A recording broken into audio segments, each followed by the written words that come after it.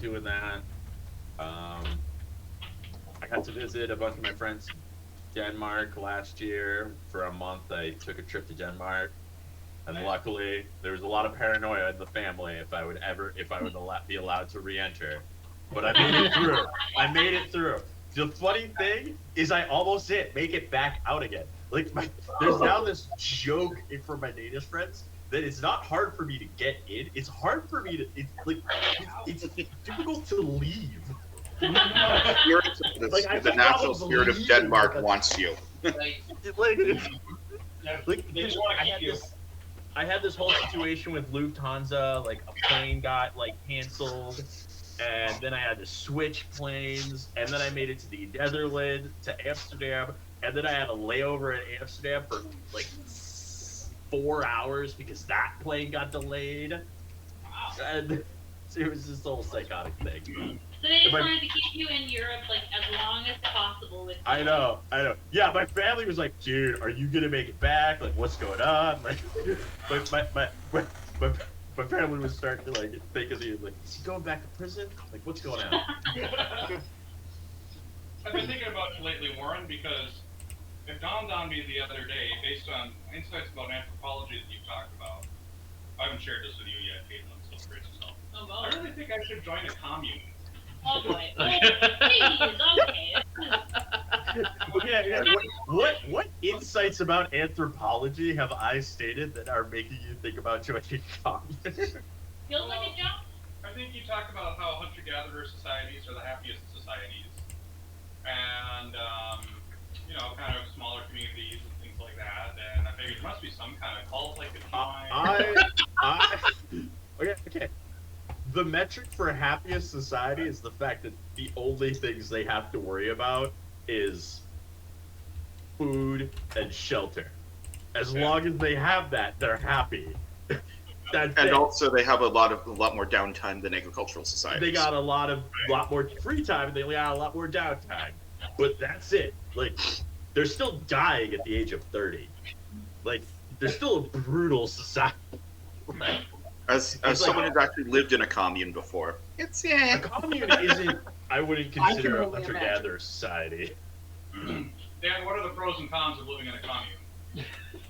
Well, you have to understand the commune I lived in. It was a house owned by a 70-some-year-old communist named Prue Barber, who was one of the worst taskmasters I've ever seen. Like, everyone had to do their part, which was great, but she would oversee your work. And yeah. I could definitely see her having been a commissary in the Soviet Union back in the day, The thing about communes is they claim to be everybody's free and everybody puts in their equal share and blah blah blah.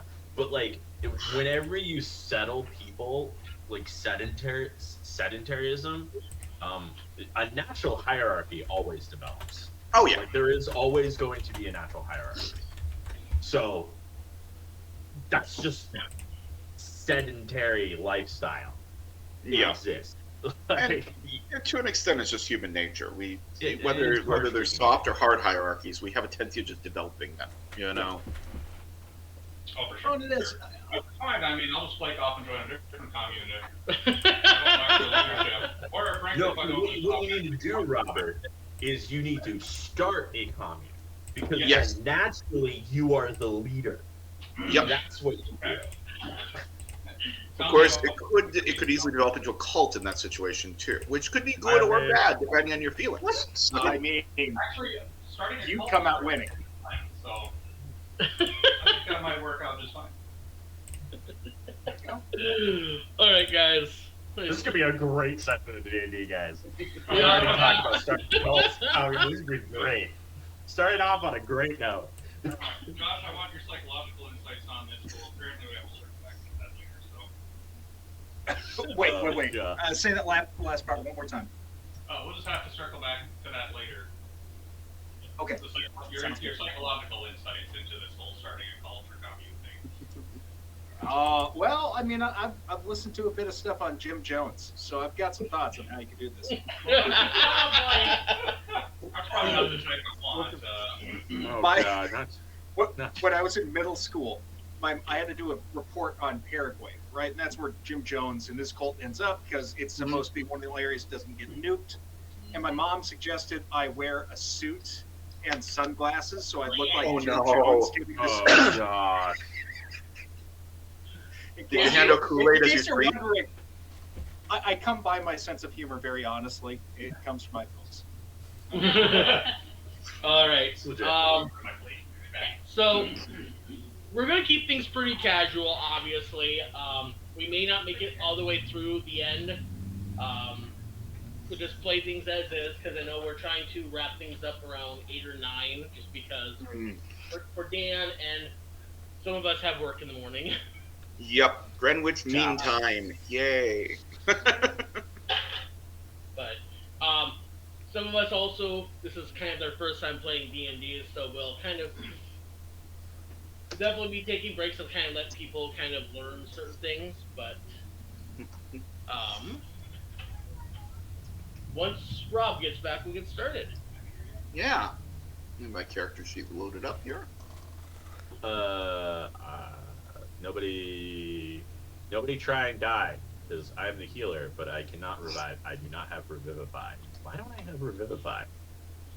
Well, I was quite happy it was as far back as it is, because I wanted to play Kiva's grandfather originally, but then I'm like, if he dies, that could really throw the timeline off. But if it's far enough back, I can just hand wave it as, yeah, there's just dynastic shenanigans. So Don't worry. I'll keep people alive.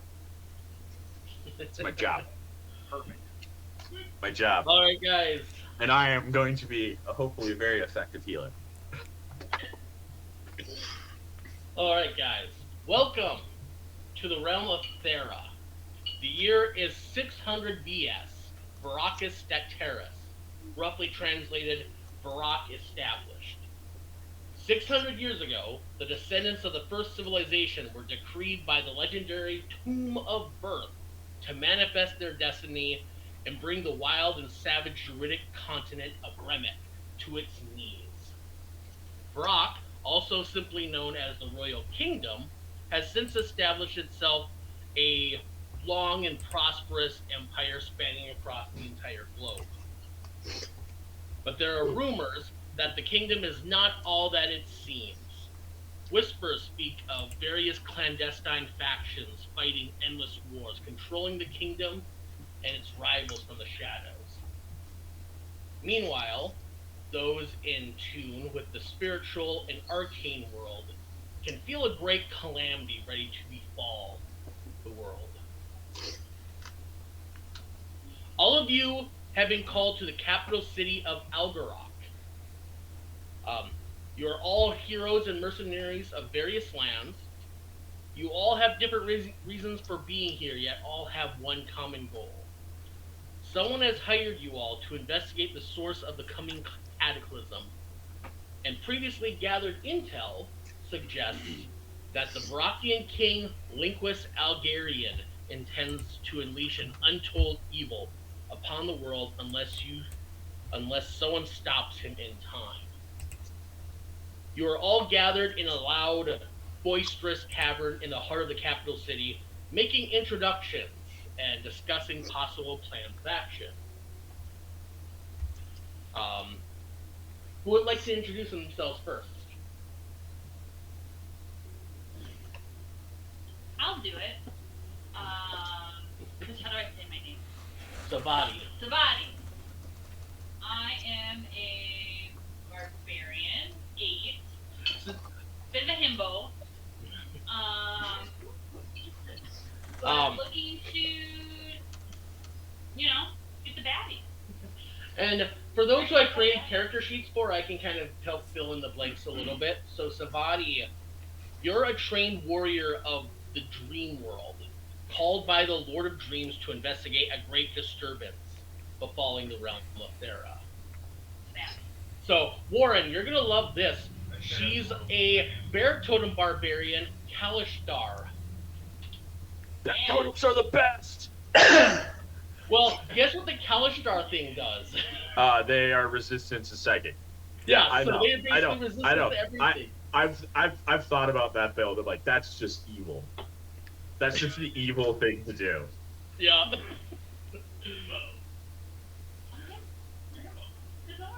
Who else wants to kind of introduce themselves?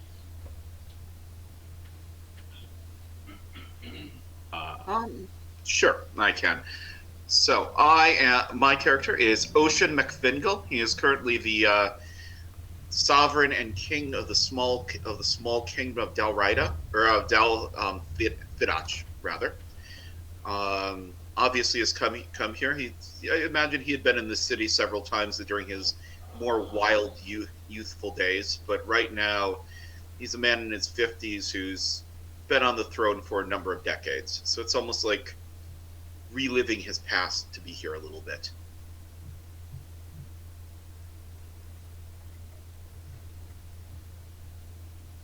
I'll do my individual is Kelthena.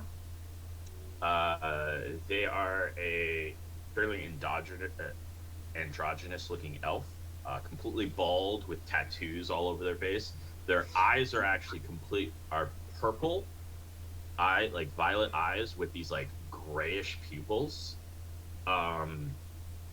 And they have a familiar that is an imp that is traditionally devilish, but this imp is actually purely white with silver type aspects to them that they tend to communicate and talk to each other a lot.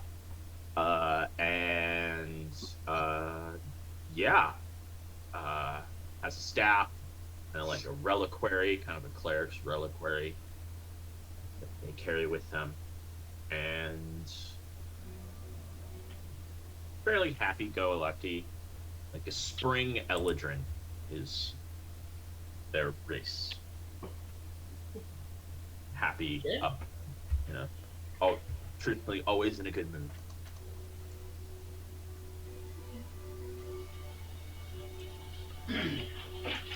Okay. I have a half-orc monk, way of the open palm, and prepare for a bad Macho Man Randy Savage impression this entire session. Yeah. All right. Yeah. Oh, okay, that makes more sense looking at your icon now. The stupid picture is covering the face. Oh, the OBS icon. Yeah, that's weird that they do that.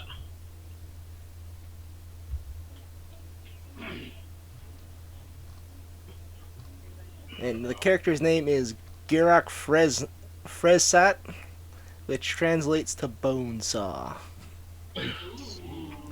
Nice Spider-Man reference. Thank you. Nice. Yeah, bonesaw. I like it. I was really confused because you were very clearly like Randy Savage, but you named him essentially Bonesaw because that's a whole other wrestler. Well, Yeah, there is no but orcish words for Macho Man Randy Savage. Maybe they're orcs. That would just be regular man, Randy Savage. I guess, Alright. Go ahead, Spooner.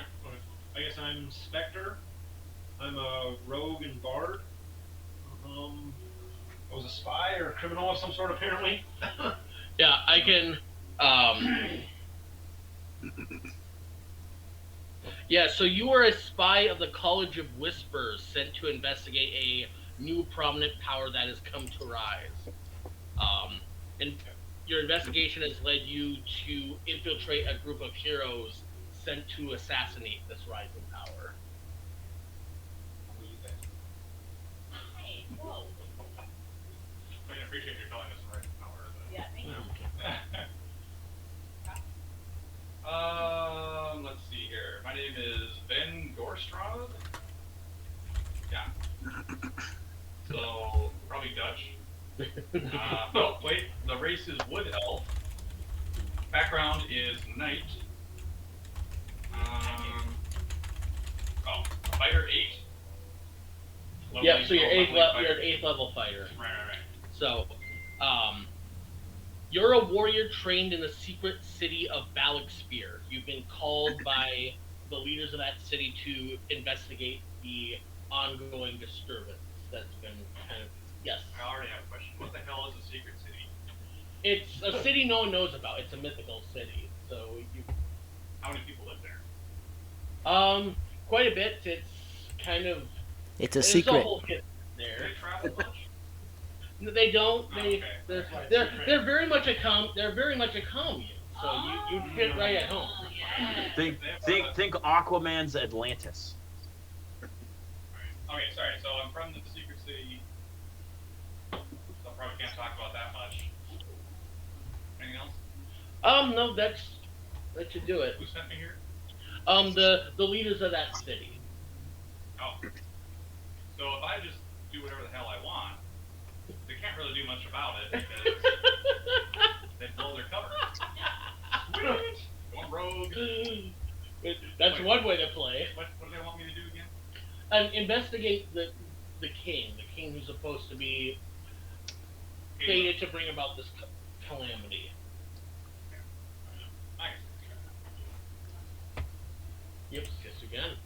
I'll be perfectly honest. I don't know how good I'm gonna be with an investigation.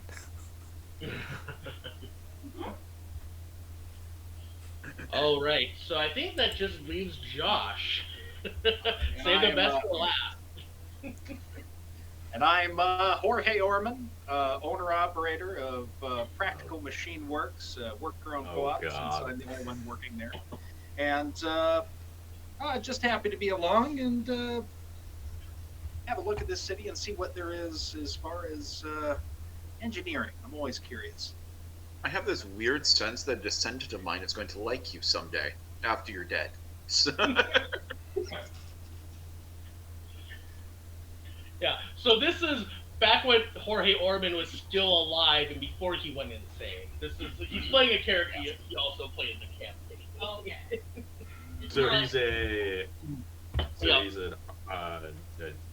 What's the class? Oh, still an artist. Artificer, yep. By the way, Chris, did you ever look at the artificer subclass I made? I did. It looked interesting. I have a player playing it. It's a pretty fun one to play. It's got a lot of. I think you have a lot of choice on how you want to play, which is why. which one is it? I made a rune priest for my campaign, and just because I had to share it with my campaign, it ended up sharing with Chris. Yeah. So I told him, like, hey, this is gonna pop up, so you're aware I made it.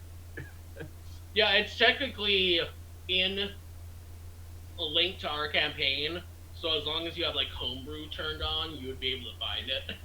Oh, okay. Cool. It's a rune priest. It has a lot of like choices and options. It's like Oh. it's like a melee combatant rune priest. The artificer. Okay.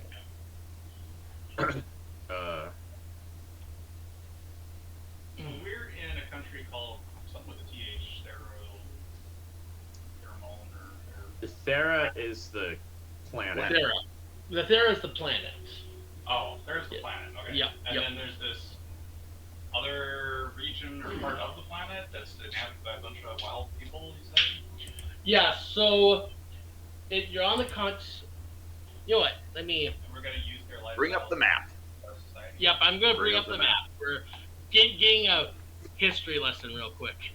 By the way, Chris, I would assume since I'm an Eldrin, I am from the Feywild. I was sent here by somebody from the Feywild. I'm assuming. Yeah. Probably. Yep. Have you sent here by Titania? Probably it's gonna be very similar to kind of Hewlin's situation. Yeah. when I want to be sent here by Titania. Okay. Titania is cool. Info. And I think my character is more fitting to Titania than Oberon. Chris, am I a girl or a boy in this? You're a girl. Okay. Yeah. Okay, Sorry, so Duncan. that means Kelthena probably doesn't need to worry too much about you.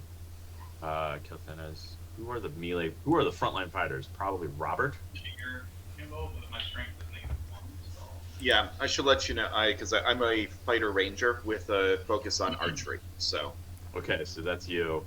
I'm I'm trying a to monk. figure out like where my healing needs to be delineated. and like areas and like where my spells need to go. I'm a monk that specializes with grappling. You're gonna be up grappling close. monk. I made a grappling character, Chris, but they're not a monk. I made a WWE wrestler, but they're not a monk. You Okay, went barbarian, didn't you? Rune Knight fighter. Ah. Ah. I can get, and they're a Dwergar, so they could become huge. I am Oh going yeah, I to remember we sup- were talking about that a while. all I want to do is suplex a motherfucking dragon. I want to suplex a dragon. Okay. So to answer your question, Robert. Okay. So on the map here, this is the planet of Thera. So on the continent of Remic, was originally inhabited by druids. However, the human race manifested their destiny and basically forced all the druids onto Ergel and basically founded the nation of Vrak. So that's kind of we're starting in the capital city of Vrak called Algarak. So yeah. And we don't like the druids over there at Erguel or whatever. Ergel, yep. Well, we basically went to war with them, and they basically fled to a whole other continent. So yeah, not chill with that right now. Are the druids above ground art yet, or is this prior to that? They would technically still be underground at this point. Okay, that's what I thought. So. Mhm. Oh, by the way, Chris, you actually have a picture of my guy, right? Yes, I actually updated your token and everything with your picture. So The guy wears a tartan. Always a good thing. yeah. Except All I don't right. wear- So Hopefully he keeps it on more often than Artie did. Yes, they're quite a different character from Artie. all right. So right now you're just hanging out in this boisterous tavern. Kind of things are kind of loud. People are kind of going off, talking about their day-to-day woes. You're working on the farm, working in the stables, that sort of thing. You guys are all at a table making a plan, trying to figure out how you plan on dealing with this king. Do you want to do a frontal thing? Do you want to try to find a way to sneak into the castle? Do you want to sniff around, investigate more of the situation? You have options. So right now you're just kind of in the city. Let me actually pull up a map of the city for you guys.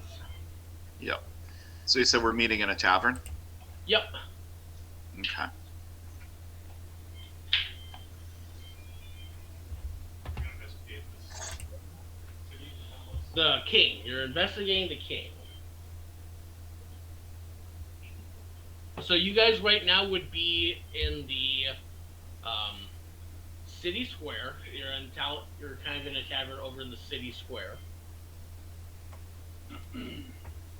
Okay. And just to clarify, it's the King of Vrak that we're needing to deal with, right? Yeah.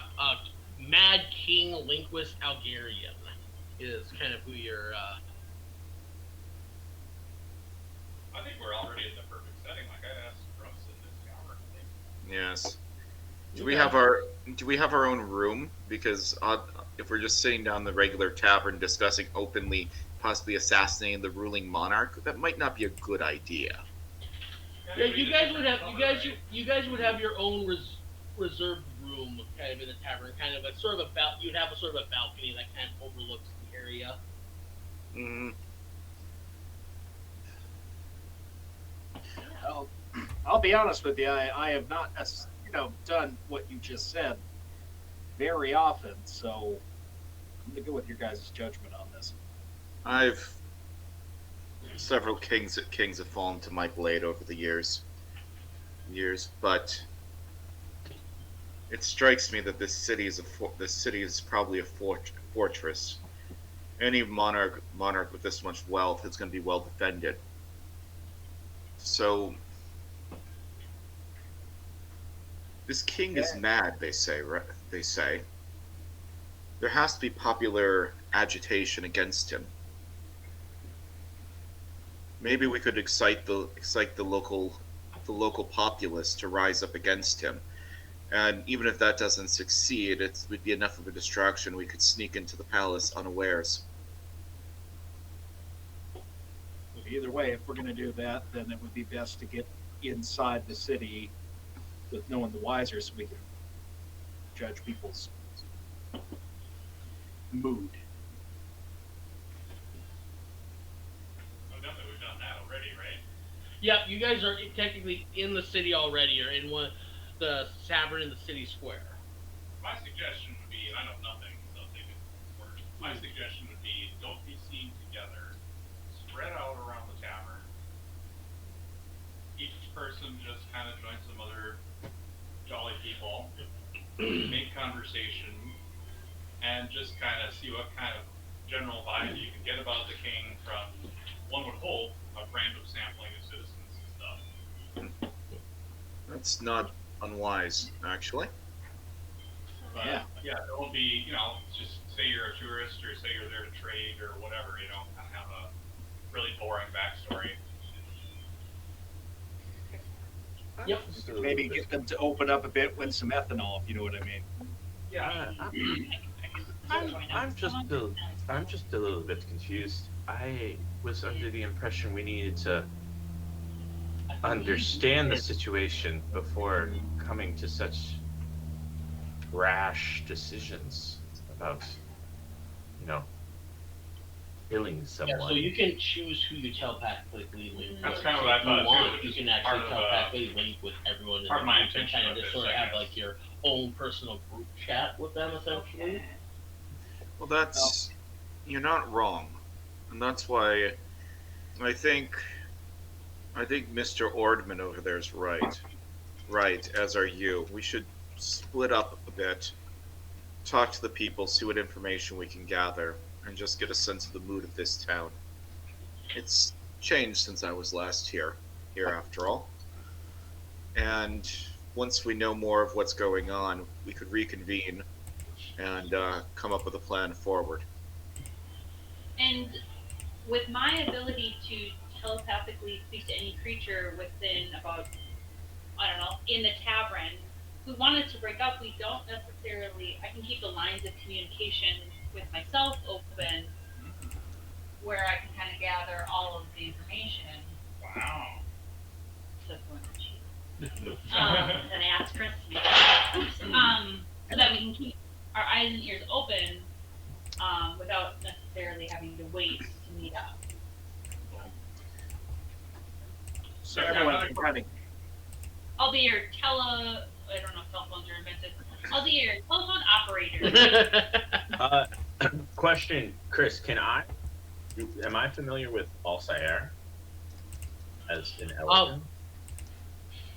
As an Eldrin, you would definitely be aware of Alsair and kind of the presence she once had over this region before the modern Kingdom of Rock kind of sprung up. Okay. Is there like one of those individuals? Do we know if there's one of those types of individuals that's like connected to the Fae, that's like an advisor or whatnot, like Altair, or like is that not a thing yet? I would say like you won't know of specifically.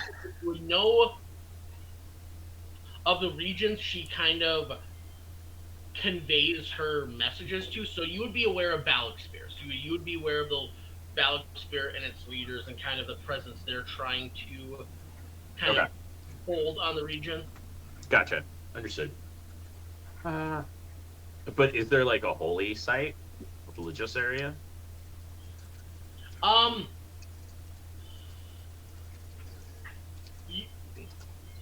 Nope. Kind of having a chance to kind of get a general gist of the area, you would know of the Tarn. You would know of the Tarn and kind of what the significance it holds.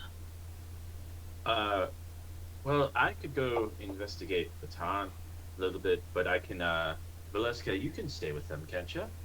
And any information that they are are informed of, you can relay back to me. Valeska, I turn to Valeska, who is the imp, who I treat as another human, or person, or individual. And she is a female imp. Okay. Yeah, it sounds like I didn't realize some of you guys had previous background knowledge on this town, so that makes a big difference. Yeah, I'm pulling that too slow to just. Because, like, Dan, you said you've been here before. Sorry, I don't remember your name. Yeah. Who else been here before? It sounds like the main person who's been here before would be Austin, because he's kind of sort of a traveling conqueror king. You would definitely have been here before because this is the continent, your continent of origin. So you would be aware of this place. Okay. So. Maybe we're taking unnecessary risks by going around the bar then. Tavern. Yeah, it's up to you if you want to try this. See if you can sow seeds of dissidence or gather intel. Yeah.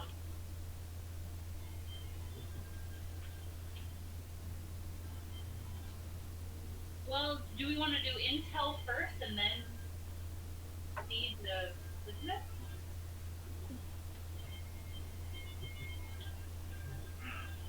So, Warren, you're gonna. It sounds like you're kind of like breaking away from the group to kind of investigate the Tarn. Okay, so I'm not actually breaking away the group. Oh, I'm leaving Valeska behind, my imp, who, from my understanding, can be a target of the telepathic group think, right? Yep. And I can maintain telepathic communication with Valeska at all times. What's the distance on your telepathic connection? As long as I'm on the same plane of existence. Is that a celestial It's a warlock? warlock act. Oh, Feature. Okay. I took a warlocking vocation that allows me. I can also just speak through Valeska. Oh, you took in that my information. voice. Okay. Yep. So like I can maintain constant telepathic communication at all times and talk through Valeska in my own voice. So it's like I never left. Cool. So as long as we have Valeska, we're good to go. Yeah, Okay. and Valeska, you know what? I'm gonna perch. Valeska's gonna perch on top of your shoulder, No. and she'll be invisible, just so you're aware. She's gonna maintain invisibility on your shoulder, and then I'm gonna try and understand the situation from more of a spiritual, religious standpoint. Sure. Okay. That's a good idea. So yeah, Do you need any backup? Good question. You know, would you like to bring my my trusty companion, my little friend here? Because I've got a skilled defender with me.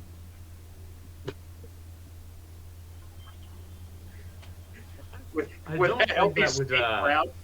I'm not sure that would really fit with my vibe very well. Don't you know? Ah, well, I suppose not, but just wanted to make the offer. I don't think anybody would be irresponsibly attack a priest. I'd attack a priest. No.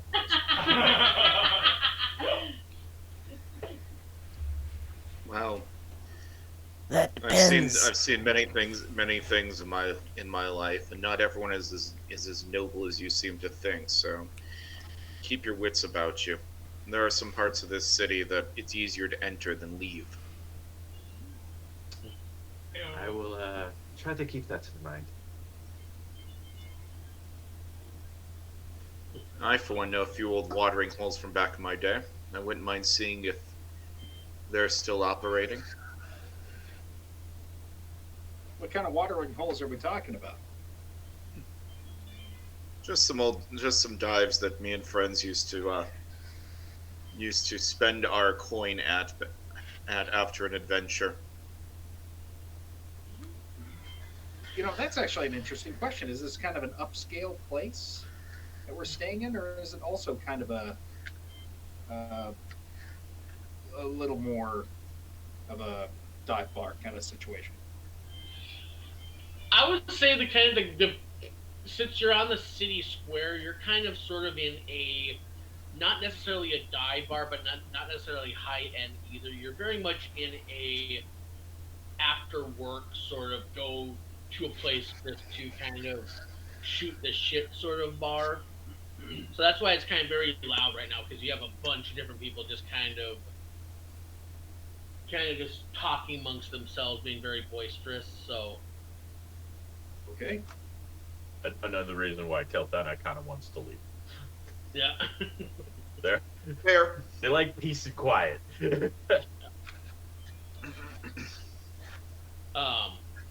So well, yeah. So, you have a character nameless. I do. Okay, sorry, sidebar. Yeah, so this is kind of everyone except for Kelp. I don't have Kelpten on the list. Just add him right there. Yeah. Is there a way to enlarge the city map on the big screen over there?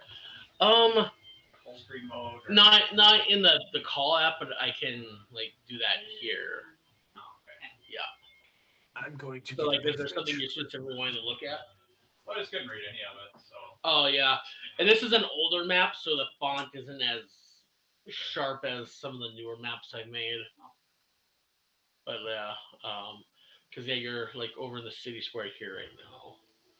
Pretty good zoning, I have to say, for a town like this.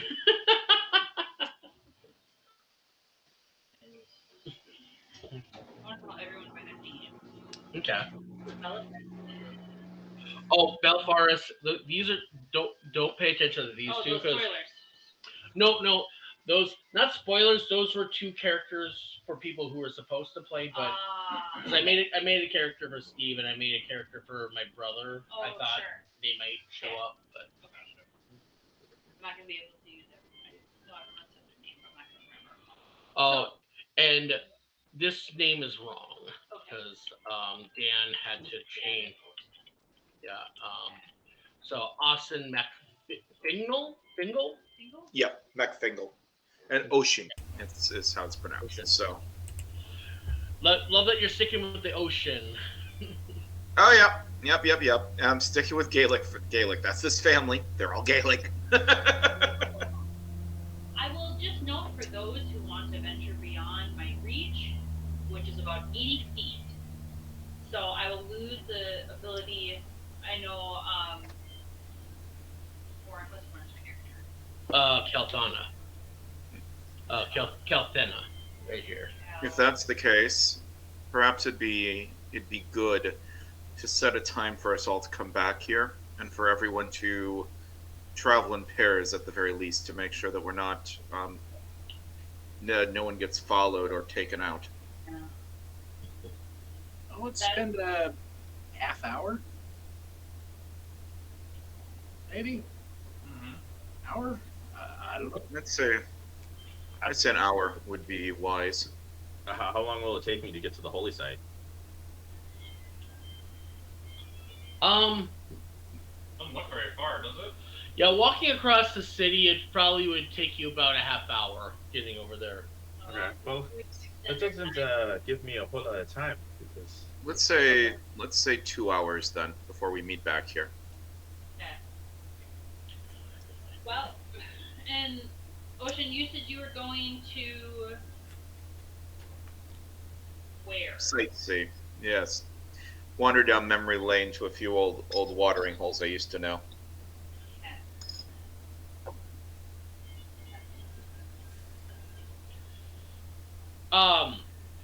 Sidebar Dan, Ocean. Yes.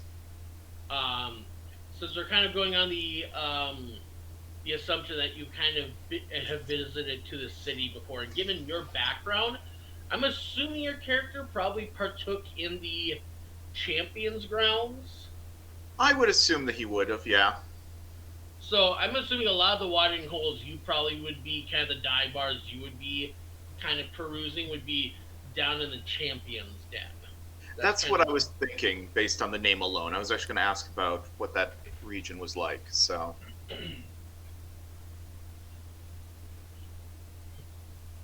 Okay.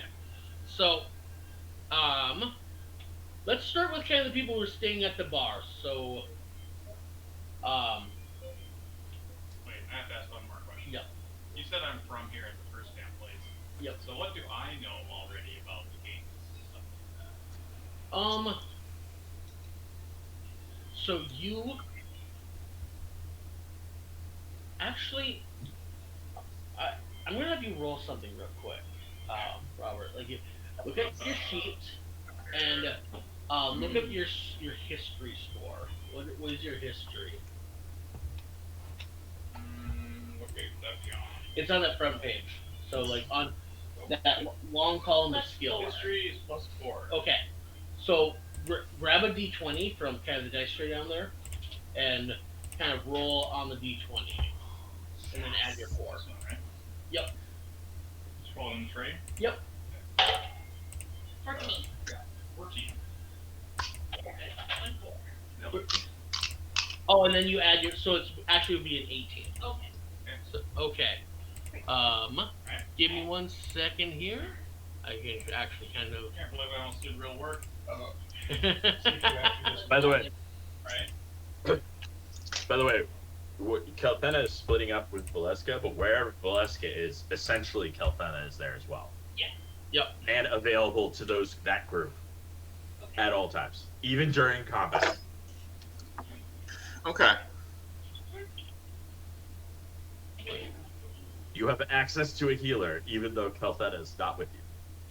Okay. So Oh, exactly. I can do the healing through the bond of you and her.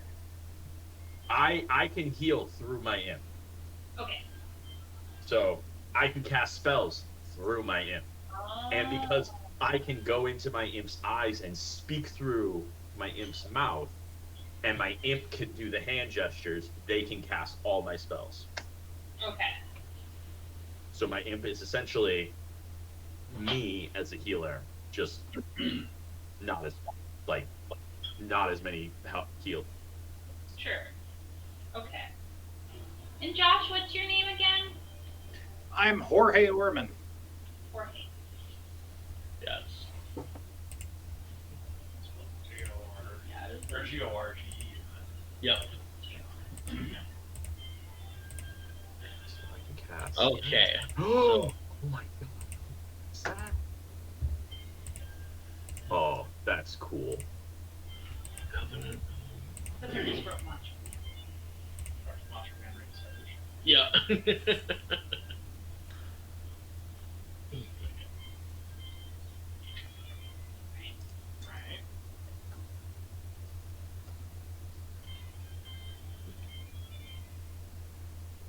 Okay.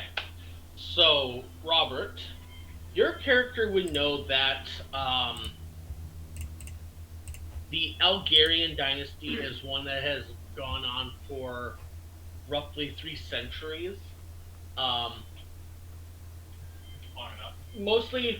Mostly nondescript, nothing too out of the ordinary compared to some of the older dynasties that kind of launched a lot of wars against the elves and druids. The big thing that kind of really stands out, though, is that in the last couple of decades, the leaders of the city you are from, Balogsphere, have noticed a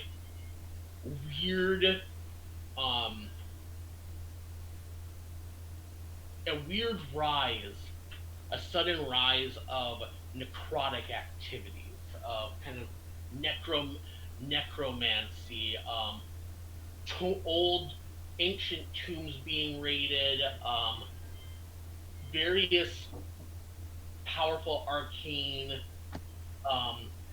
components being procured, and a lot of it all seems to kind of stem with things like necromancy and what's the word here? Are they snatchy bodies, or are they just like? It's snatching bodies, experimenting on bodies, but like necromancy and seems components that seem to kind of associate with extending one's own life. Now, is this like with recently dead people or with like ancient tombs? Ancient tombs, yeah, and it all seems to kind of stem back to this king. This king is kind of just commissioning all sorts of weird experiments, kind of on the down low. So like, your city is like one of the only few people who seems to be keenly aware of what's been going on in the shadows. How old is this king?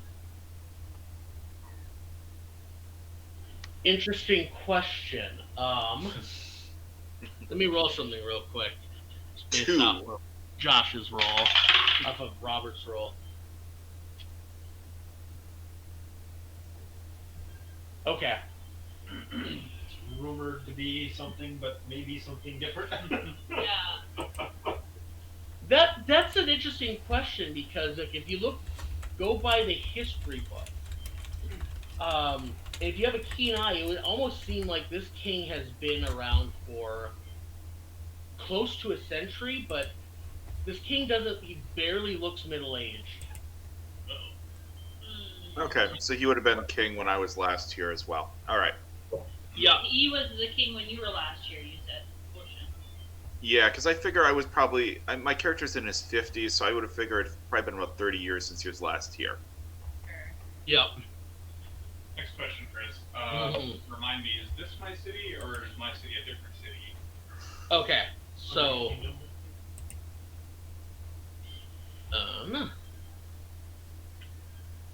so your city, like I say, because your city is kind of a secret, mythical, kind of Atlantis-style city. Yeah. Your city is here, kind of hidden deep within the kind of the neighboring woods. Gotcha. So we're the ones who are kind of vaguely aware of the necromancy craft that the mysteriously youthful king is up to. Yeah. Okay, gotcha. I say we kill him. Yeah. Yeah. Ocean Howard, you're kingly. Want to just take over? Oh, trust me, you don't know this guy's lineage and how ironic of a question statement that is. So, Here, to but put it on, I'm in and out, so the repercussions do not affect me. yeah, his descendant ends up being elected leader of this country for a while. So. Yeah. Elections? Elections sound Yeah. terrible. What is She would agree with you, actually. It's really ironic. All right, so kind of while you're surmising that, then the few other people who are in the bar right now, what do you guys want to do, kind of like to kind of gather intel? It sounds like you're kind of wanting to listen in, maybe talk to some people, try to find out what the people have to say. I don't feel like I know what I want to know. I don't know. I mean, all right. Because Dan, you said your character's also venturing off, kind of doing. Yeah, he's gonna go down to. He's gonna look for some old dives down in the Champion's Den that he remembers from when he was a kid. Okay, so Jorge, Macho Man, Spectre, or Savati, what do you want to do while you're still in the tavern? Anything you want to kind of specifically look into? Something tells me I wouldn't be very discreet about it. Okay. Personally, I want to wait until Macho Man makes his introduction to the first person, and then I'll go chat to someone.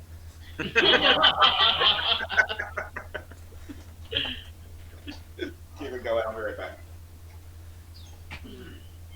Is there a rowdy-looking group of bar patrons here? Yes, like there would be one table that seemed to be kind of arguing, kind of based on kind of what you can hear from a distance as you kind of listen in. It seems like they're people who regularly make bets at the Champions Den, at the Champions Ground, and they're kind of basically just arguing about who won which bet. So you basically have a bunch of gamblers, a bunch of sports gamblers arguing amongst themselves right now. I am going to walk up to that table. Okay. Oh, yeah. You guys arguing about the champions grounds. That's hilarious. I haven't seen a single champion since I've been here.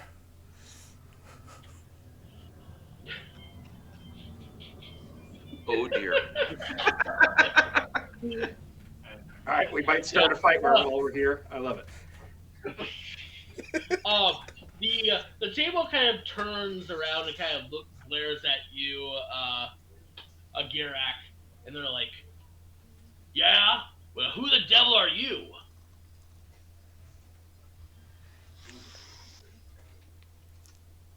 I'm the thing that goes bump in the night.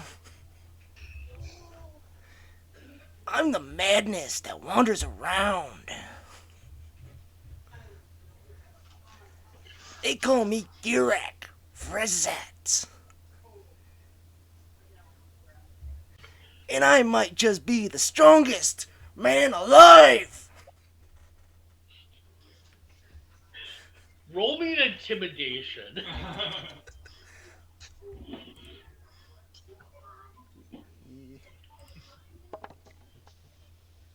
18. Okay. All right. I'm proficient in intimidation. You can see they're kind of off put by you. They kind of back away just a little bit, being like, "Oh yeah, you're as strong. If you're as strong as you say, why aren't you partaking in the champions' grounds?"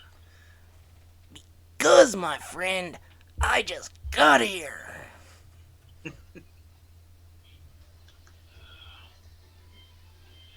Okay. They kind of start whispering amongst themselves.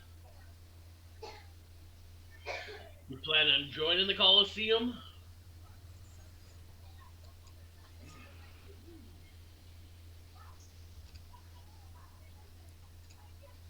Eventually.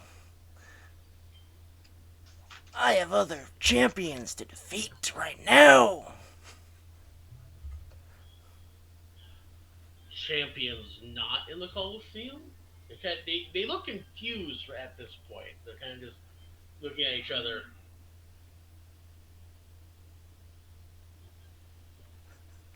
But I'm confused. Because if you recall, the Champions Ground is the Colosseum, the city Colosseum. So they're like, they're wondering if like you're talking about challenging some other champions that are not participating in the kind of the daily competitions. It's hilarious that you refer to those people as champions. Oh my. We're drawing undue attention to ourselves without actually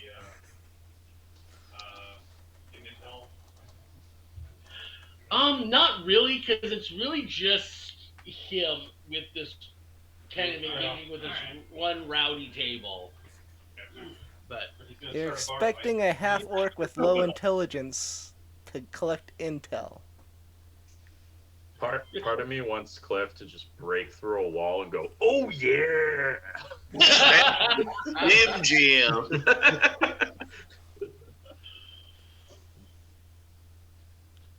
I have a strength of 19. I might actually be able to bust through a wall. Go roll something real quick.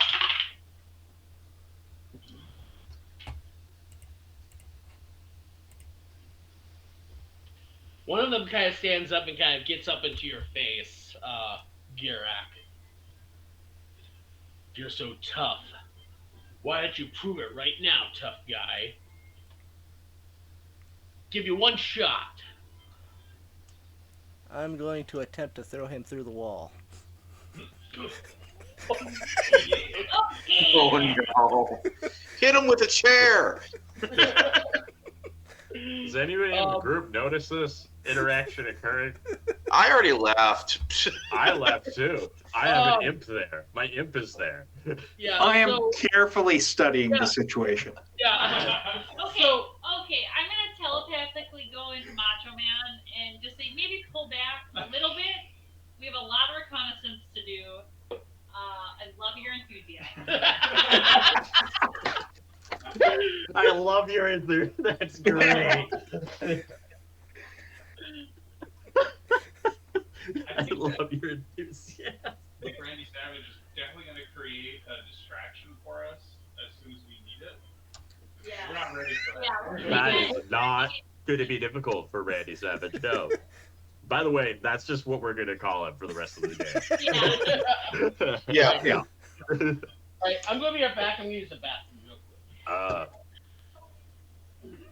I'm not gonna lie, this is a character I've been wanting to play for a while now. Yeah, I understand. I can understand that. So, Yeah. no, go ahead, Rob. But what if we start a commune? Lure everyone to join our commune until no one's following the king anymore, or at least the only people who are still following the king are obviously his henchmen, and so we just kill them. We just build a city like 10 miles away. Feels like a lot of work. Yeah, Feels like a long game. We won't disturb, the graves of your ancestors, so move here for that. Okay, well, here's a question. Yeah. Rob, I appreciate your idea, but I'm gonna just sidebar on that. Okay. Should we send someone to a gravesite and kind of see like if they're body snatching and messing around with ancient tombs? That is actually the scene that of is crime? a great idea. That's a very good I idea. Yeah. wish we had thought out before we split up. That's fantastic. Oh God. Well, I'm gonna tell. I did it. I'm gonna tell Valencia, and so at least Warren Calthera will know that someone is gonna go to the tombs to see what exactly has been snatched. Well, as a holy individual, I could go to the tombs, to the Okay. graveyard. I Okay. feel like as an individual of the cloth, that is actually a great place for me to go. So maybe I will just deviate. Perfect. Well, I think. where is the cemetery? Yeah, 'Cause where's- figured I don't out- know. I'm gonna figure that out. So when I say like tombs, I mean like they're like going into like kind of ancient tombs across the realm. Not just So- necessarily in this town, Yes, correct. but So, I mean, but it's not a bad idea to like check out the local tomb? it's a local graveyard, the tomb. local Yeah. graveyard. For the local tomb, if that's something you're kind of interested in, because there would be a local tomb. I that would be- opt out on this idea. I think it's great. Yeah, that would be kind of on the outskirts of the Tarn. That's kind of Oh, where they perfect. I'm going there anyway. Sweet. Great. I I've will. got something. Boom. I've got something. Yeah. It's not likely if they're going all across the whole continent stealing bones and shit. We're not likely to see a lot of action at the tomb. I mean, you might, in which case let us know. But maybe we should rob our own shit from the tomb, and then try to figure out how to sell it. Right, and that might lead us. No, that might lead us to the network that we're trying to. Okay. Okay. I'm gonna push back on the idea of desecrating graves.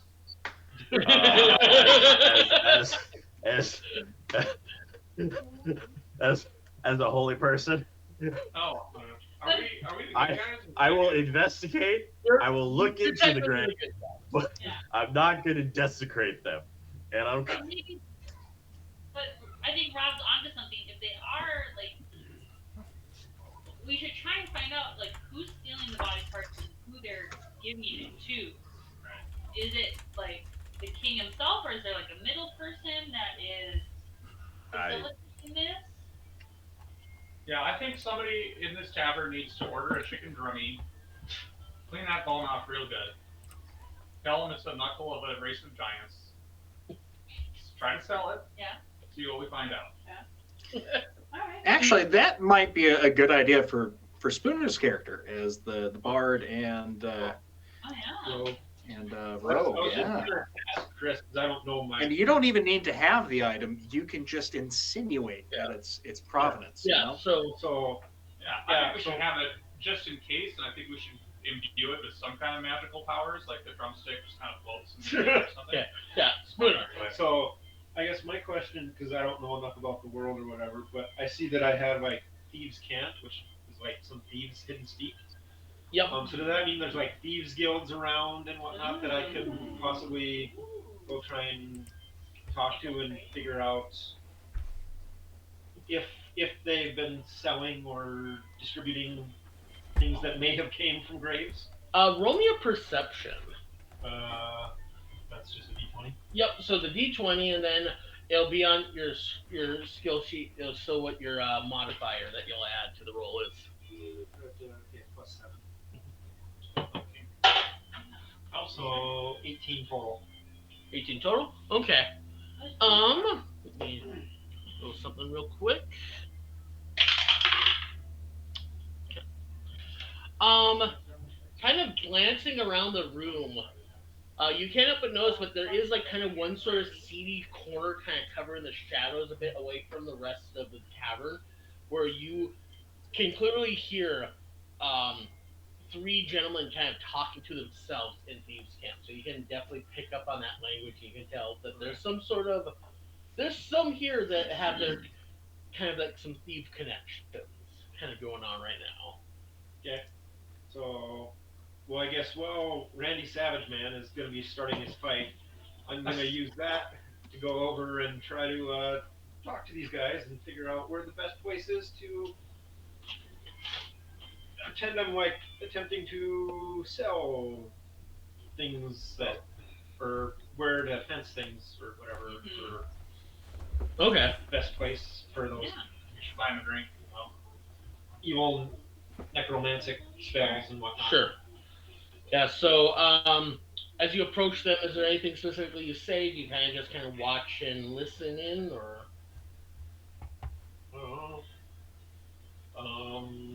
I guess in the special thieves language, I'm gonna ask if they know of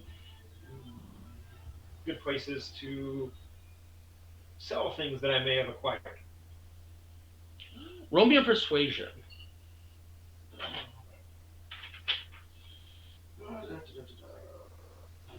Persuasion 6. So that'd be 14, 12. Okay. Yeah.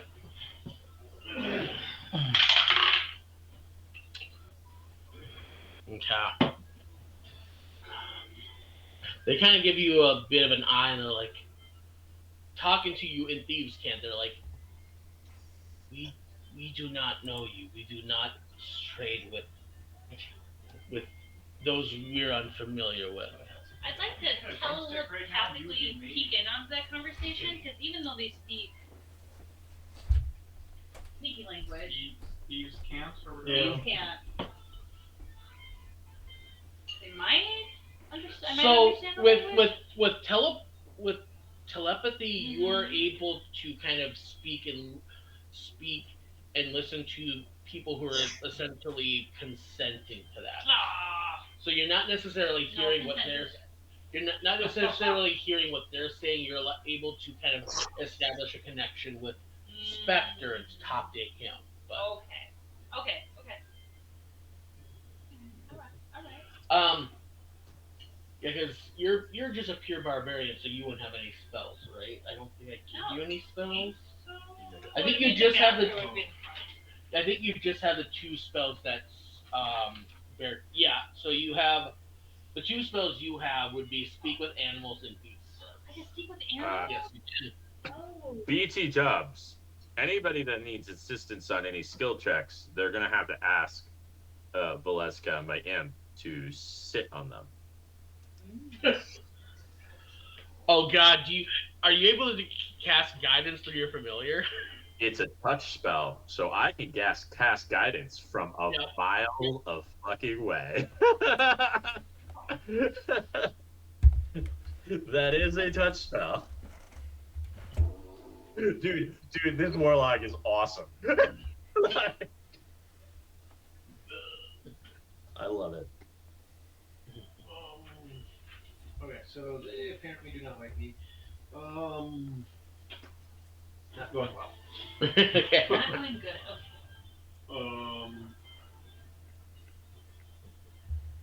Okay. Do you require assistance? I don't know. Like how would your familiar be kind of keeping an eye on all kind of everything going on? I think my familiar is like looking around, paying attention. Yeah, obviously. She is a conscious and intelligent individual that is maintaining telepathic communication with me at all times. If you want, I could have actually I don't know. I mean, she's primary paying attention to the to who she's sitting on. That's her primary contact. I obviously, and since there's telepathic communication with the group, like that's how she's relaying information to me, pretty much. So if Spooner's character, Spectre. Is there a way you could like post the names of all the characters to me too, just so I remember? So Spectre. Yep, I'll if Spectre's having trouble, if he doesn't relay that to the group, I guess Valeska wouldn't know. Well, I can see that he pretty much got turned away from the Other thieves. talking, so I can telepathically tell Valencia that did not work and that he might need a little assistance if he wants to try and get on the good side of the thieves. If anyone has any help to do that, that would be good. Who can help buddy up to the thieves? Did he buy them a beer? Remember I said buy them a beer before I went to No, he just kind of went up straight up to them and started asking questions. Yeah. I'm terrible like that. Wow. I will we'll sidebar this for a second, and since kind of this has been going on, we'll kind of head over to Kelthena and kind of with him traveling over to the Tarn and kind of. I'm traveling to the Tarn, to a graveyard, to then try and. I mean, this isn't what I do, but this is my reference to gravestones. Whatever my holy method of like purifying gravestones is, I don't know. And just sort of kind of reiterate sort of like where you're traveling to as you travel across the city and kind of on sort of the outskirts. There is an area that's kind of part of the city's fortification, but kind of opens up as the city is kind of built, nestled next to kind of a mountainous area. So you're basically at the basin of a mountain range, essentially. So the Tarn is essentially a mountain basin lake. So you got the Tarn, which leads into kind of some a cavernous area, and then outside of that lake area is sort of like some sacred, kind of sacred prayer stones, and then a cemetery, kind of all situated around that area, sort of the traditional kind of religious area for the city. Okay. I would like to seek out any religious individuals, like priests. You'll notice the area is pretty desolate. It seems like the area is not really well kept. There's something honestly ominous about the area. Like you can feel just sort of this kind of a spiritual omen overhanging the area, as if something or someone were kind of upset about just the natural neglect that's kind of befallen the area. Before entering, I would like to do a small prayer to my goddess, the Queen of the Fairies, Titania, and enter. Okay.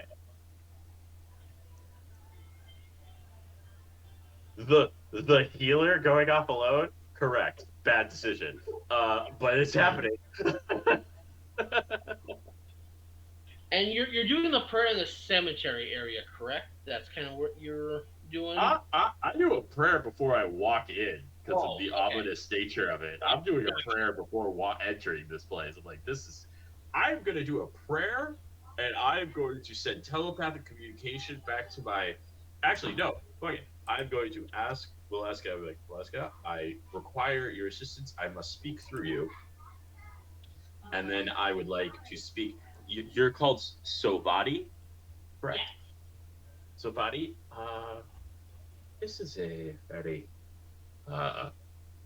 intimidating and quite unkept area.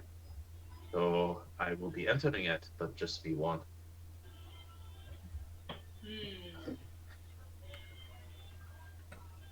Okay, so I would ask, would you like assistance? I can have Valeria sit upon the shoulder of someone else that will stay at the bar to keep a telepathic link, but I can come as a barbarian for backup. I very much would appreciate that. Yes, I will wait on the outskirts. I don't feel comfortable leaving Valeria with Macho Man, but maybe can I place her upon the shoulder of Spectre? Valeska, is that okay if you sit on Spectre's shoulders? Valeska will probably oblige. Obviously, she is. Okay. And then I would give a look to Von Dorstaff, Okay, that's me. and tell him of my intention of going to the Tarn and ask if he wants to come with, just to make sure. Well, I am an archer, so I suppose that might be helpful, huh? Right? If you want to sit on the background and I'll go in with, you want to sit on like the Kind of hang perimeter, behind you guys and then I'll go sort of be in. the sharpshooter. Yeah, because I would say I would be better to go in as I'm pretty resistant to any psychic powers. Sure. Kind of a dumb, Well, dumb, but how does Mr. Clark feel about that? If you could telepath over him. yeah. So I'll just kind of sit Bavaria. on the perimeter, find a high point, and just set up with my bow and just kind of be ready to shoot anybody if I have to. yeah, I think that sounds like a plan. Bavaria, do you have any issues with that? Whatever you feel is okay. Yeah. Okay. I'm a little tipsy though. I had a couple of hours, but all right.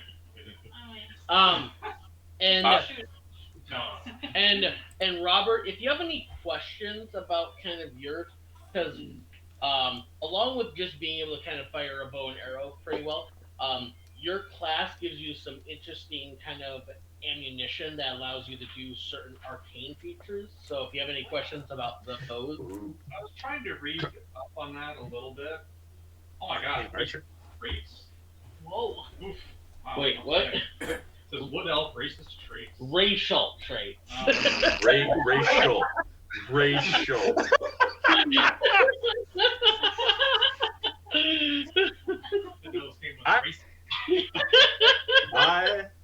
I would also like to point out that like teaching newbies how to play D&D and stuff, and we have done the cardinal sin right off the bat of D&D, which is split the party. Cardinal sin of D&D is split the party. Oh, yeah. And not only have we split the party in two, we split it in thrice.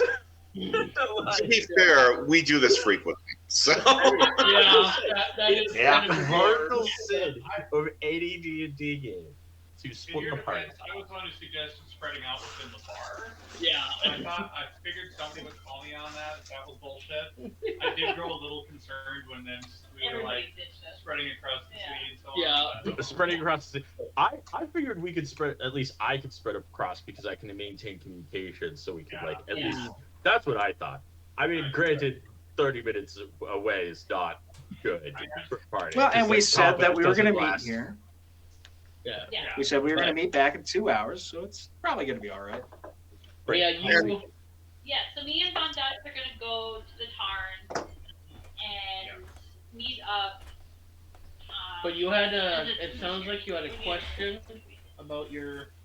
well, I have been trying to read through my magical powers or whatever, and I see that I can like do a curving shot. Yeah, because the big thing is that you can add.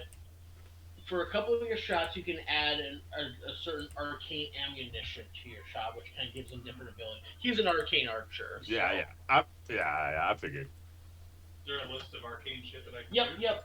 Yeah. It should. Yep. So on the second column, it says arcane shot options. You have banishing arrow, bursting arrow, and shadow arrow.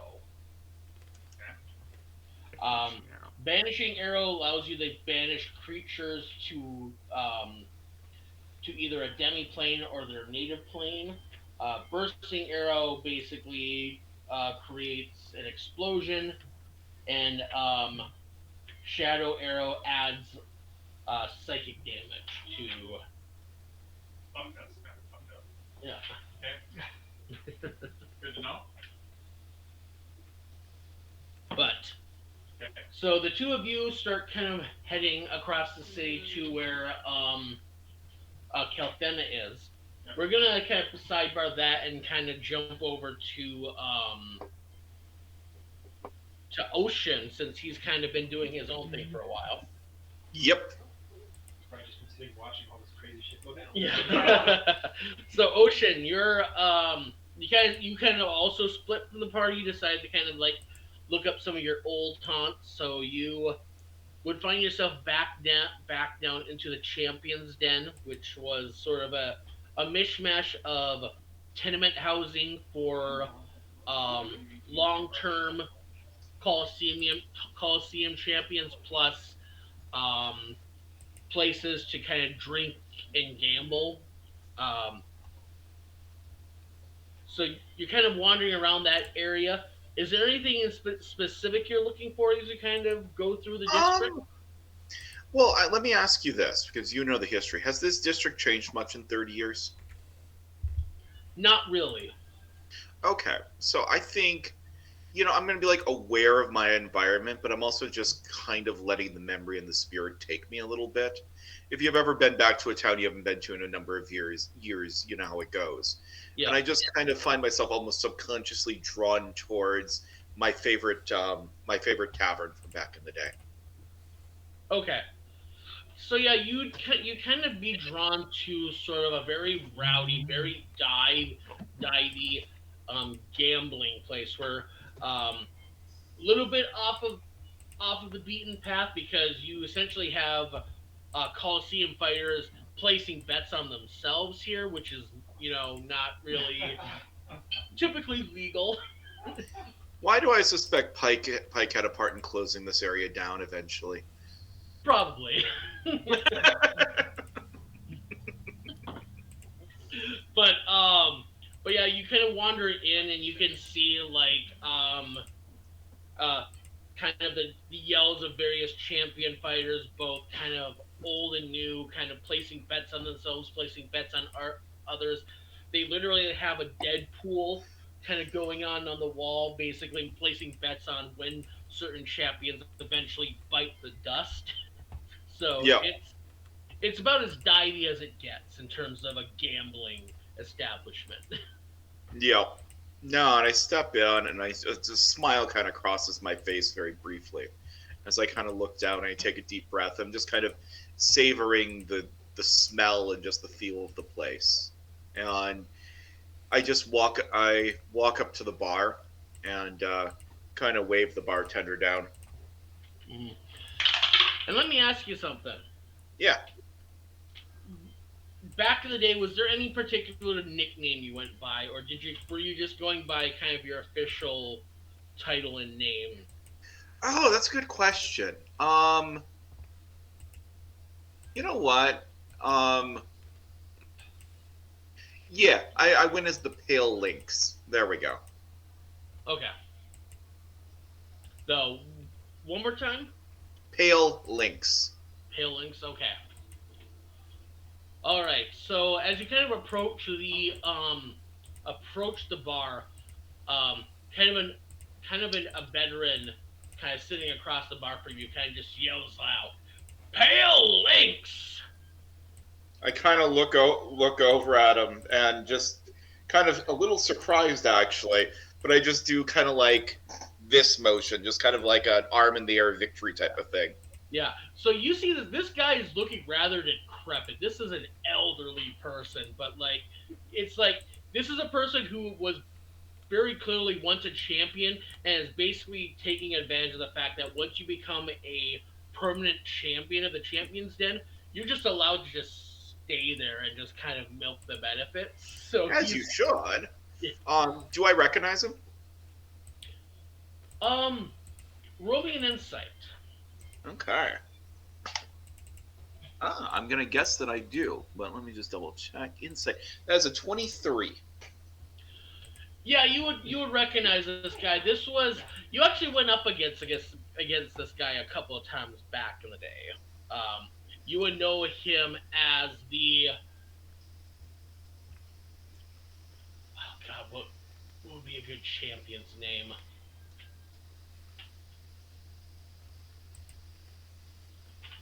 Chat.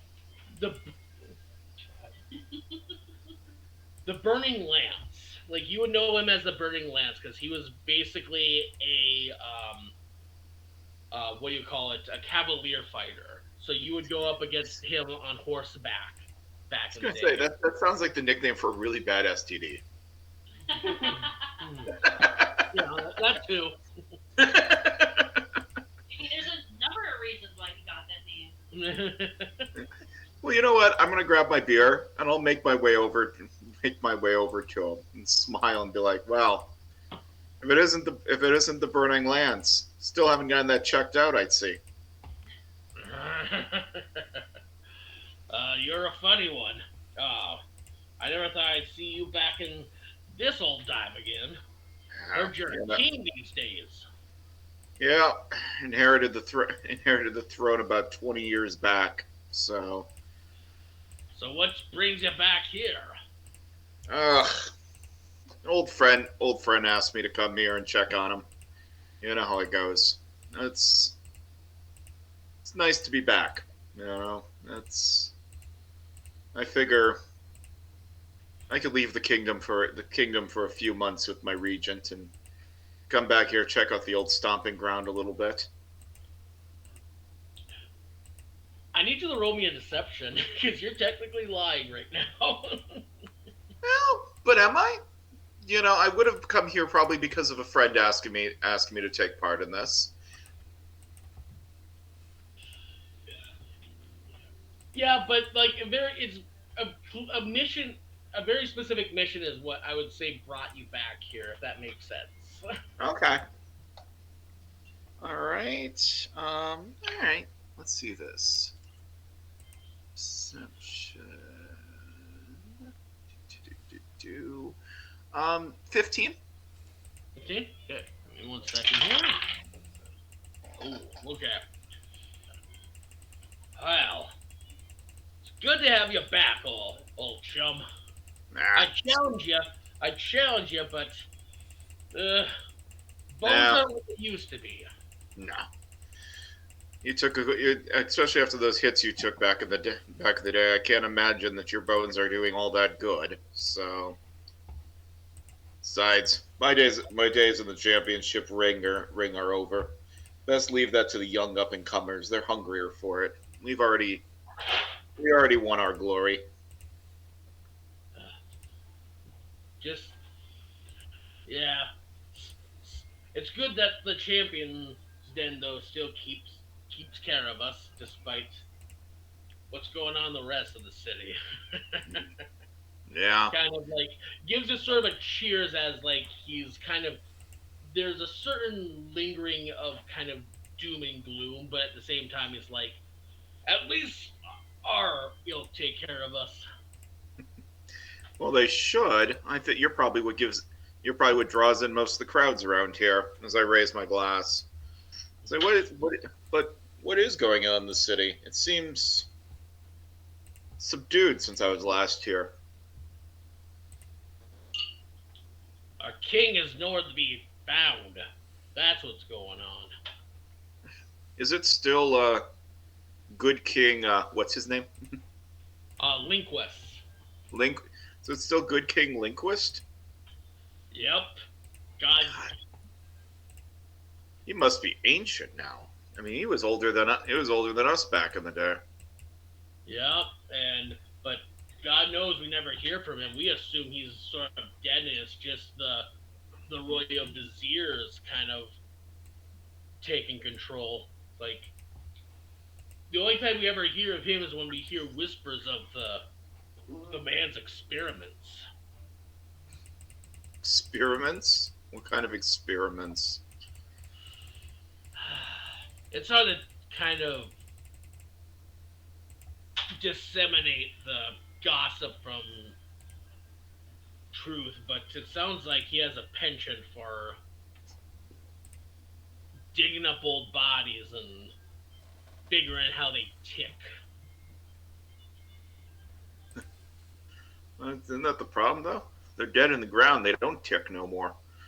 No, that's everyone's got to have their hobbies. The here's the thing. He starts to whisper to you. If it were just the bodies alone, the guy's kind of old, kind of a kook. But rumor has it he's been procuring certain substances from the Ivory Bank. The Ivory Bank. Do I recognize the Ivory Bank? Um, Roll me a history with advantage because that comes from your neck of the woods. All right. I rolled the same thing both times, actually. Oh, 20. Actually, no, it's actually good. 21. I okay, rolled an 18 both times, so. okay.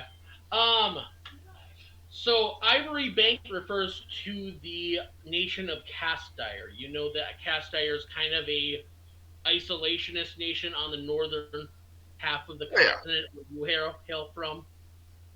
A lot of mercenaries come from that area, but also a lot of wealthy people kind of reside in that area, kind of controlling things from behind the scenes. And like the Ivory Bank, outside of just being a very prominent and wealthy reserve of a lot of the world's gold, also harbors all sorts of necrotic components, powerful arcane substances that would be used to channel things from the Inferno and Abyss. Okay. Yeah, when I hear the Ivory Bank, Ocean just kind of spits on the ground. It seems to be kind of like an instinctual cultural tick. As he goes, cast iron. As I served with one of the units up there back in the day. Fucking Ivory Bank bastards. Kind of smiles. He goes, I've taken some pleasure in raiding a few of their caravans and shipments in the past. Yeah, so some people are kind of worried about that. The Ivory Bank is not friends to the Empire. They're kind of one of the biggest rivals we have. So why is he procuring all sorts of unspeakable and savory substances for his experiments? It's Could be if he did it locally, he'd know there'd be an uprising on his hands. it's not the only thing though. It's people are getting wary of the royal viziers. Getting too big for the britches? Well, people are starting to catch on to certain affiliations. There's one royal vizier who's, um,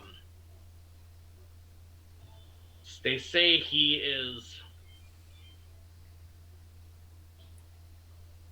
a spitting image for someone over in Grifton.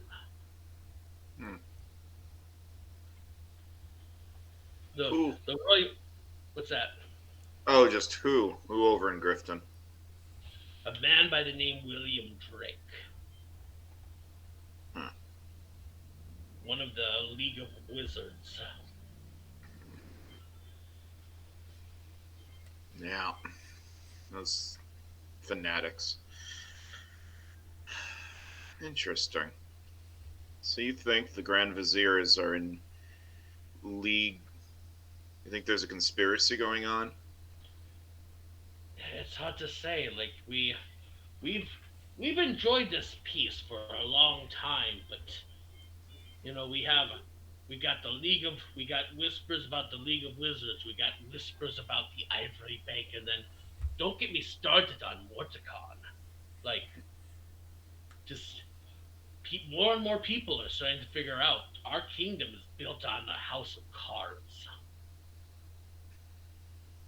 Peace does lead. Peace does breed laxness, as we used to say. It's good in the short term, but too much of a good thing will always bring softness in the end and disaster. Interesting. Well, maybe this city needs a bit of a shakeup. Remind it of who it really is supposed to be.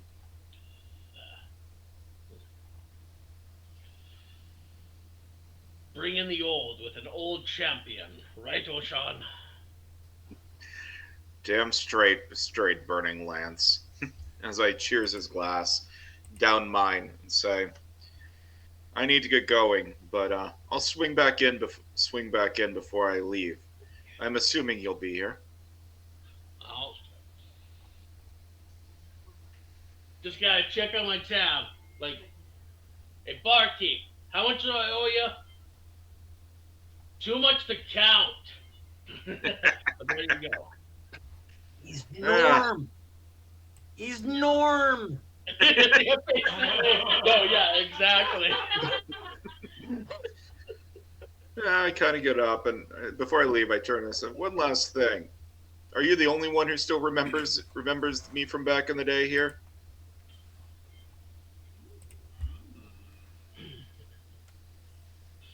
You kind of take a look around, and you notice, with the exception of Burning Lance, it is mostly kind of younger warriors, Yeah, so who probably would have been even been alive back the last time you were in this area.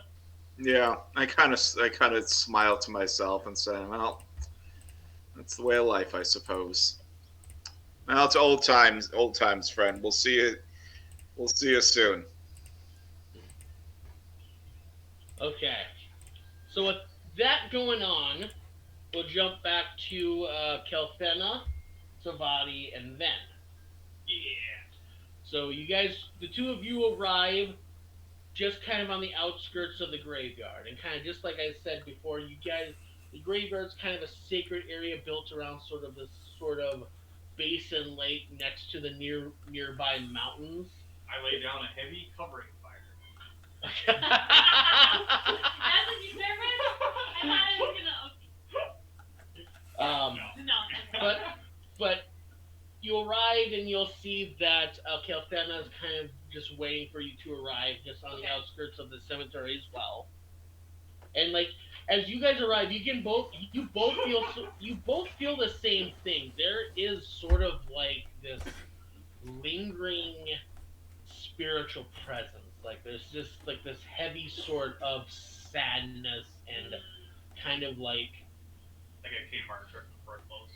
no, more like Not that sad. more akin to a sacred a sacred traditional site that's kind of been neglected and disparaged, kind of just that lingering sort of emotional presence kind of weighing down on the area. This belly track, got it. I'm dialed in. So a favorite bar before it closes. So So Mm. it's the feeling of the week of Reza's closing. For those who are Oh, of yeah, Reza's yeah, closing. yeah. Alright, Just the somberness. right. And religious looking, honestly. Well, Mhm. we're not worship here. Yeah. Yeah. But- So I would say Ben. Do I even like come with you to meet him, or do I just basically flake off several blocks away to Well, get that's the question. advantage? Do you want to, or do you want to stop and talk before? I think we got the telepathic thing going, right? So Yeah. I'm just gonna flake off and Okay. Just keep in mind the telepathic thing is 80 feet. 80 feet. 80 feet. Alright, so I'm gonna. Yeah. Alright, fine. So, like, yeah, I'll try to. So yeah. So we'll go and meet with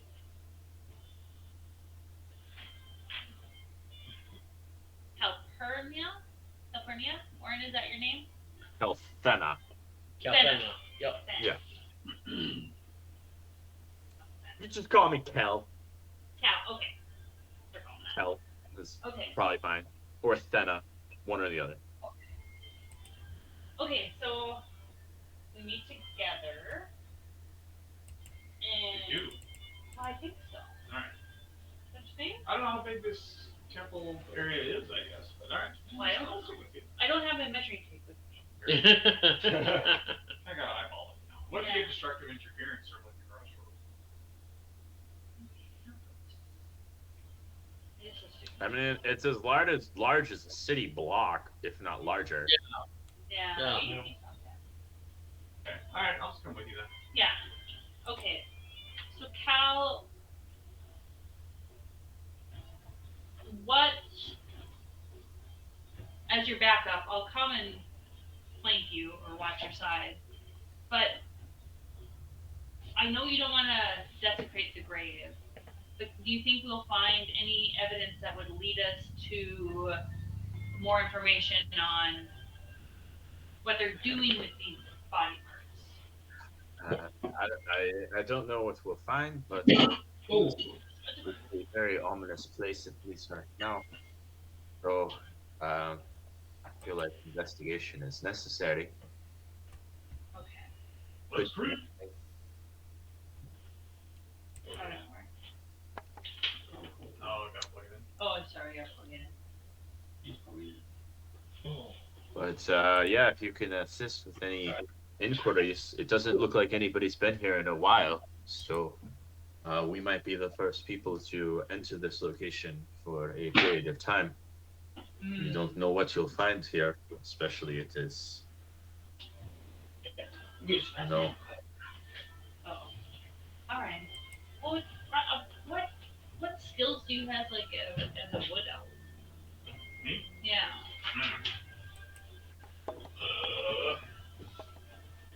Can you, like, do extra tree work? Tree spells? What the fuck is I don't know. That's my Well, I said I can shoot weird shit. Mm-hmm. Yeah. You're really good at shooting arrows. Dancing arrow, bursting arrow, shadow arrow. He's not a ranger, he's like a fighter, which means he's like he's a really good archer, but he's not like a tracker or a Sure. like that's just not what he is. Wood elves aren't naturally trackers. Okay. It's more that's more of like a class feature. Okay. I can see in darkness or shades of gray up to 60 feet. Not bad. I'm proficient in perception. Have advantage. Fey Ancestry, BR23. Advantage on saves against being charmed. And magic can't put me to sleep.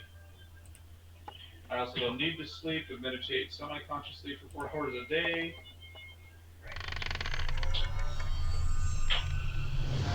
So do we want to have then kind of go on the outskirts and then we go into the graveyard? We could have Ben watch our back. If that's what he is going to do, then Kalthana will cast a spell to help protect him, if that's what we're gonna do. Yeah, I've got Fleet of Foot. I've also got Mask of the Wild. What the hell does that mean? What's that? Wait. Yeah. But it sounds like I should be able to just kind of lurk behind you guys in the shadows, see where you're at, and Oh. Do you have like good stealth? I'm assuming you have good stealth. no. That's a skill. Yeah, that's the DM, Yeah. I guess. No anymore. You have a +5 to stealth. There you go. I mean, what would be ideal is if I could kind of parkour across like rooftops around you guys. I've got height advantage while you guys are doing your renaissance or whatever. Yeah. Okay. So. I don't know if I really would be skilled enough to do that. Okay. So Mask of the Wild is actually pretty useful for what you're trying to do, because Mask of the Wild, you can attempt to hide even when you are only lightly obscured by foliage, heavy rain, falling snow, mist, or other natural phenomena. So. Oh. Yeah, you can uber stealth. Yeah. So I say let's do that, Okay. and then Cal and I will go in and I don't know So- as a barbarian how much I can. Well, I mean I can poke around, but I don't want to do a You're- service. You're more my muscle, I guess. Great, love that. Because I am not at all. So, before Van Dorstrad deviates away from us, I am going to cast a spell on him. And I am going to pump a sorcery points into that spell to extend it, which doubles its time frame. And I'm going to cast the spell Warding Bond on you, Robert. So that increases your AC by 1 and increases all your saving throws by 1. Also, it makes you resistant to all damage. Wow. I think I have a way to block this spell, but I'm looking. No, I don't think you want to. Just kidding. I don't think you want to do this. Now here's the crux of the spell, Robert. Any damage you take, even though you're resistant to it, I also take. Oh shit. Mm. So I'm protecting you, but any damage you I'm protecting you, but I'm basically putting my life on the line with you. So I cast that spell, but I extended the spell so it's gonna last 2 hours. Well, we were all going to get together again in 2 hours anyway, so Right. it should work out great. So yeah. So that's it. Like, I have a great sword and hand axes. Yep. Do I need to announce that I'm equipping them, or do I just have them at the ready? You would have one of them at the ready. Okay. I typically allow a free action to switch them out. You just have to declare that on a certain round of combat you would be switching from one weapon to the other. Sure. Okay. So I would say, while we enter into the tarn, I have both of my hand axes out. Okay. Casually. I will have my staff at the ready and my reliquary at the ready Mm-hmm. for Okay. casting spells. Nice. Chris, do you want cake? Sure. After this, I'll pick. Okay. All right. So Ben is kind of watching tactically, right? Yes. And it's the two of you who are proceeding into the cemetery? Yep. Okay. Ben is watching from archer's range. Yeah. Okay. Good? You're watching from Archer's range. Yes. And full chaos West Coast IPA. Yes, I am a beacon of focus. Okay. Just ran to the fridge for a bit to get a beer, so. Roll me a perception. Me? No, Robert, because he's the eyes on the area, the Hawkeye, if you will. Hell yeah. 16.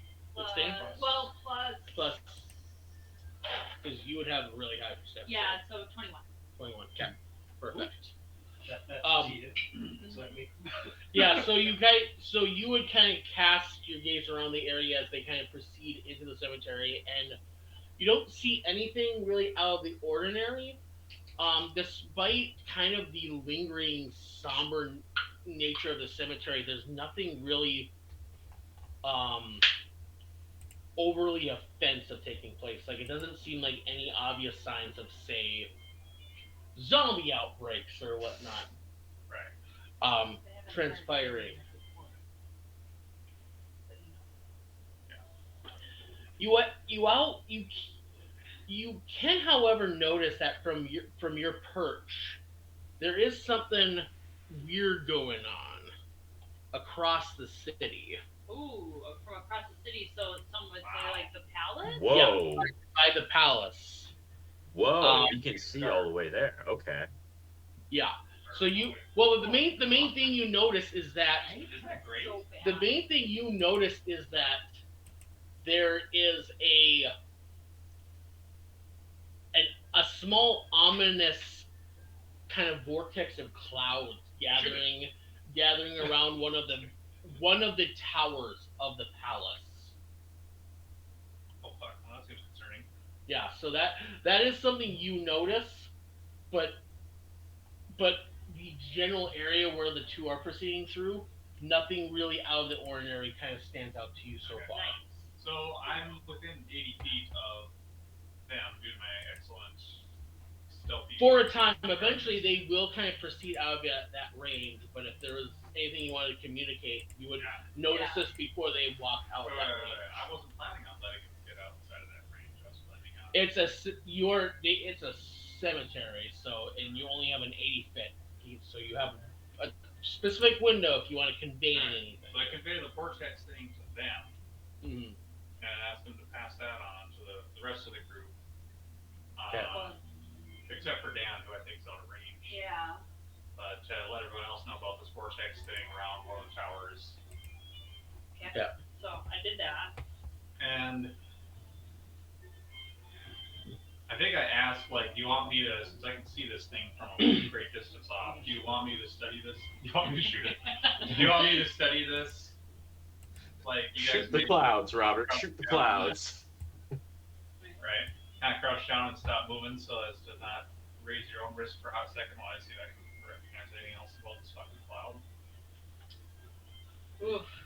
Or are we just gonna, like, Do the task at hand and because to me it seems like something kind of urgent might be happening with that. Yeah, that seems ominous. Intuition. That Yeah. seems dangerous. Like, whatever the king is up to might be happening right now, you guys. I don't Yeah, know. that seems real. I That don't seems know. like So I- that's But I can't sit here and watch this cloud and watch you guys like right. literally try to I protect your lives at the same time. Cloud watch. I feel like that's what we should investigate. All right. Before we kind of move on, one thing, because as you kind of proceed through the cemetery, Calfena, Okay. you would, off in the distance, you would notice kind of a sign of your people, of like Titania and the Eldarin, kind of lingering over the lake itself. It kind of appears sort of as a kind of a whirlwind of leaves, kind of just sort of lingering in place.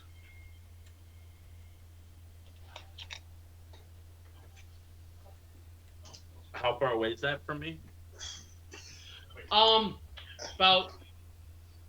About 300 feet. Kind of, it's kind of away from the cemetery onto the lake itself. That you would kind of see this kind of. Is there a way I can try and commune with the leaves really quickly?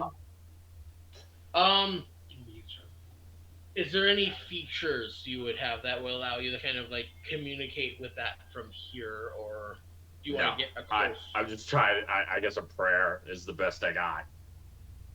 Okay. Do we That's see all I birds can think of. overhead? Do we see like?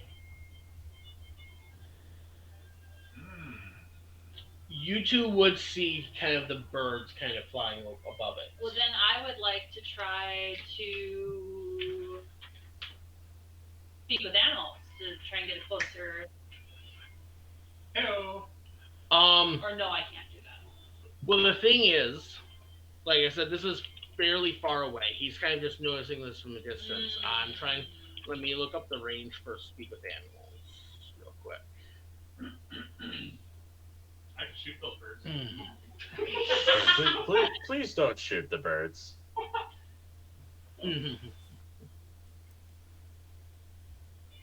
Oh, it's my ranger. It's just myself. Yeah, so you would have to Okay, okay. approach the bird Okay, to speak with them. In the sky, which seems Hmm. I could shoot. Can I shoot her up there? Um.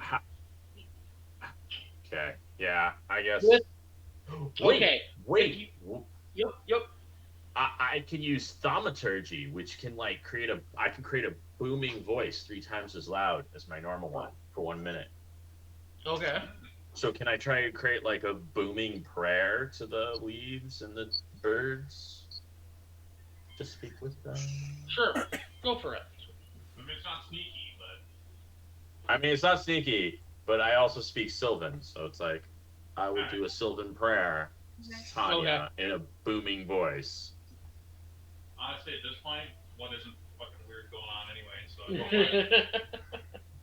All right. So, can you boom? You kind of use thaumaturgy to kind of create a booming voice to speak your prayer.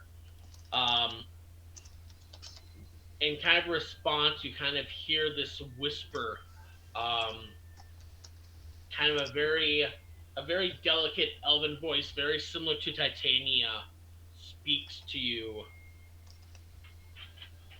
utters the word below the surface. Below? Below the surface, you will find a way to reach the Mad King. I will inform Sovati that we must go below the surface. So Cal, my question to you is: do we do this, the two of us, or do we try and get everybody back together? I have a feeling with the clouds and this mess, we should just like congregate and go. Okay. I know, like the clouds are ominous. This seems urgent. Like we should probably, and literally, the Queen of the Fairies is telling me to meet the queen, like find the Mad King. Like I feel like, yeah, that's a pretty significant message. Okay. So then, how do we? Well, his Oh. thing is sitting on my shoulder. Yes. So they can tell me. Yeah. So I say let's tell So we just your familiars to have everyone come to the lake. That's What is this?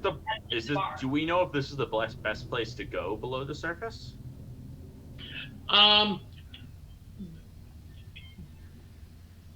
Very vague, very godly, your typical god vagueness. Just told you to go below. Below the surface. I don't know if this is the best location to go below the surface. I'm guessing we're going into like the Underdark or the sewers or whatever. I don't know if this is the best place. So can I speak with an animal, with a fish of the lake, to see what they know, what resides within the lake? Sure. Let me double check because you need a fishing hole to catch the fish. Talk to a fish. I'm not a druid anymore, so I can't. Well, she can. Exactly. Arnie never really talked to animals. So No. okay, so you speak with animals. I do. Okay, so just trying to reach out to a fish within the area. Okay, what do you ask of the fish? Is this the path to find the Mad King? The fish will kind of like as simply as it can because of the fish, not very bright.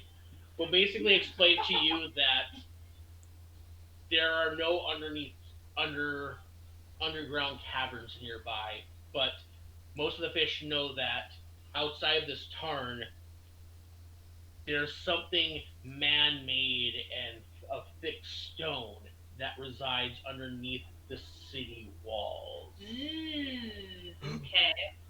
I have a question. Yep. Is this an artificial reservoir by any chance?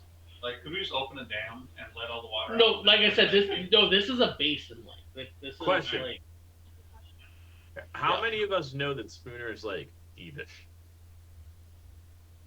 is what? He's like thievish, like a thief-like individual. I mean,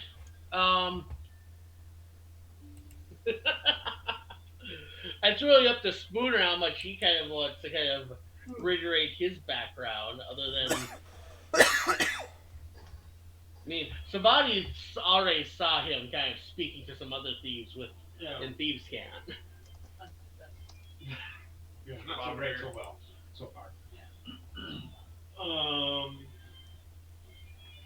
I guess I probably would have before we broke up. I probably would have said that. Yeah, hey, I worked with these guys before, so I'm gonna go talk to them. So they probably could know / infer, minus Macho Man because he seems pretty dumb. No, but I like. But So We're gonna need him to create a. Yes. if I relay to Spectre that we need to go into the sewers, we need to as a group congregate and enter the sewers to get into the palace. Would he know of like if I tell him that, because that's what I'm going to tell him. I'm just going to say that it's like we need to go to the sewers to get to the palace, to the Mad King. That's what we've learned. Do you know of a place to do that? I guess I don't know how long I've been here or. Roll me a history. Oh, that's only a question. Yeah. But I got an idea. Okay. What do you want?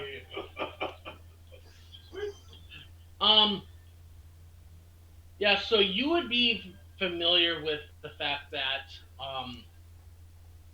that the city of Elgarak has a pretty intricate sewer system, kind of akin to kind of like the Greek and Roman aqueducts that would venture through kind of the infamous Algarak dungeons and even all the way over to the palace of the royal kingdom. So you're saying I kind of know my way around. How to find my way around. Yeah. So yeah, I'm basically through the familiar be like, yeah, I think I could figure this way out. If you could show me, we could all meet there.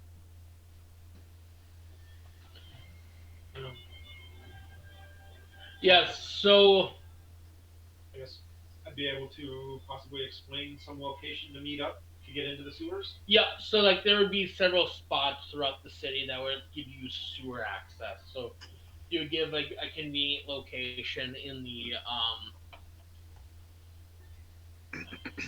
see here, kind of the lower half of the city, kind of where you guys are all situated, kind of basically between the city square shopping center and Champions Den. There would be a sewer access that would get you into the underground. So let's meet up there. Chris, is it safe to assume that I've made it back to the tavern meetup point at this point, or would I still be a few minutes out? Okay. Yeah. Okay. I was going to send Valeska after you if that was not the situation. Okay. And she was going to tell you the new meetup point. All right. Well, as I walk, I imagine I walked in a few minutes ago, and I'm hearing this. I nod. I'm like, I think I remember. I remember that that sewer point. Me and some friends hid from the guards down there more than once back in the day. Okay. Sewers. Do we need to do anything about this cloud vortex thing then for now? Like, From what I've been you studying saw, it. the cloud vortex is a slowly kind of growing thing, and it seems to be specifically kind of slowly swirling around one tower as if something is kind of drawing it downwards. So it's basically Like a magical ritual of sacrifice is being cast at this current moment in time, and we need to stop it. yeah. Just metagaming my hunch. Yep. Sounds legit. Yep. Okay. So we all go to the sewer opening. Ooh, thanks, babe. Sure. Get you the bonus. Happy birthday. I will meet up with this. I don't know how long my 2-hour long spell is going to last on Robert. I would say by the time you guys meet all up again, about an hour has passed. Okay, so I have an hour left. Okay, I'm gonna use the restroom, get a drink, maybe get some quick food. Yep. And then I will. Yeah. Making a plan to meet back up at a sewer. Good time. Right. We're excited about that. Sewer spelunking. So Robert, how's the fellow historian doing over there? So Not too bad. How about you? good. Oh, not too bad. Not too bad. Kind of finally getting a sense. Even though I've been here a while, due to lockdown, it was tough. So I'm finally starting to get a sense of this damn town. So Because what downtown are you in again? Aberdeen. Aberdeen, which is what part of Scotland is that even in? North. Northeast. It's northeast. It's about hour and a half northeast of Edinburgh. So Okay. yeah, it's very gray. It's every building in this town is made from the same gray granite. So they like to poetically call themselves the Silver City because of how the light hits it on when there's actual sunlight, which is not frequent. But really, it's the gray city. So It reminds me of Helsinki, you know? It's like you got hell in the name. All your buildings are concrete. It's always cloudy and cold. yep. It never crossed your minds to, I don't know, paint something blue here or yellow. Look at those like sunny Mediterranean towns. Like you can do that. To give you an idea, have you seen the trailers for the new movie Tetris? Oh, barely off the corner of my eye, maybe. Okay, well, the movie was at least partially filmed here in Aberdeen because for some reason Aberdeen in the 60s went through a brutalist phase with their new construction, and so they thought that it's a good facsimile of Soviet-era Moscow. So Really? That's wild. yeah. Hmm. Yeah, it's a strange town because you have all this old medieval architecture. The university was built in 1495, if I remember correctly. I actually go to this medieval chapel on a weekly basis. It's amazing, So you have all this old medieval stuff, cobblestone, etc. And then smack dab in the middle of it, there's like this 60s brutalist architecture rising up in parts of the city center. It's like, why? Who okayed this? And what were they on? And why were they sad? So that is so much like the University of Marburg. Like we had this, it wasn't brutalist per se, but we had like this modernist. It was called the Philfach, the Philosophisches Fakultät, like the Department of Philosophy. It's all the humanities stuff. Yeah. They call it the Elephant Towers, or like these 5 towers with stone slabs of siding that would occasionally like fall off and try to kill students. Like basically various parts of the building had been essentially abandoned. Yeah. Like there's a courtyard with fountains that you could see that was never unlocked anytime I was there. Yep. Anyway, and then other classes would be in like this medieval abbey or whatever that Prince Philip the Generous had stolen from the Catholic Church when he decided that the Reformation was a great way to grab some money. So, Yeah. very similar to that. It's like, Yeah. I totally understand. It's the library on campus, the Sir Duncan Rice Library. It looks like a Borg cube. They just decided to go modernist with it, and so it looks like a glass Borg cube. It's really pretty on the inside because they kind of they oscillate. Like each floor has a hole in the center that you can look down into the floors below, and they're kind of ovular, but not quite. They're a little bit more irregular than that, but they oscillate it so that they switch around. So when you're on the bottom floor looking up, you see this interesting like vision all the way to the roof, and it's actually a pretty building. But you look at it from the outside, and you're like, why the hell did they build a giant glass cube? You know? You know, somebody explained brutalist architecture to me though in a nice way, and that is that it's kind of supposed to look like an evil supervillain's like dark and cozy lair. Yeah. Right? Except without the giant. Except unlike Mussolini's layer, they don't do the thing of having like a giant skull or face carved into the front, which I think would improve it. So It probably would. That's fair. With the CCCCC all over the 3D face. yeah, I love the fact that Mussolini decided to go total supervillain and it literally have a giant carved sculpture of his face on the side of his own building. Like that's some Doctor Doom level egotism right there, and part of me has to respect that. Well, that's like FIFA It is ridiculous. basing their main meeting room off of the war room from Doctor Strangelove. Well, that is a thing. Like FIFA's main meeting room is straight up based on the war room from Doctor Strangelove. It's ridiculous. Amazing. It's like FIFA just gave up having any shits left to give years ago. They're like, no, we're gonna show you exactly who and what we are. I mean, if they weren't evil, it would be funny. But since they are evil, it's not funny. Yeah. Right. Mine commissioner, I can walk. I have this friend, Makani, you remember my friend Jordy, right? Yep. He does this spot on Doctor Strangelove impression.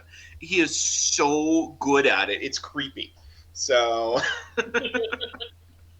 he does that and the Mark Hamill Joker just perfectly. So I think I remember hearing his Mark Hamill when he was visiting here in Disney. yeah, I believe that one. I wish you could hear him do his Doctor Strangelove. I'll see if someday I'll have to see if I can get a video file of it and send it your way because he is really good.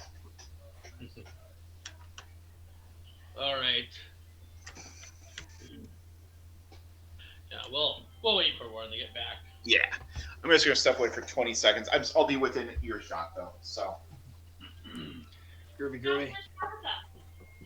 Tabitha is on the couch. She's doing some knitting. She's hanging out with the girls today. Oh, I'm talking to Caitlin and Robert. Tabitha, stick your head in. His She's girl- knitting and knitting uncontrollably. Wait, no, she's unemployed and knitting uncontrollably. There we go. She's not employed. Well, she has a new job, right? Yes, but she's been telling everyone that she's unemployed. Yeah, it's So- more fun. Yeah, I suppose you're unemployed until you finish the move to Kenosha. Yes. I take it you're moving to Kenosha for work then, or Yep. We found Tabitha found a position out there. Nice. So she's got just a 10-minute to 20-minute drive to her hospitals, and for the girls, Well, that's it's not bad a at half all. hour. So That's awesome. actually, it's going to be under a half hour when they finish construction on the road. So Yeah. no, it's very nice. Now, and you and Josh, you teach, right? I was a school psychologist. I didn't Oh, do okay. it this year. There are a bunch of museums in Kenosha, so I don't know. After the move, I think I might like to get back into that to see if they have any positions open. Yeah. So we'll see. Oh, that's awesome. I had my fill of getting kicked in the balls by first and second graders, and to be frank, I just don't have the patience that I once had. So No, that's understandable. You know, it's if I was ever going to go back into teaching at the public school level, You know, I really think in a weird way I chose the wrong level. Like, I'm not a high school teacher, but I teach college very well. But I also oddly think I'd have been like a really good fourth or fifth grade teacher. You know, Yeah, sure. I don't know Oh, why. yeah. I like kids at that age. They're interesting. Then and they have enough of grasp of the world that they have interesting ideas, but they don't. Unlike teenagers, they don't think they know everything yet. So This is See, true. I I taught well at like a first, second grade level, but Bismarck Public Schools hates its employees, and yeah, with the U.S. continually kind of like just sort of kicking the public school system in the balls, especially with like anti-CRT laws. I'm just like, no, I'm yeah. done with it. I'm done. No, I'm Yeah, done I talking to the I teacher. I can don't understand. blame you. It's teaching. I love teaching. I really do. I mean, it's. I find it a very invigorating, rewarding experience. What's that? But you know, public pre-K, Well, or, no, that's what I'm saying. K-12 in public schools, it's just they don't pay you nearly as much Like for the critical, like the astronomical amount of critical work it race is, theory and how much laws, stress like it that, like is. a lot of places are starting Yeah. to like You be like, know, you and can't talk about history unless you sterilize just it of eh. all the bad things. Although That- part of me almost half wishes I could go back to Alaska and give it another try for another year or two. See if now that I'm older, if it would go better, or if I was right the first I time. can understand that. Yeah. On the other hand, having nearly died enough times the first attempt through, I feel like I'd be risking it. You know, I don't want to push fate any further than I already have. So, Sorry guys, I had to eat a quick bowl of clam chowder and some salad. oh yeah. That's not good. So Warren, is that possibly the single most stereotypical New England meal to have had? That's like being in No. Wisconsin saying I had to eat a brat and some cheese curds real quick. You know? Actually, that live is in our Vermont. plans. I live in Vermont, not New England. It's maple syrup. Yeah, fair enough. Fair enough. And By the way, Chris, where are we at? What's happening? Okay, so we're all at this point. We're starting to gather, kind of at the sewer access, kind of just sort of cross between locations of the City Square, Champions Den, and the Tarn. So kind of like triangulated. There's an area with the sewer access. You said an hour has gone by since I cast my spell. Since I haven't Yeah. been doing like insane activity, does that count as a short rest? Or not? What's that? Does that count as a short rest, that hour, or not? I would say not, just because of how That's cool. much you kind of been doing.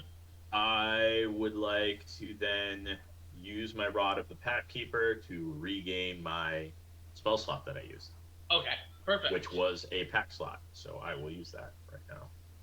Fair enough. Regain that spell slot.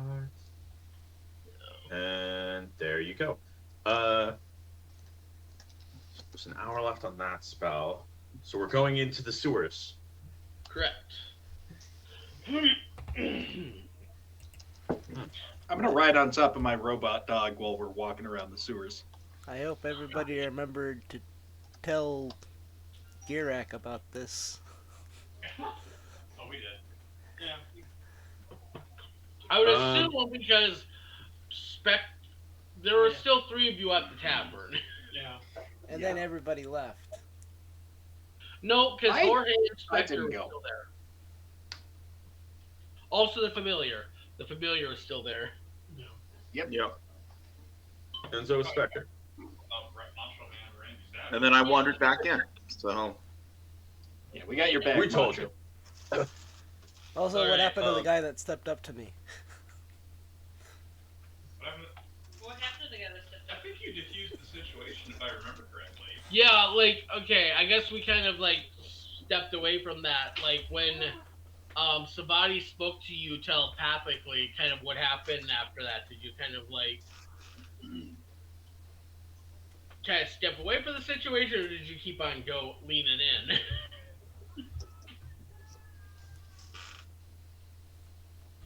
Part of me wants to say I kept going.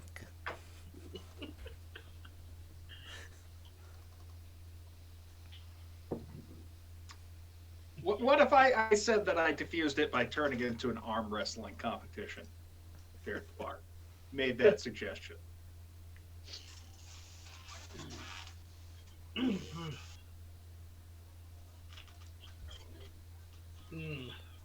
let's see. That's fine with me.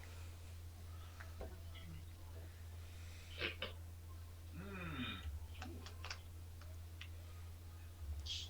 Oh yeah. You think you can step up to these pythons?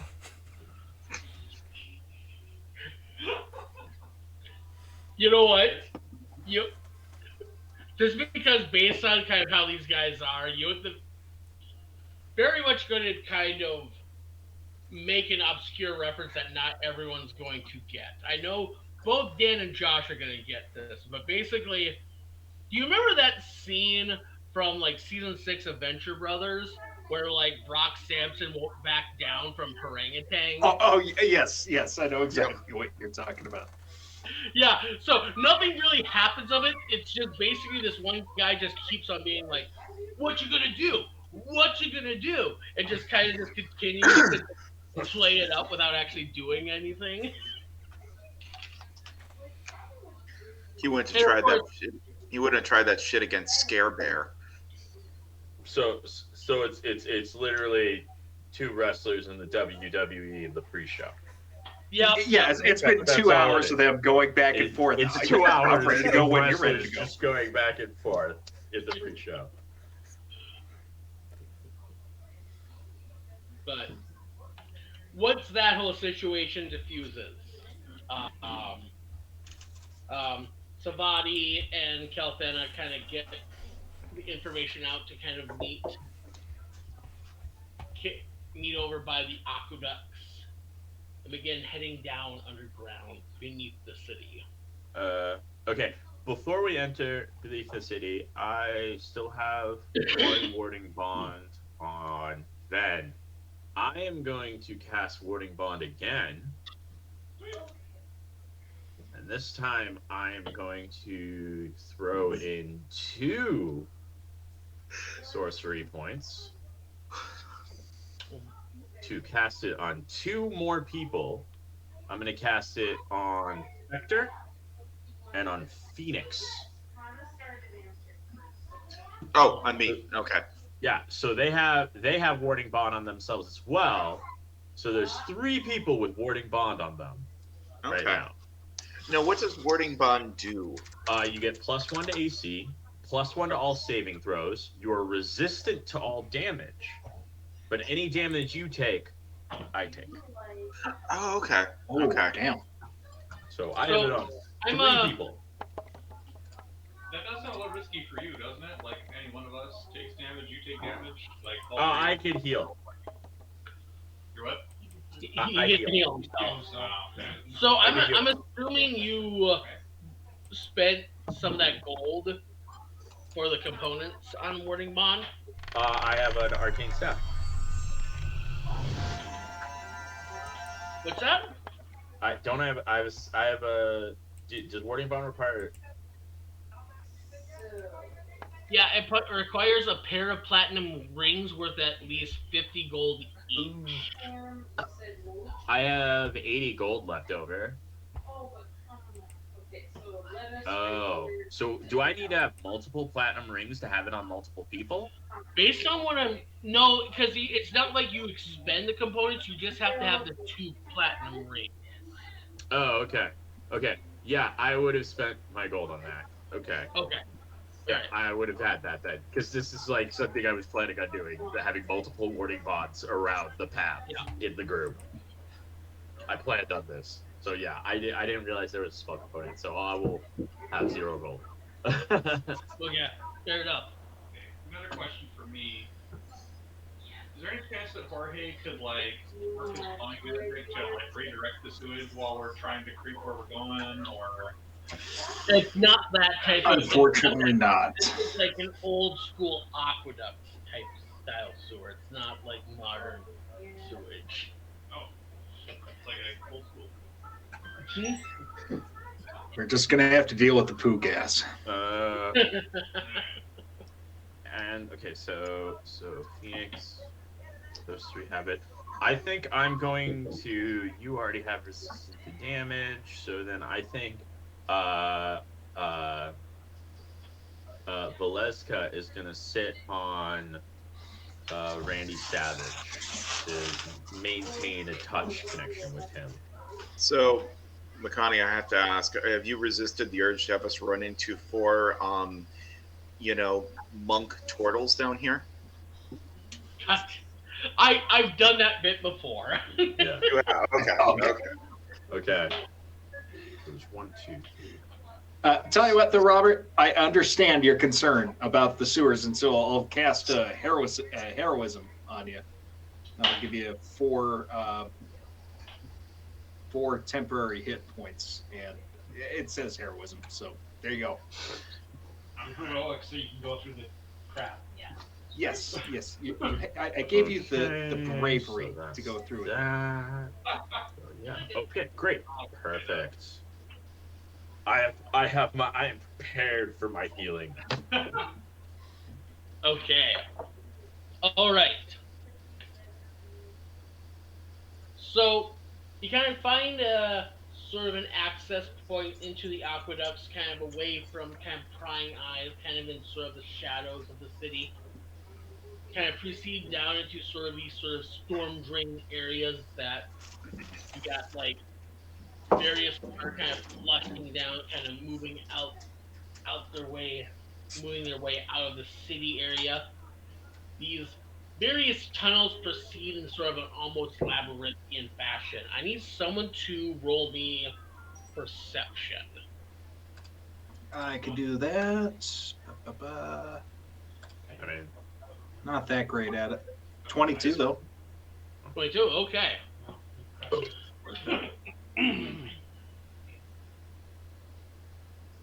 Okay. So you kind of figure out kind of the labyrinth of aqueducts and kind of sewage tunnels as they maneuver their way north towards the palace.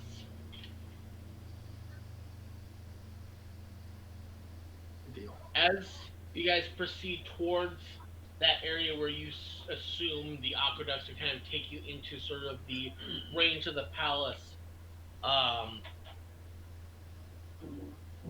what is everyone's passive perception? Don't like this. Passive perception only on an 11. So 13. Okay, so 12. great. Oh, I have 12. 12. All right, so highest is 14 for Warren so far. 17. 17. 17, 15. So the highest that we have is a 70, it sounds like. Sure. Mhm. Okay. Mr. Perception Man. Well, Randy. Yeah. Randy, what is your perception? Oh, 12. Okay. Yeah, I can't see shit.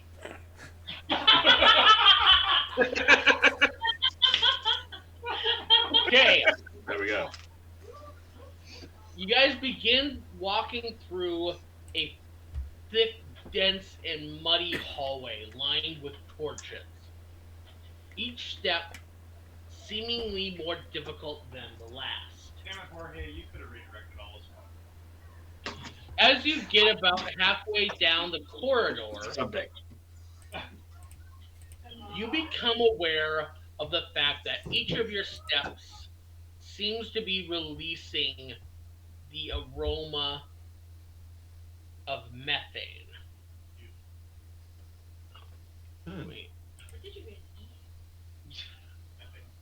eat? Collect us from rocket ships. Right. The moment this registers, your foot hits something hard, and you hear the sound of a bear trap. Ooh. ugh. Everyone roll me a d8, please. D8. A D8. So it's going to be the 8-sided die. So it's going to be the one that looks like a diamond. Ooh, this is probably not good. 7. 7. 5.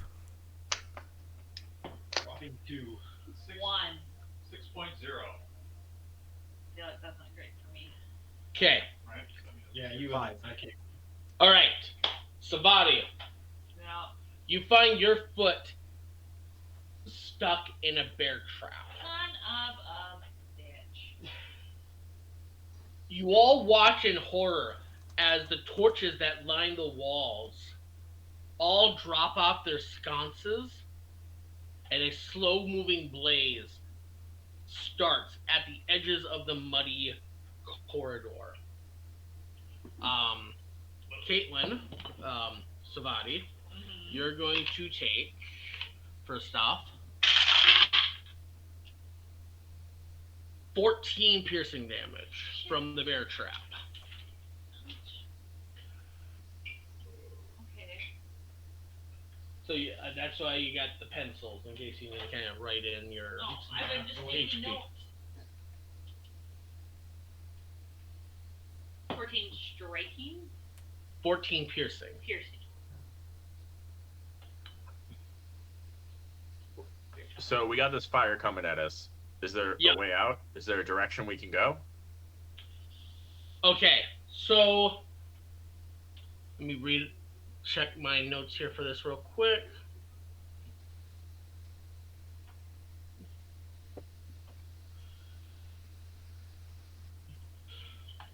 Okay, someone roll me a perception check real quick. All right. Perception. Well, it ain't me. I got a 6. I'm probably not I gonna. have a high perception. Modified 20. Wow. 17. Okay, Bone saw sees the way to go. okay, so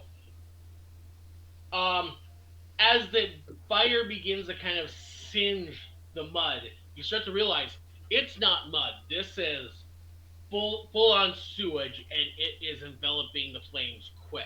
However, Great. Wait. No, you already said it wasn't sewage. You said it was an old-timey water thing. it's an aqueduct. People use it for sewage, though. it doesn't work like a modern sewage. It's a turd aqueduct, but no like shut off valves, right? Is my Right. takeaway? Okay. All right, I think we need to. Oh, approach shit. it or-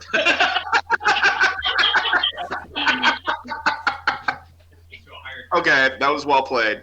That gets Oh, the slow clap. Okay. That gets the slow clap. Oh god. Okay. So If where only are we had going, a, Chris? if only we had a druid who could had cast create water. Right. Okay. Let's Um, do this. So, Randy Savage, you see at the other end of the chamber there is a ladder that proceeds up a small corridor to the surface. But the area itself is enveloping with flames very quickly. I need everyone to make me dexterity saving throws. Everybody with warding bond, you get +1 on your dex save. Yeah. Okay.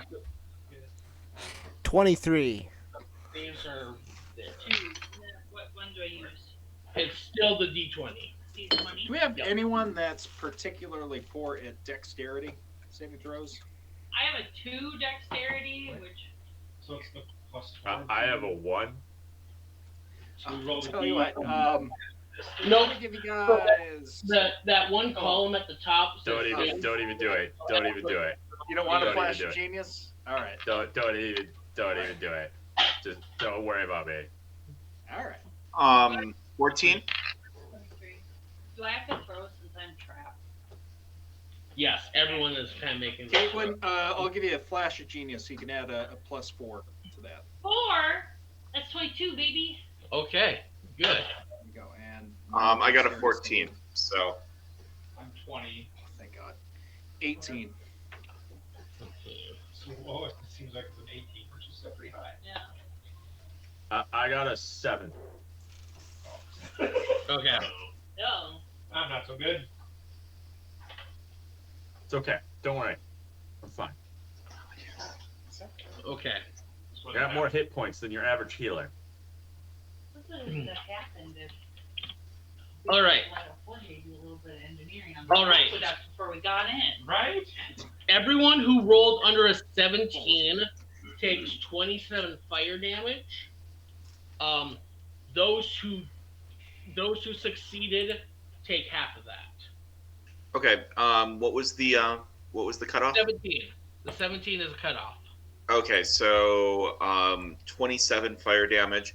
So I'm sorry, Warren, but I fell below that. So Oh, by the way, remember, you are resistant to okay, that so it's damage. resistance. So it's halved then anyway. So 17. If you rolled below 17, you took 27 fire damage. so that'd be 13 damage that I Yeah, took half then. that, yeah. Round up or down? Wait. You round Did down. Spooner roll half damage? He did. Yep. Was So he he one of the takes- ones who- He's resistant as well, so he takes another half. So you take 7. 6 or 7. We 6 or 7. 6. Maybe 6. If I take Well, 6. you half it, rounding down, and then half it again, rounding down again. Yeah. Okay, 6. Yeah. 6. Okay. So that would also be a 6. Yes. Okay, where did the records down? So both you are a 6. They're both Yeah. 6. Correct. And how much did you take, Dan?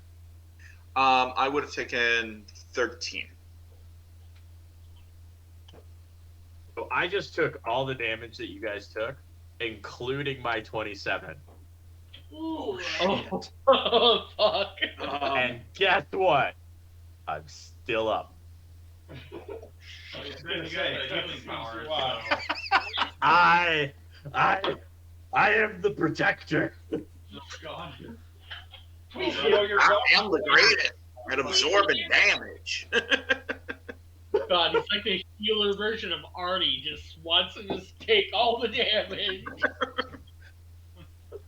Yeah, pretty much. Don't worry, I got a plan, guys. I'm good. I hope I so. got a plan. Warren, I've learned to feel some Looks fear okay. whenever you say out of character, "I have a plan." I get similar. I get similar urges when I hear Dutch Vanderlyn say the same thing. You know. I have a cunning plan. That's 45, I 45 points of damage for him? I'm doing my math right? Yeah, sounds about right. Yeah. Have some goddamn faith. no 6 plus 6 plus what? 6. Oh wait, you said 45 points of total damage? Yeah. Yeah. Right? Yeah. No, you took 6, Spooner And- took 6, and Dan took 13. 13 Yes. plus your 27. Is the person And still Robert, trapped did in the you bear trap? include your 4 temporary hit points in that I gave you earlier? I put down that I have 6 fire damage, but you gave me 4 temporary hit points. So you only actually took your total health is only reduced by 2 then. Oh, okay. You you still go. took 6 Yeah. damage, so I still took 6 damage. That's still factors. Yeah. Okay. That's unfortunate. So, Okay. Okay. so to answer your question, Randy Savage, Caitlin, Savati is still stuck in a trap. Yeah, everyone else is rushing towards the exit, but you gotta figure out a way to get them. Wait. So Vadi, how far away is the exit? 50 feet. Okay, I'm not gonna rush to the exit first. First, I'm gonna rush to Savati, Okay. and I'm gonna say, "Grab my hand,"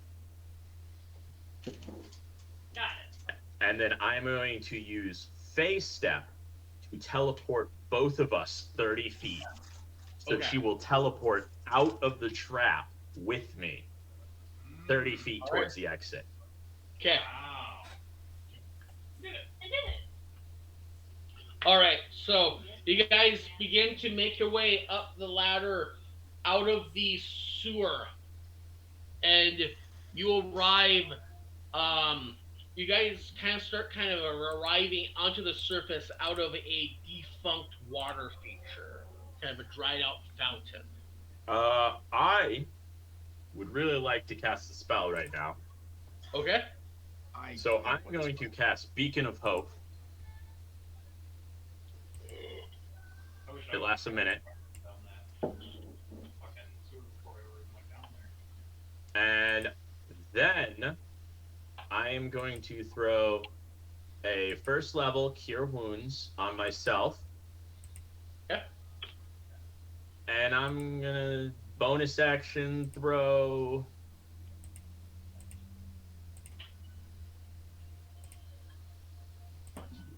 I'm gonna throw 3 healing lights into myself as well. So that is a total of 12, 18 plus another 8, 26. I'm gonna heal myself for 29. Okay. And Chris, I have a quick question. Can you walk around when you have detect magic going? Like, can I follow along with the group with detect magic running? Yes, you can. Okay, I'm definitely going to do that. I'm going to get my little like water witch wands, but for detecting magic. Actually, As we're strolling along. I'm gonna throw another Cure Wounds at level 2 on myself as well. So that'll give me another 16, 19 healing. I'm back almost to full health. Okay. Damn, that didn't take long. Give me 1 Stop. second here. I got Beacon of hope. Okay. So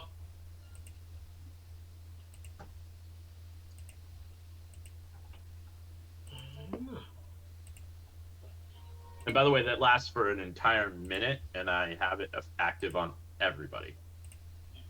okay. Nice. All right. By the way, those of you online on Wereby, I just posted a link for Terrask. It's been a while. It's been a hot minute, so you're probably going to have to all log in. Yeah, sign Oh in. yeah. Sign in to control token. Indeed. But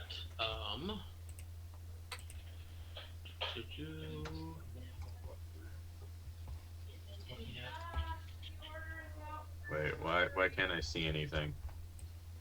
oh, I'm still putting up the Oh. And it's going to be at the very top side of the map. Yeah, where I see it. Everyone is. Yep. Yeah, so we're just coming out of that fountain.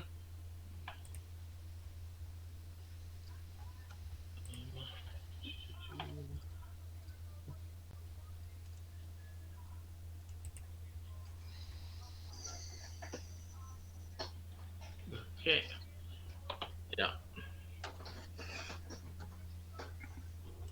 Okay. There we are. Yeah. So. Yeah. So you emerge out of a defunct water feature in sort of a kind of a garden courtyard area of the palace.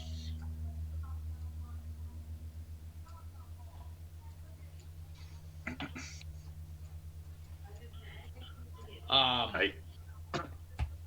And gotta look up since you have detect magic going, Jorge. Okay, so 30 feet from you. So I will tell you right now, Jorge, there's at least one thing to the east of you that's giving off some pretty strong magic energy with detect magic. All right. Well, I'm going to kind of wonder if someone wants to come with me while I try to figure out where this is. Okay, I will reveal that on the map to you because it should be directly to your east. There is a large green dragon statue that is brimming with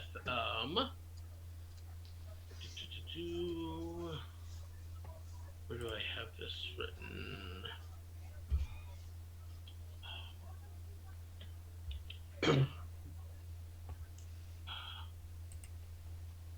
look up the school of abjuration magic.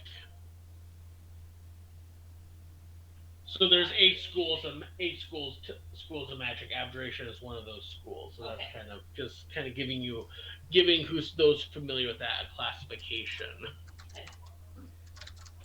So, McConaughey, I would also like take this time to use my primeval awareness. So, as an action, you can expend one ranger spell slot to sense whether any aberrations, celestials, dragons, elementals, fae, fiend, or undead are present within 1 mile of you, or within up to 6 miles of you in your favorite terrain, which I'm not. It does not reveal the creature's locations or numbers, however. Okay, so here's the thing. With using that spell, you can sense multiple fiendish beings within the vicinity. Because what is the range of that? 1 mile. 1 mile. Okay, yeah. So basically, across the entire radius of the castle, there is multiple pings of fiendish energy going off. We need to. All right. We need to be careful. There's fiends crawling all over this place. I'm gonna tuck my witching wands into my breast pocket and wave. Abjuration magic. I think we're fine as far as this part goes here. But Now, what is aberration magic again? Protection. Which one? Shield thing. It's protection, like shield, and Oh, okay. it's protection magic. Gotcha.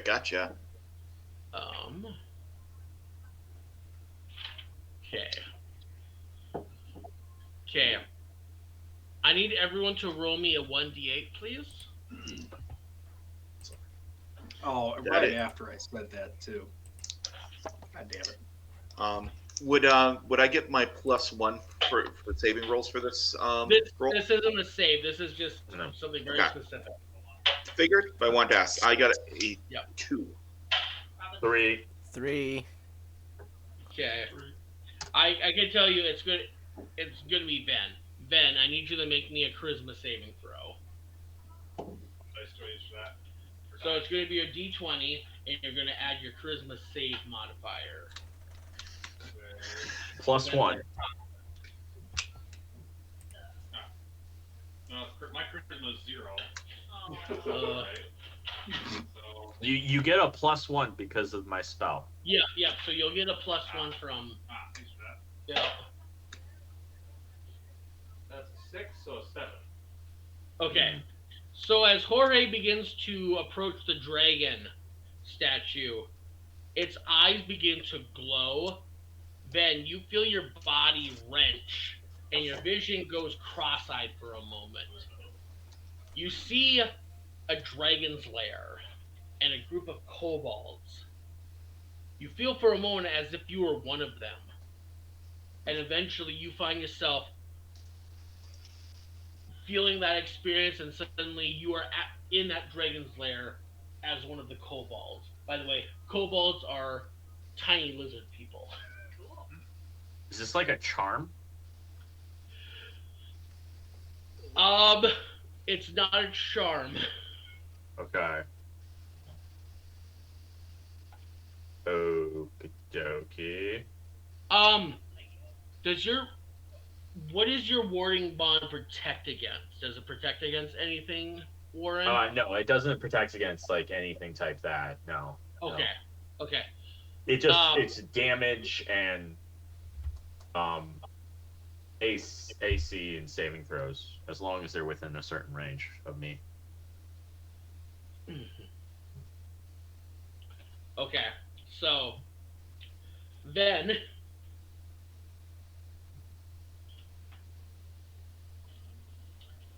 Rob, I need you to follow me for a moment. Uh-oh. Out of the room for everyone else. Oh, that's That's not good. Oh, That's not good, God, guys. he's gonna stab him. Come If he kill us gets all. ooh. Well, if he gets possessed, wouldn't I be able to telepathically connect with him and realize that it's not him controlling his body? Yeah.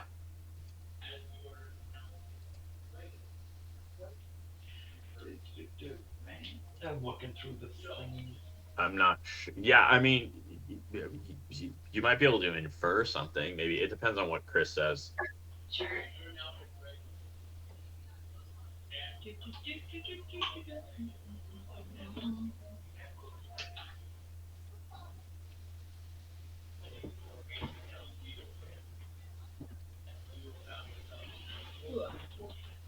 Josh, what's the first thing you're gonna plant at your new house?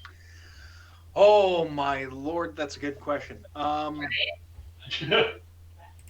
my god, because part of the problem is we can't really get onto the property right now, so I'm not entirely sure. But I want to get some vines going out on that little covered space in the backyard. So probably that. But man, eventually I want to get some asparagus going and at least one fruit tree out there. So I'll be right back. You want a really good plant? what? Some marijuana. This is true. Unfortunately, It's real good. It's a real good plant. It's easy to take care of. Super. This is super. true. I am 10 Lasts for all- miles. It's too far got north, really good survival unfortunately. mechanisms. The harvest is pretty great as well. The difference between Josh making some money, just like a little bit extra spending money here and there, and Josh having a felony is 10 miles, unfortunately. So, So close. So yeah, close. So close. you got a point. Well, if you want like yeah. a vine, like a hops would be good, and it would die back each year. So, Yeah. All the hops rubber plants grow like weeds. and yeah, they're good growers, Yeah. good showers. If you just want I can't- green. I can't decide on a vine because I remember those hop vines there. Those were cool and always growing back and everything. Then I got my mom's vine, which eventually I'm going to plant because I've got to get a chain link fence going back there for free to run around. Oh yeah. And I'll use her vine or some grapevine on that. I haven't Yeah. decided. Sounds good. Yeah, that's fair. Yeah, some grapes would be good, I think. Yeah. So, and also this part of Wisconsin, a lot of grapes. People are saying it's going to be kind of the next big area for wine production. Really? I did not know that. That's interesting. Yeah. Yeah. As well the cheese, I suppose. Oh yeah. There you go. Yeah. There you go. That's true. Cheese. In the next 20 years, we're just going to kick the shit out of California. Let me tell you. I mean, California is about to just sort of sink into the seas, so I suppose it's Pretty much. Yeah, but that Nobody doesn't wants mean water. that doesn't mean we can't help speed it up a little bit for him. So do we have to kill Robert now? Is Okay, that what so- we're doing? a We few. don't get to know if he's possessed or not yet. So a bit of time passes, about 30 seconds or so, and Ben is acting really weird and really skittish for a moment. He's just going, and then he returns to normal after about 30 seconds. You okay, son? We'll wait till Robert gets back. Yeah. I don't Oh, like yeah. this. I don't like this. I don't know. It can't be any worse than the how many dozen of times Artie had the same thing happen to him. Completely different situation. We blew up Artie while he was inside something else. Artie could Yeah. handle himself. Ar- Well, yeah, Artie, the problem is when Artie got Artie- mind control turned against us, that was the problem. Oh, okay, that's Yeah, that's that By was- the that- way, by that the was way, a problem. Warren, When that is Artie something almost I do- killed the party, yeah, that was a problem. By the way, Warren, that is another one-off I want to try to do sometime this summer. Is Artie's final mission against Pangear. Since you set that in motion. Oh, at first I thought you were gonna be Artie kills the party. At first I thought you said that was gonna be Artie kills the party. I'll be right back. Artie inevitably gets mind controlled by something or whatnot. And No, kills no, something that or would whatnot. that would be the other one-off I want to run with you at some point. But that would be one I want you to DM. I want you to do a Dungeon of the Mad Mage style one-off with pipes. I Wizard totally want to Tower. do that. I've thought about that. Well, because I kind of built a pipe type character in my own campaign. Sure. Like I've called him the Oracle of the Claw. And he's been writing books of my world, so it's like been how I've been like introducing my lore versus the lore of D&D to my players, and like they've just been appearing magically in libraries, these books, and the players have been finding them, and they ask librarians. The librarians are like, "Where did this come from? We don't know." They actually found one of his grave sites in the world, and they don't know it. Where like he put his old carcasses. Okay. They have no idea that that's what they discovered. Okay. So Robert is back. 30 seconds passes, and suddenly Ben is back. Kind of like. I have an announcement to make. I probably have to become the new king after all this, because that's really the only way to overcome a pact with the devil that I was forced to make. What? Are you okay, son? What? So what pact did you make? Tell me more about this pact. Well, I got transported. I'm allowed to talk about this, right? You weren't told not to. No. So apparently, I got turned into a little lizard person or whatever. But like my actual being went to some weird nether region where a green dragon that was not a statue said I could send you back to the fight, but only if you agree to serve whoever the new king is. And assuming like, well, who the hell's going to stop me from not doing that? So I just agreed to it. But according to Mr. DM over here, like I could sense that it was some sort of like spell binding kind of agreement or something like that. So I'm not going to get out of this by just ignoring this dragon and then like stabbing into me when it comes to punish me or something like that. So I'd say that or Macho Man Randy Savage, because we've been gunning for him for a long time. Yeah, we do want Randy to be. So, it's very important that we set up somebody as king who's not like some evil dick or something, basically. So you just decided on a whim without any, like, you just made this decision, this agreement without like, you know. How much time did it take? It took you 30 seconds. Well, Just agree to this. I mean, I was in a different dimension and I didn't have any like dice with me, so I assumed I wasn't in a position to like. I will say, where you that. were, time was definitely moving at a different pace. The old folk back home tell stories about that. There are places time just goes different. Makes sense. It's, Well, for future reference, I guess I don't have so many souls to give to the devil anyway. But like, what should I do next time?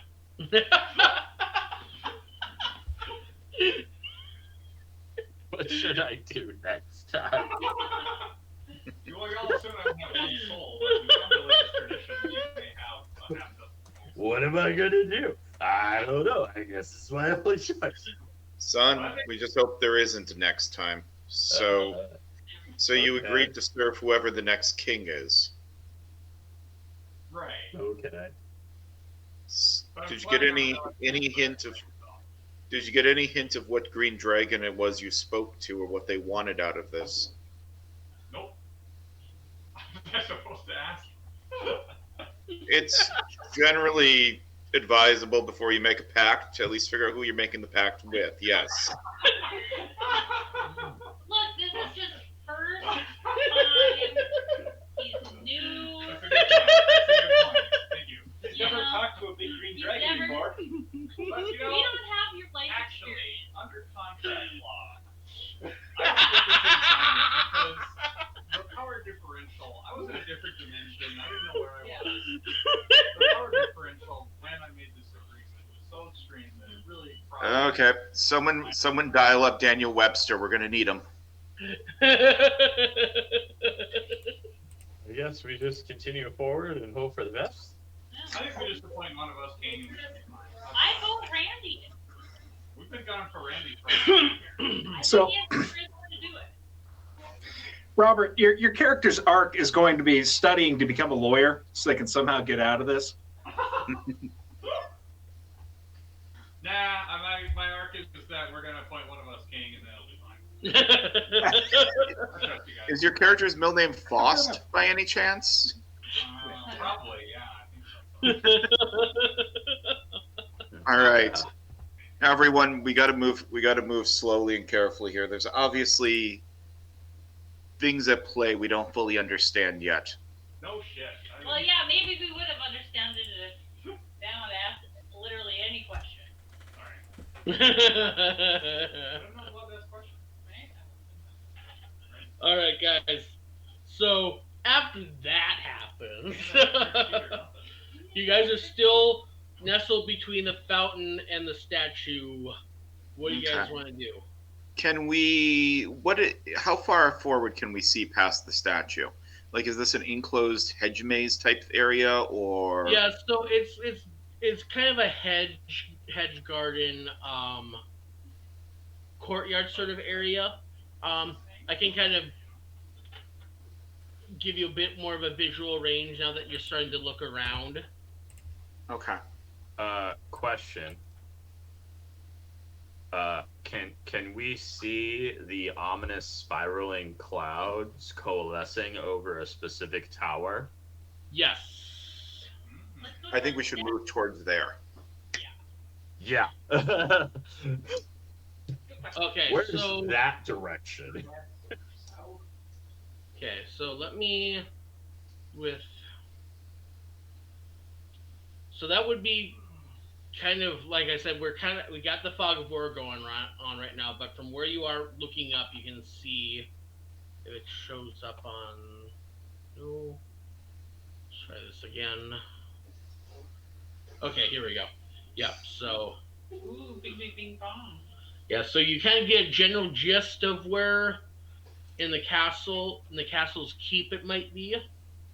Kind of Where to is the it? west, to the west from where you are right now, behind the castle. I see we head west. Yeah. Do That's a great decision. Let's do that. Okay. I concur. Do we have anyone who can scout ahead by chance? I have an invisible familiar. Why don't we That why don't can we send fly. that? Why don't we send that forward to get an idea of what's ahead of us? What is your your familiar's an imp, right? Yep. Invisible. Fly. Okay. He can go places. Okay. Let me edit that. You give Super King control of it. And then Okie dokie. So. Oh wait, no, schnickies. So my familiar has flying 40 and devil's sight, so dark vision 120 feet. So can I just get an aerial view of the surrounding area? sure. All right, so kind of from the surrounding area so far, from kind of just getting an aerial view from where you are currently, I will give you this. Great. And is this tower to the west of us where we need to go? Yep, so it's kind of within the tower itself is within the castle's keep from what you can see. Okay. So if we go west, it looks like we need to weave through the hedge. There's definitely a big. Oh wait, it looks like there's a door. It looks like a pretty big door. There also is a stairwell over here really far if we want to go further through the hedge. So it's do we want to go to the keep through the keep or closer? So there's this door. Okay. So there's this door, it looks like. Yep. And then there's this location, it looks like. Yeah. I say, like, the stairs. Do we want to go through the main stairs or the side stairs? I guess that's the question. Yeah. It also looks like, okay, so we had an issue with the dragon statue. There's also a statue like right here. There's another one right here. Like, we're dealing with some statues that, like, let's be honest, they haven't been our best friends of late. So there's that. There's also these two statues as well. You know, it was when we tried to sneak in that we got bear trapped, and then a bunch of, we got full candlestick sleep, Beauty and the Beast. So. So what you're saying is just walk through the front door, guns blazing. Because, Jorge, you still have detect magic going. Yep, I've got my little things I've got in my breast pocket when we start moving again. Okay, so if you proceed forward, you'll see which kind of things have enchantments on them. Oh, and we could just like avoid them. That's probably a good idea. Okay. Yeah. Is that what we want to do? I think sending Hori ahead first to point out where we should not walk is a good plan. Yeah. With me. Let's use the inventor for something. He's got a good mind. Yeah, to get it splattered all over the wall, but okay, sure. I'll keep Valeska on your shoulder, Jorge, too, like in case anything happens, I can like get this phone. I mean, technically, Josh, we know Jorge survives for at least a few more decades, so That's a good point. That's a good point, actually. All right, so Jorge, as you kind of proceed forward through the area, you'll notice that most of the statues seem harmless enough. There is one statue that gleams with magic. So the statue over here, the scorpion statue,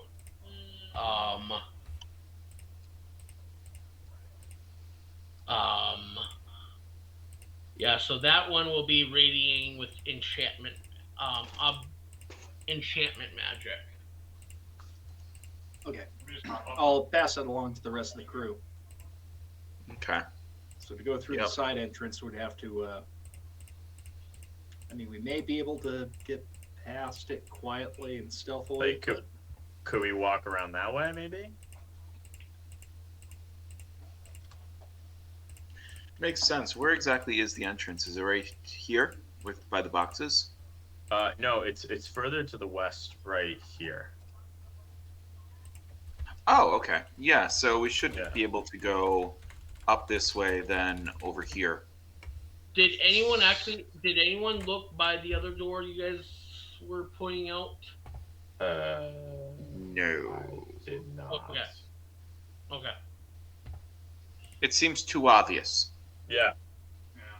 Yeah, let's do And the. we don't know what the fuck's going on in there. Right. Okay. Fine We're walking good around. with the side stairs. Side stairs. Side stairs it is.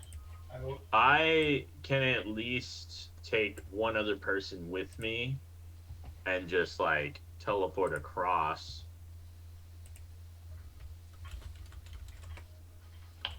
So we completely, like, two of us can like completely bypass the statue. Now should 'Cause we I can. split up? No, not in this case. No, I'm just saying, like, I can take somebody with me and we can just like over just to. What if we miss out on some clues, though? I'm just throwing it as a possibility for us to completely bypass the statue. Two people, like me and one other person that could be like affected by enchantment. Well, Easily. as far as my stealthiness goes, I do have disadvantage with this armor I'm wearing. I got lots of stealth. I still left 5 stealth. Damn. I sneak by lots of things. Well, Do that. I could, Jorge Orman and I could just like poof over. I'd appreciate it. Hop on over there. Okay. Shit. That's a lot of stealth. Okay. Booter's got a 10 So- stealth. But that means I can get past You can get past pretty easily. So it shouldn't be. if it is No. malevolent. Yeah. Okay. I will. Okay, so I'll face step Jorge Orman and me over 30 feet, just to like poof us. Okay. We'll go here. We'll just me and him. So are you just? So what are you doing, Warren? I'm using face step and I'm grabbing Jorge Orman to poof over. Okay, gotcha. So that like we can completely bypass the statue, the two of us. That's what I'm trying to do. Okay. Sure. And the rest of us need to try and sneak past it. And the rest of the people can sneak past. And I suppose we could like communicate that telepathically if you still have that going on. Caitlin. Uh-huh. Yes, yes, Okay. yes. Or You don't have to talk. or we could use our words Oh, all right, that's fair. and voices.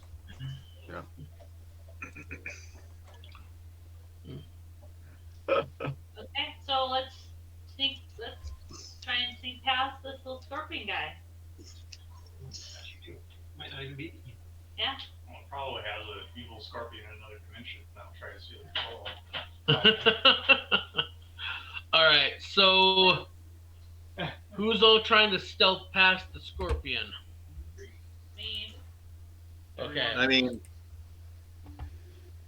so even if we go basically straight in front of us and to the left and then down, we still have to go past the scorpion, even though the scorpion's due south.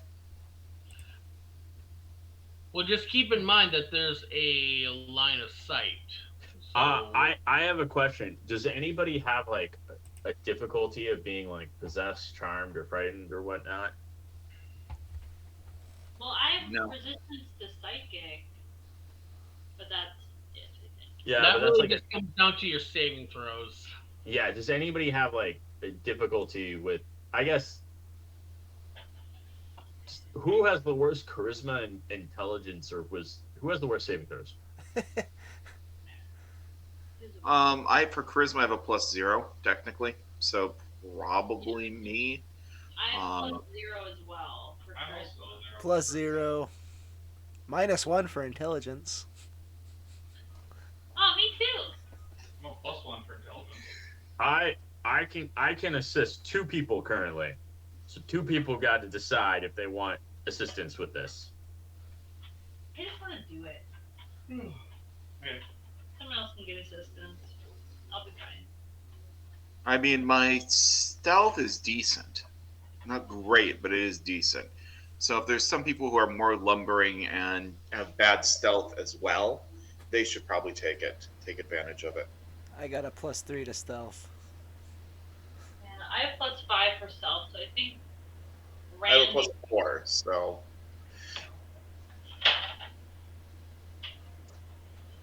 So Ocean Okay. and Randy instead? Okay. So who am I doing this on?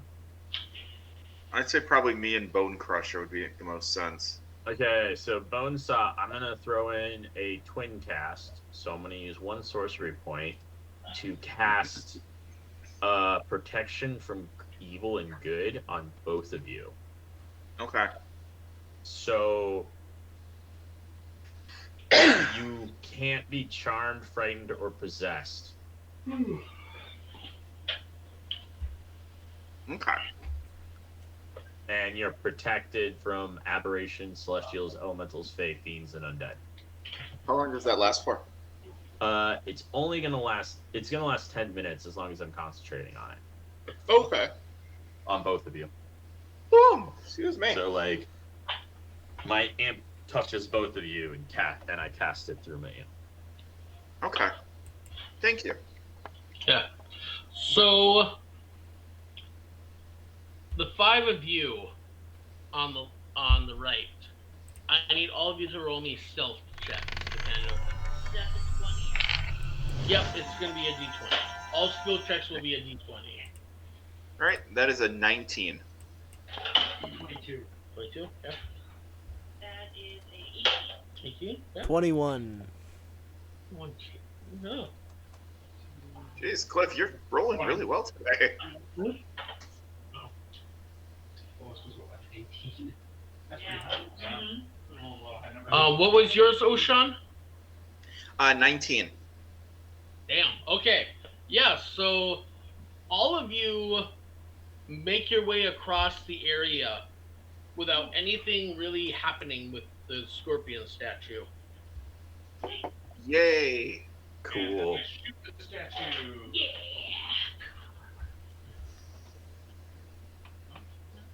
Now I wonder if we'll run into a Sub-Zero statue. Mortal enemies. We already ran past the reptile statue. We did, exactly. Okay. So I guess we move towards the stairs. Yep. So Stairs. Do we make it to So the you stairs? guys- No problem. So you guys begin to make your way around the back side of the castle. As you do, you notice that. Let me pull this up on the map. Oh.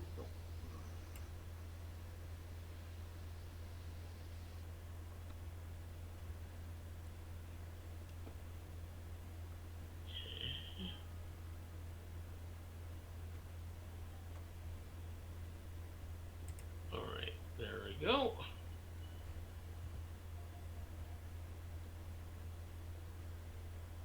Okay, so you kind of peer down Mhm. the western edge side of the castle, and you can see a few guards standing watch next to trebuchets.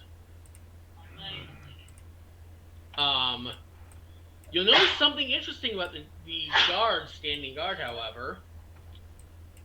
They're skeletons. Oh. Lovely. That's weird. I'm also noticing that the stairwell doesn't actually enter the castle. And it does not. Oh. Well, we made a bad Well, choice. let's go back to the main entrance. What's going Okay. on with the skeletons? Okay. Okay. Yeah.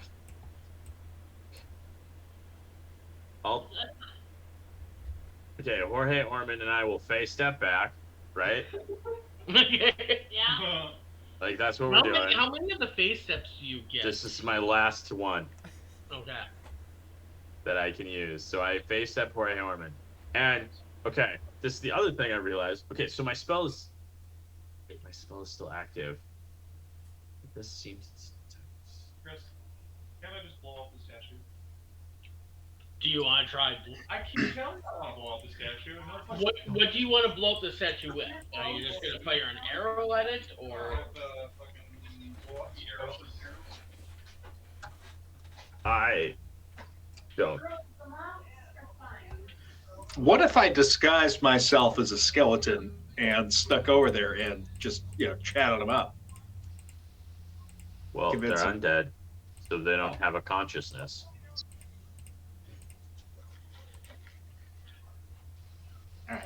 Have we finally met something that one of John's characters can't attempt to do? I love it that John's like, oh, that's a good action. That's a good point. So you're wanting to? No unionizing the skeletons, I understand. Okay. They don't have a consciousness. They Damn. they don't have brains. It's, They're skeletons. it's up to you if that's something you want to try.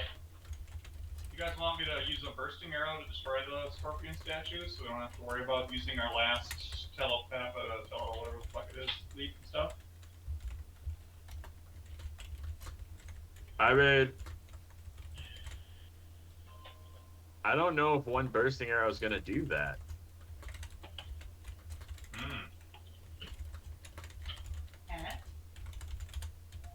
Wouldn't know. I just spawned in this universe, so. Yeah. Just keep in mind it's a large object, and It's also destroying magical, which means objects it's like take a lot of damage unless you have certain features that tend to be associated with siege warfare.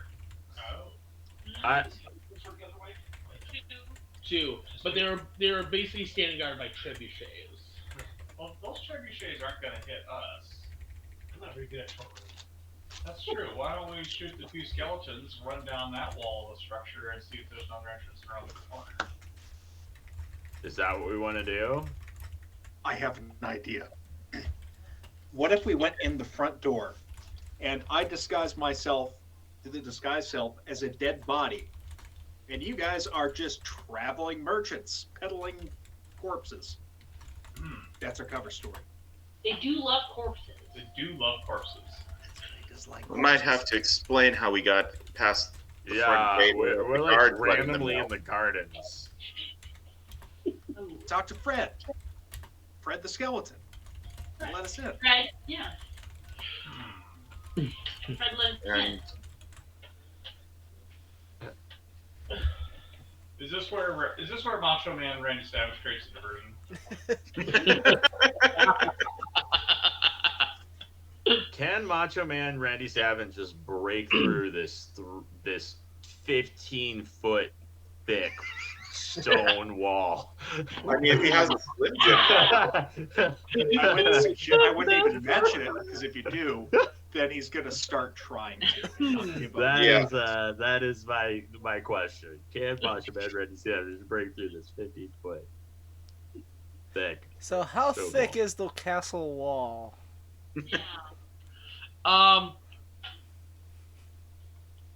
From what you can tell, it is at least 15 feet thick. But I have 2 attacks.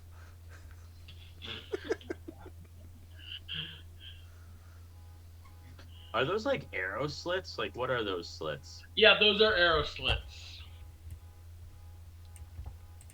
So you could like get your hands in there and like pry it open. That's an interesting idea.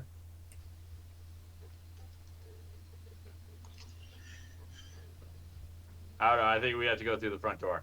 That's my vote. well, Just I bite think the bullet. Do it. I think based on this, yeah, the front door may be the best option available to us. I probably should have Besides- sent my imp further around just so we knew about this. That was my bad. Besides, if you think about it in a way, it's the last thing that they'd expect. It's This why is true. I remember as a kid one time, when I was a young man one time, we ended up storming a fort through the front just because it caught him completely unaware. Because no one thought anyone would be dumb enough to do it. I will. But we were. I will get another drink, and hopefully we will be at the front door. I'm So gonna start putting your on some plan is the corpse guys. paint You're as we're planning going to through the go front door. up the side and try to get to the front entrance. Sure. Okay. I have an Yeah. idea. All right. What's your idea? What if I burst into the fortress complaining about the champions at the champion ground not being champions? Oh, that would definitely cause a distraction. But then what would we do? We could sneak in when they're unawares, but they'll probably still see an armed company coming in. Not if he provokes a massive fight in there, but unfortunately they're all probably on the same side. Yeah. No. They'll also be fighting him. It would allow us to at least maybe get an advantage on getting into a good location so we can assist them while they're all focused forward. Someone want to roll me a perception real quick? Sure. That is not me. I got an 8. Well, technically a 9. I only have a +2. I got a 7. 7, and I just rolled 19. 15. That's Yeah. 26. Like Okay, so Spectre, you'll notice as you guys are deliberating a plan, the tower with kind of the funneling clouds is quickly starting to like maneuver its way down from the sky on top of that tower. All right. Well, guys, I think we should do something. Nah, let's just keep park around. Okay, I'm gonna use the bathroom again. All right. We wait for Warren to get back. I mean, there's also only 2 skeletons this way. They can't be that bad. Yeah, we don't really have use in fucking over those skeletons and like. Well, we know that's the only door on this house. I don't know what the building codes in this country, but they seem weird. Flat exterior wall will not have a single fire exit.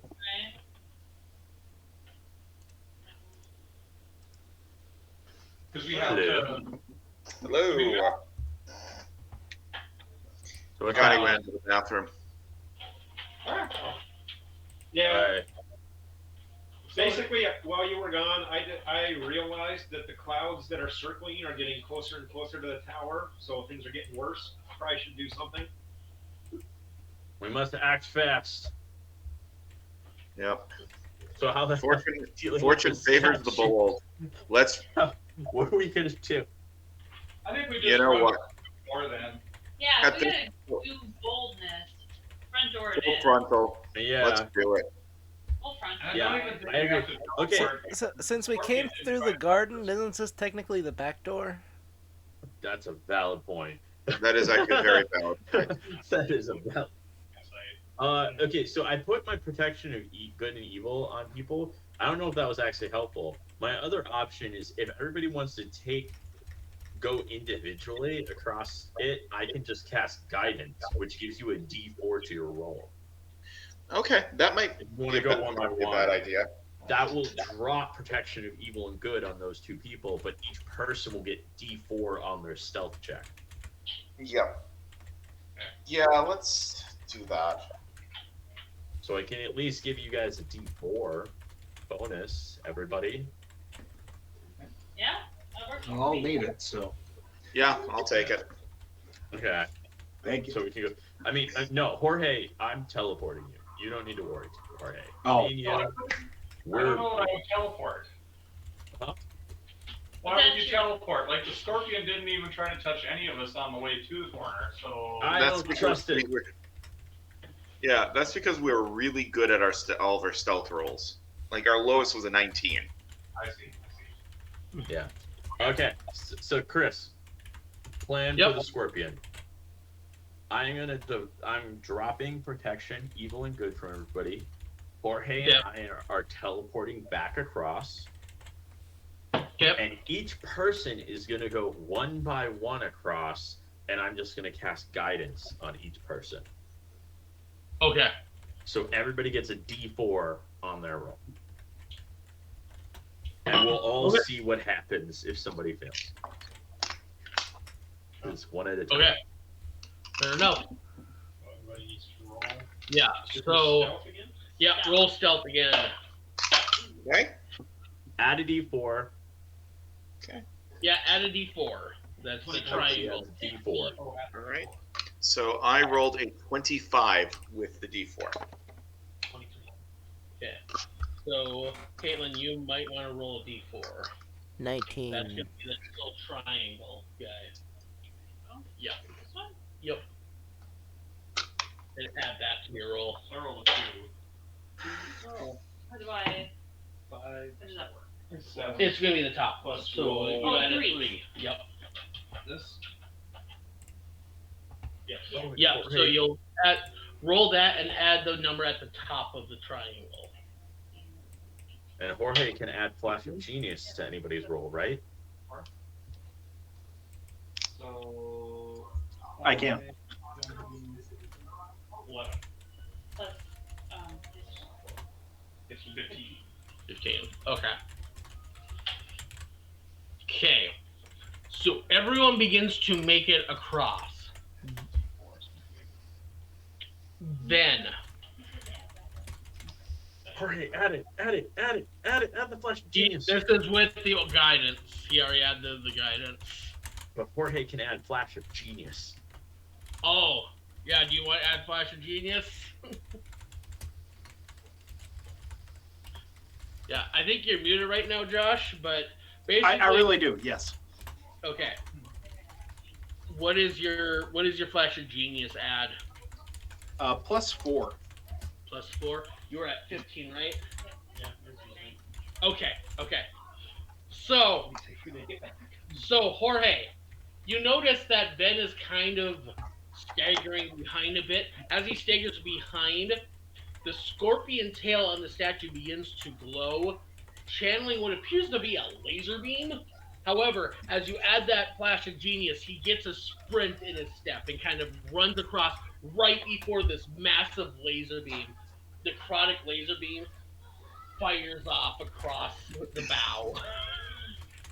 So you just barely escape being struck by this necrotic beam. We did it. We should get inside right away and Yeah. close the door behind us. GTFO. Use Fleet Foot in that situation. All right. Get inside. You ready? Moving in the front back door. Yeah. I would like to kick the door in. We do. Please, please. Oh Do it. yeah, my friend. Oh, yeah. Yeah. Ocean, do you have control of your? Do I still need to give you control? Oh yeah, Oh. you should still. Yeah, I have control. They were moving as a group earlier, so I just wait. Oh, there I am. Yeah. There we go. Okay. Fair enough. All right. Do I have to So- roll anything to kick the door in?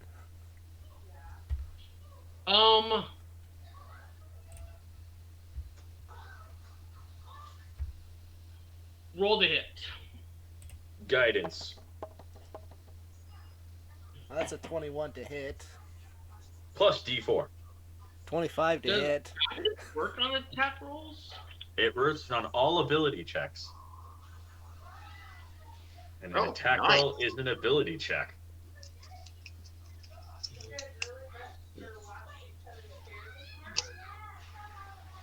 Okay. Yeah. So you roundhouse kick the door open. Roadhouse. Yeah, roundhouse kick. Oh yeah! That's what I want to hear. Yeah, so you kick the doors in and revealed kind of sort of a back end foyer, kind of leading into the castle keep. That was somehow anticlimactic. Yeah, I was hoping there'd be some big fucking out hall where we could see. Is that a door? Yep, there are two doors, one to the west, one to the east. We want to head west. Towards the Yeah, we tower. want to head towards the tower, so. Okay. All right. Chris, are my warding bonds still active? How long does that last? Well, the last time, which is when we entered the sewer, you said there was an hour left. Okay, so yeah, that would have worn off by now. Okay, question. Okay, that's what I want to know. That's fine. Okay. So, you guys approach another door. Are you gonna have Macho Man Roadhouse the doors open again? Yes, please. Yes, please. I love that. We are beyond planning. There is a laser scorpion behind us. Well, it is a statue. It doesn't seem to be Okay. moving, but we should probably don't bar the want to door take behind that us just risk. to be on the safe side.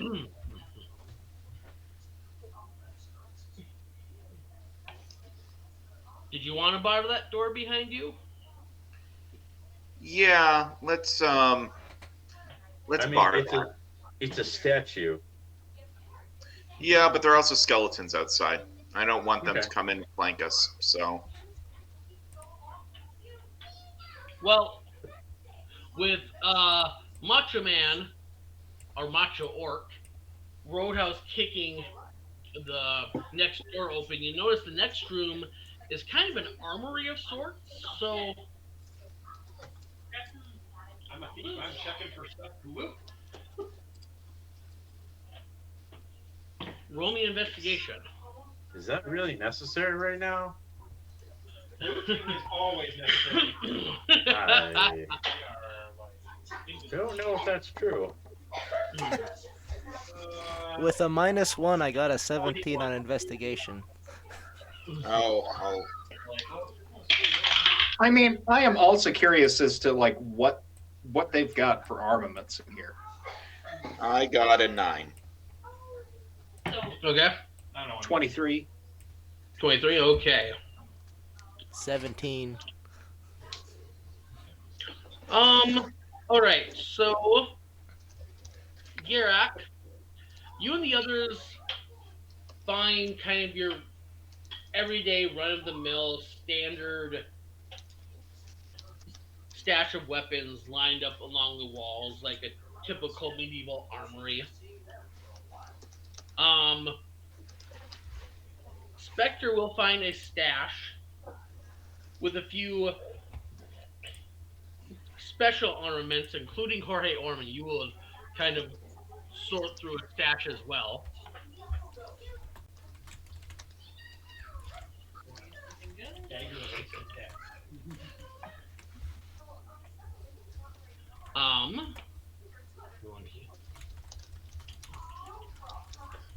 Yep. Yeah, Danielle just got in. Oh shoot. However, since it's called Scooter Wins the PGA, I think we could probably take over both of our characters. But I don't think we're gonna make it to the end of this, even if we were to take over. Yeah. Currently, yeah, they're. We got 11.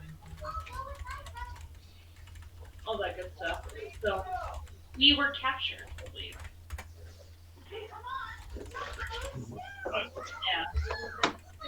Yeah.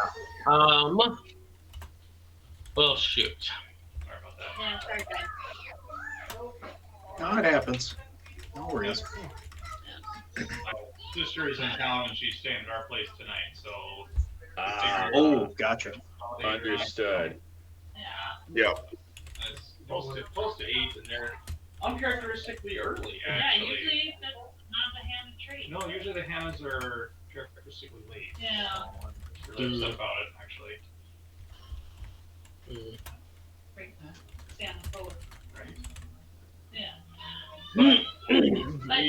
We trust our souls to Spooner. We're just gonna play both of our roles as I think, because You guys can run out in front of everyone, sacrificing your body Great. for Slake and everyone else.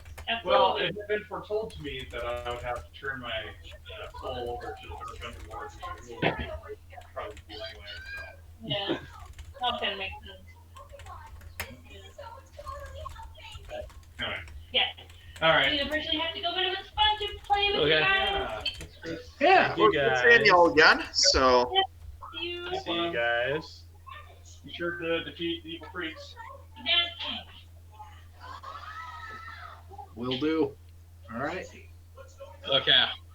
Take care. Okay. Well, we'll make do for the next hour or so. yeah. Sounds good.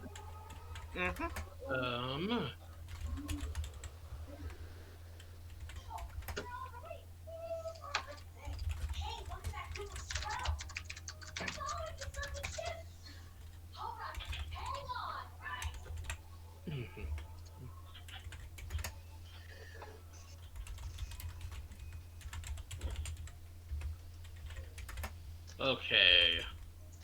You were gonna say all the amazing things that we found. Yeah. Well, yeah, I'm looking this up right now.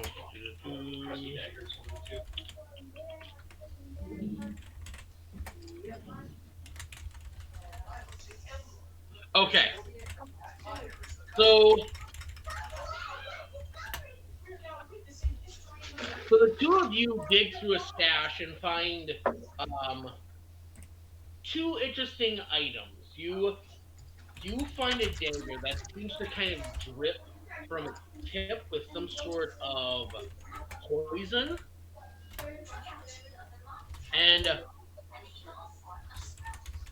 Jorge, you find just a simple screwdriver that seems to have all sorts of interesting secret compartments kind of equipped inside of it. Kind of like a Swiss Army knife. All right, cool. So you'd have to get these items identified to kind of figure out what they do. But you do find these two items so far.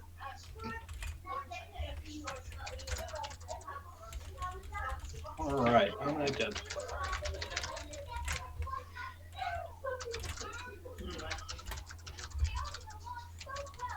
Now we got door number 2.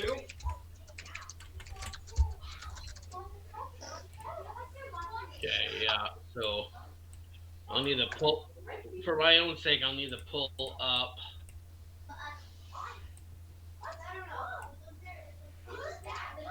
Caitlin and Robert sheets. All right.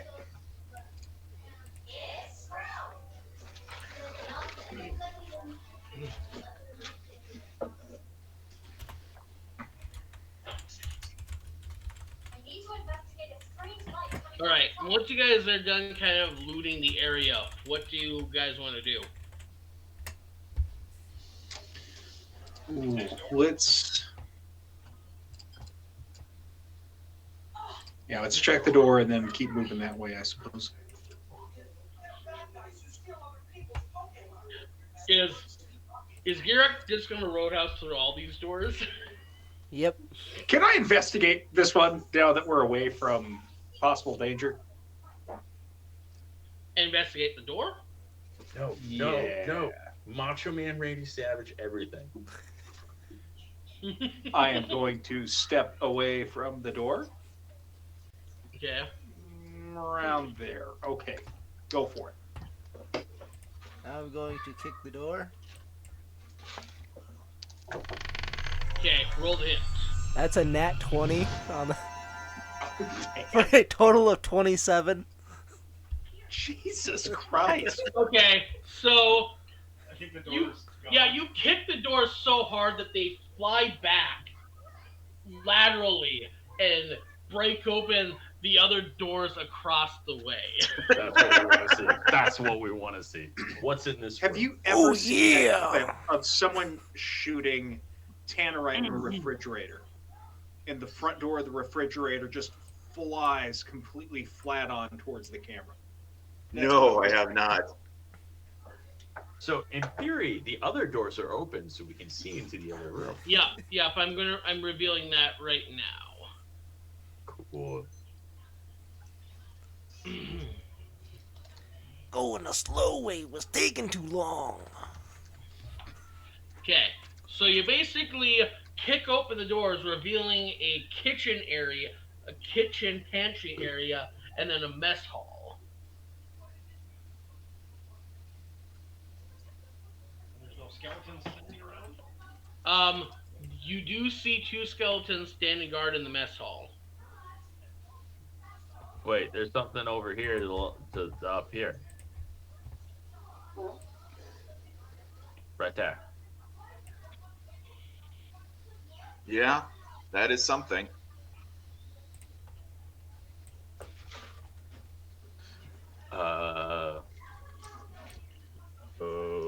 Okay.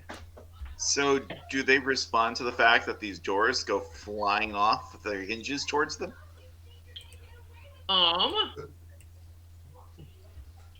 Interestingly enough, they kind of get spooked by the doors flying across the room, but then can continue to just stand guard for the moment. Okay. And who is this little beastie over there? Wait.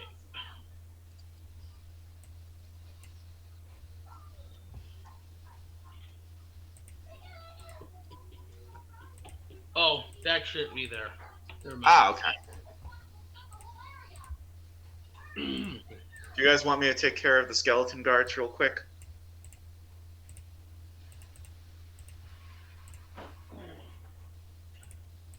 Go for it. I'm all for it.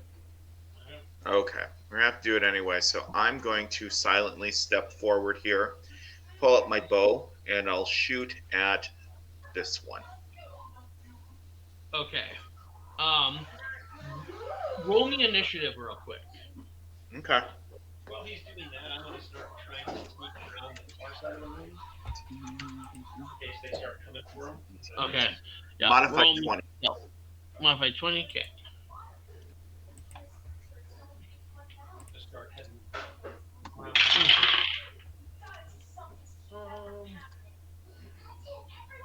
All right. So you'll get that shot off first.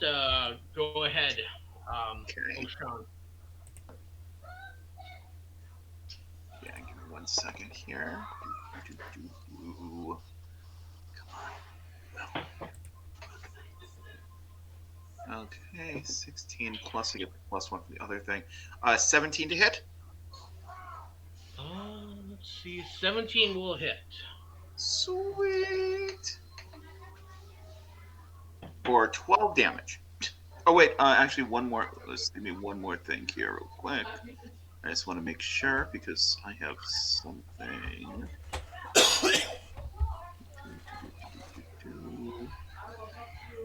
+2. Okay, that's already factored in. I mean, everything should have been factored in. I just want to make sure of this.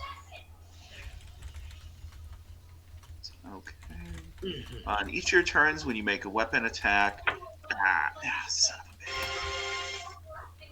bitch. Oh, that's Horde Breaker. Okay, no, never mind. All right, yep, that is what I do. Okay. All right. So. And just to confirm, that was this one. So. Yep. Yeah. So we will enter combat. Oh.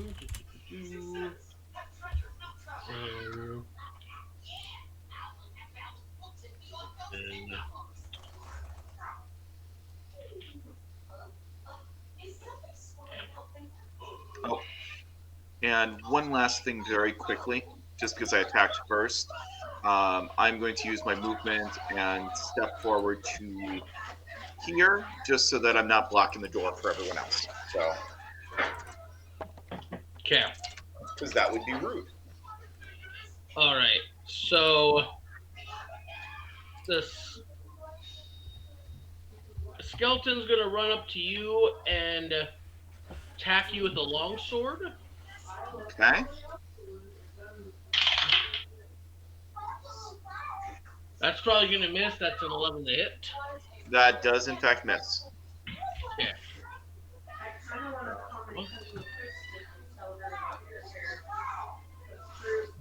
Then this guy's gonna run up to you as well and attack you. That's going to be a 21 to hit. That does hit. Sorry, Warren. No, that's no longer in effect anymore. Oh, it isn't. Okay, never mind then. Nope. Okay, so that's going to You're be 7. You're gonna take full damage. So that's going to be 7 slashing damage plus 8 necrotic. Okay. 8. Okay, so that's 15. Shite. Okay. All right. So at the end of the first round of initiative, does anyone else join in? I rolled a 6 on initiative. I will join in. 5. 17. Okay, give me 1 second. It's giving me a hard time entering up into initiative.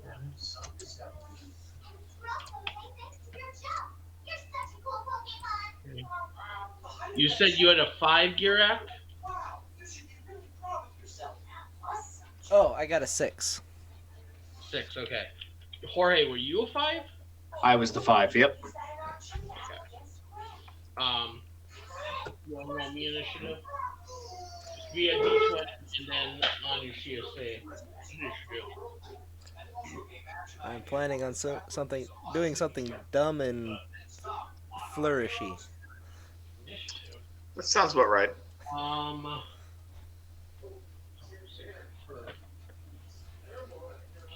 it's at the top of the sheet, right Oh, here. there. Yeah.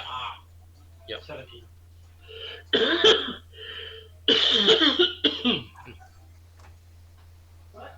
Okay.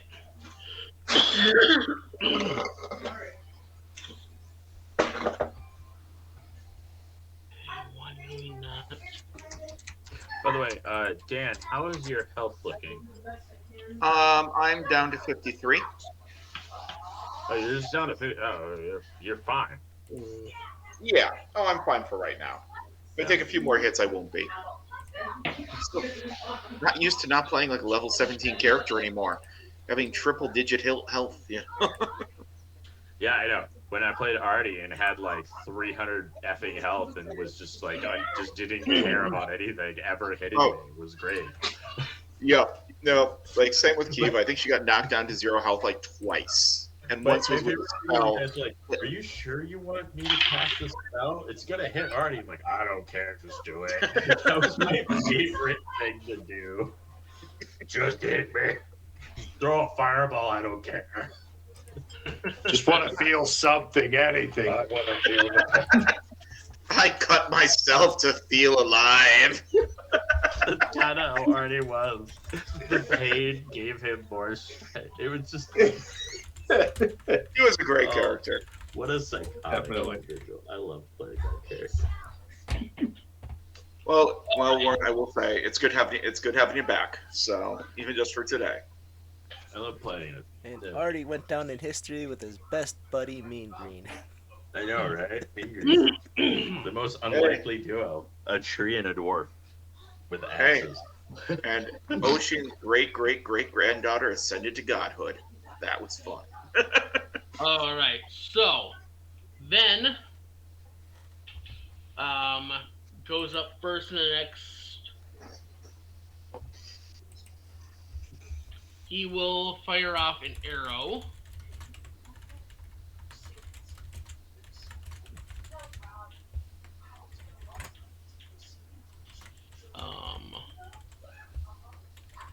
Yeah, skeleton. Fucking nat 20. Okay. Nice. Okay, so need two 1d8.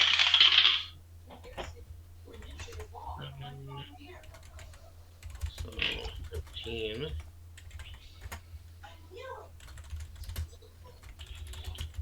Yeah, so his arrow strikes that skeleton and reduces it to a pile of bones. Ocean, you're up. All right.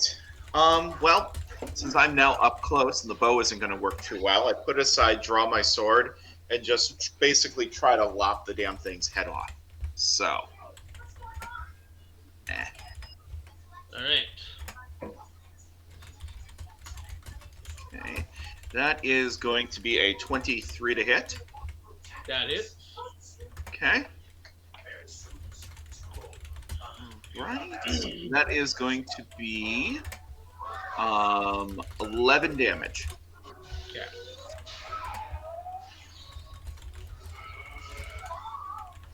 All right.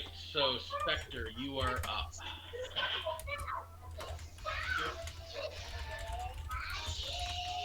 I guess I'm just going in with the dagger. Okay. So if you go with the dagger, you're gonna have to move up a little bit closer because the range for a dagger is 20 feet. Okay. So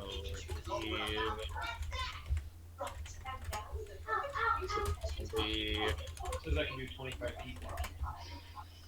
yeah. So right here will probably be where we. Yeah. Yep.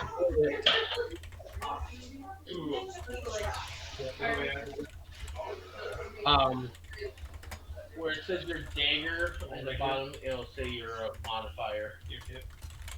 so that's a weapon to hit. That will not hit, unfortunately.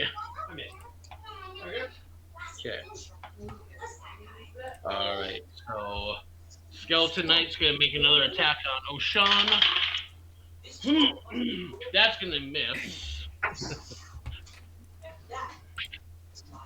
Randy Savage, do your thing. Okay, here's what I want to do. I want to run to this table, jump off, and do a clothesline on the skeleton. Okay. Roll me an acrobatics.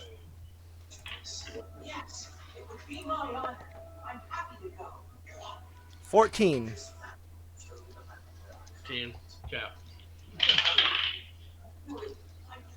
Okay. Roll the hit. You're going down, Bone Boy. There you go. Never mind. That's a 9. Yeah. So you start good at first. You get your running jump on, you jump on the table, and then right as you kind of aim to clothesline, you just miss the mark and kind of face plant on the ground. Did I end up behind him? Yeah.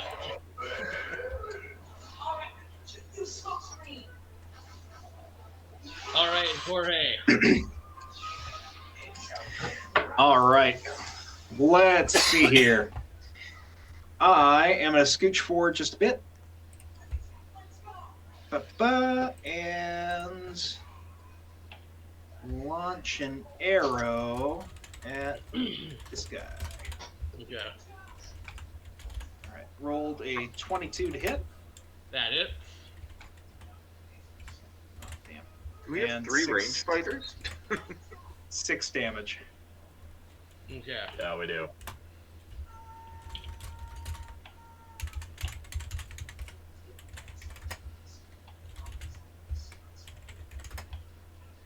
All right, Savati. Such a shame Caitlyn had to duck out right before entering combat. 'Cause Yeah, I know she's baller. Yeah. Yeah, her character's baller at combat. Just the fact that she can just take whatever the heck is dished at her. yeah. Oh, wait a second. I've got extra attack for this guy. I completely forgot. So, let me toss another crossbow their direction. Okay. 13 to hit, though. That actually hits. These guys are not too strong. Yeah, they're skellies. And 13 damage on that one. That'll do it. That basically reduces them to a pile of bones. Hey. I just remembered I also had extra attack, but I'll count the athletics and the jumping leap as both attacks. Okay. So, the bones, the skeleton warriors are reduced to bones. You guys see just sort of this, with them gone, the mess hall is now empty. You can see there is a entrance to the tower to the northeast. However, I need everyone roll me a 1d8, please. Like this 1d8 situation.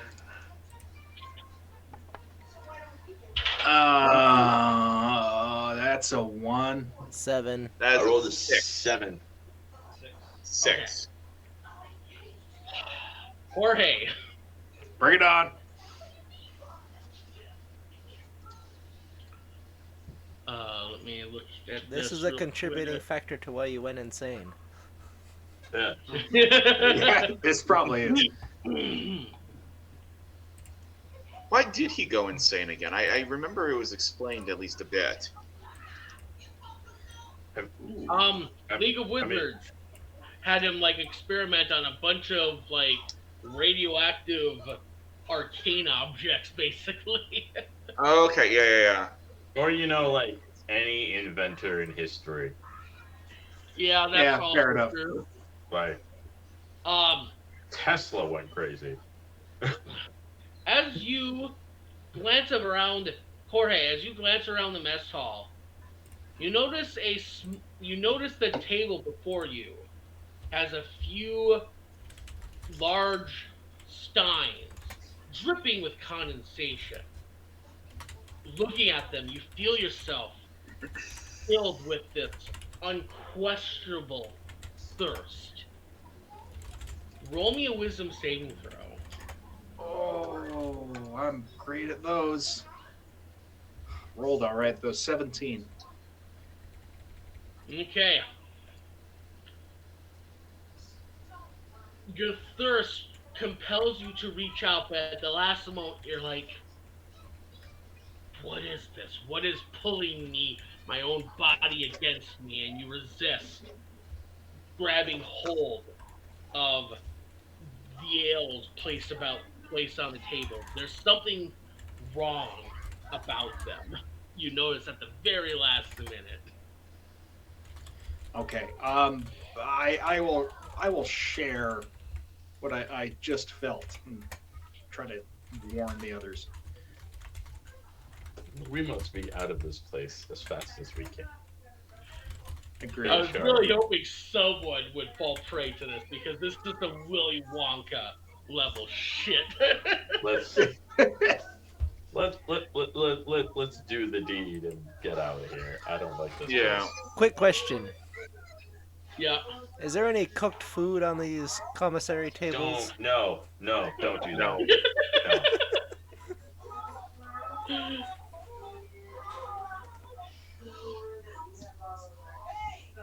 Let's just let's do what we gotta do and get out of here. Agreed. Wait, no, that's not what I wanted. Ah, Oh, it's blank. Wait. It's blank. Why did that happen? That's not what I wanted. I mean, that's fine.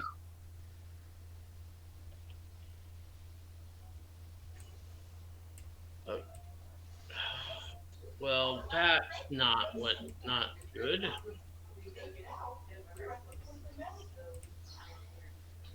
Not whatever. Not that it matters at this point.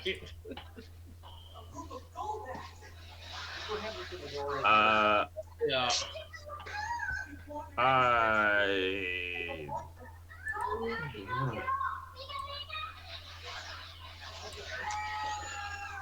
So yeah, so you'll see the tower leads into sort of an arcanium alchemy kind of arcanium alchemy lab with a spiral stairway heading upward. Can I send my imp up the spiral staircase invisibly to see what we're dealing with? Yeah. So sending the imp upwards, it flies up several flights of stairs, kind of moving upward and upward until it eventually leads up into the second half of what appears to be an alchemy lab of some sort. Is there somebody in it? There is. There's a balcony at the very edge of the alchemy lab with a figure summoning those clouds down to the roof of the tower. Okay. I inform the party that we need to go up the staircase and confront the individual at the top of the staircase. All right. Let's do it. Yeah, Here we let's go. go. These old bones of mine aren't as strong as they used to be.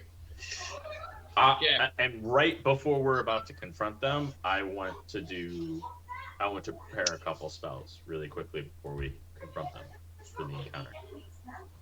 Okay. Right before, because they only last about a minute, so I just want to prepare right before and cast the spells right before we're encountering this individual. So once we get up the stairs, I will cast them. Okay. Go for it. I would like to cast, right before encountering this individual, I would like to cast on myself, I would like to cast Mirror Image. Okay. Then I would like to cast Beacon of Hope on the entire party. And on myself, I would like to cast Sanctuary.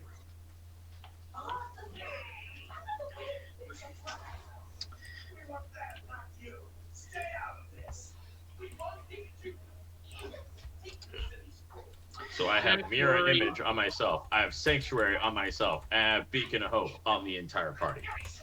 Right before we encounter this person. Boom, boom, boom, boom. All those spells. And I've actually got a bunch of Is it support not? spells as well. I could have swore Mirror Image was a concentration. It is not. That is the beauty of Mirror Image. Oh shit! Oh wow. Okay. So it's just- okay. Neither is Sanctuary. Sanctuary is also I knew not concentration. Sanctuary. I knew Sanctuary was a concentration. Okay. Okay. So it's like double defense. Yep. Yep. And then Beacon of Hope on the entire party. Okay. So do you want to explain to everyone what Beacon of Hope will do? Yes, please. Beacon of Hope, for the duration, you have advantage on Wisdom saving throws and Death saving throws. So as long as I'm concentrating on Beacon of Hope, you have advantage on Death saving throws and on Wisdom saving throws. And whenever you're rolling to gain health, you don't roll. You just gain maximum health. Oh, nice. That's So- really useful. Basically, all of my cure wounds are maxed. Oh, that's really good. Yeah, that's the whole point of it. Yeah. That's why this healer is awesome. I use Beacon of Hope. That's what I did to heal myself in a massive amount. After combat, I cast Beacon of Hope, hit myself with a bunch of heal spells. Max. So there's that. Okay. All right. I'm also going to cast Branding Smite on myself to give me an extra 2d6 when we get into combat.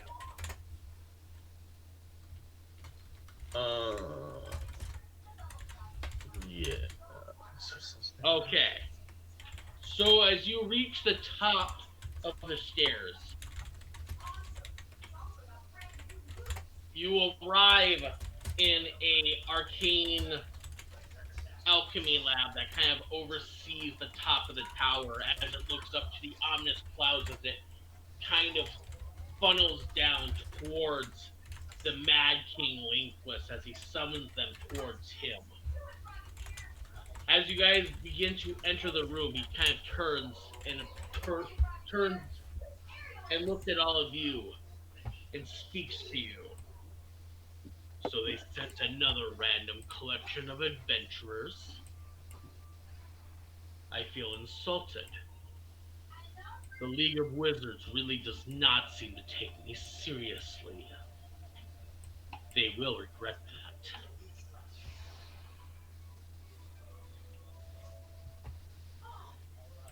Oh, and I don't... Okay, yeah. I don't have you visible on the map just yet. Second here. Alright. There we are. Yep.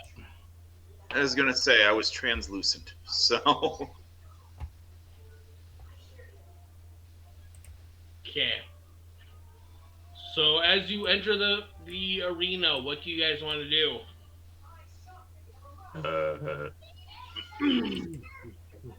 I inform everybody, this is everything I just did on last minute. Go. Okay. Oh yeah. I look back at Macho Man and say, "Why don't you take point on this one, friend?" My pleasure. I'm gonna sit my imp on top of Macho Man. She's gonna sit on his shoulders. Okay. Go make the entrance you've always wanted to make.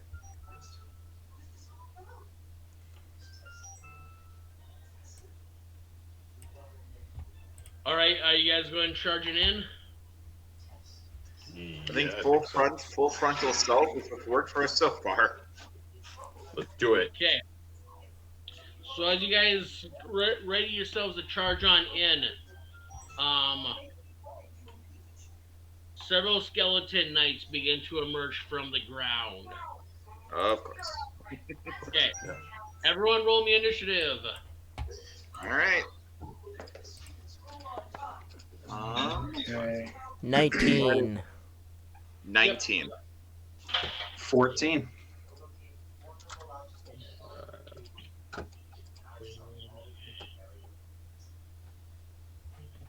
15. That's good. I like being low on the totem pole when I'm a healer. What was yours, Kelthana? 13. 13. Okay. All right. Let's roll for 10.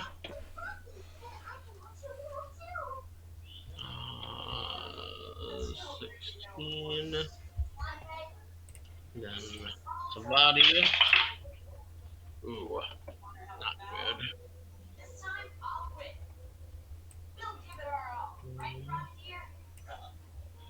And oh, Sean, what was your initiative? Mine was a 19. 19. Okay. All right. All right, Spectre, you are up first.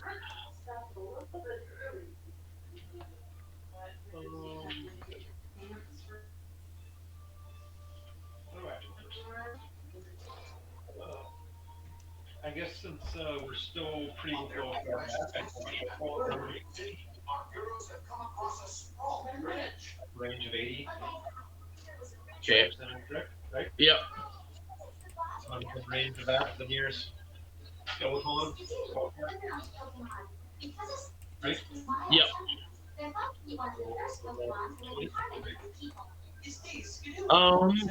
Yep. Yep. Go for it. That was a 1. But I know I have this thing. I know I saw something here where if I do it almost. Yeah, you're up.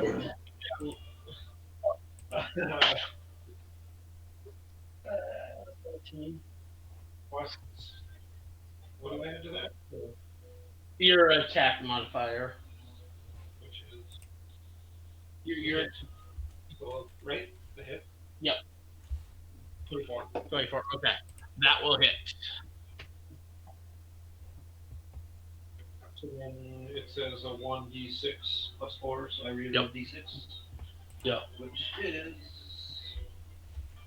this guy. No, that's not a d6. It's a d6. That's a normal die. Yeah. Yep. A d6 is cube. Yep, 3 plus 4, 7. 7K. All right.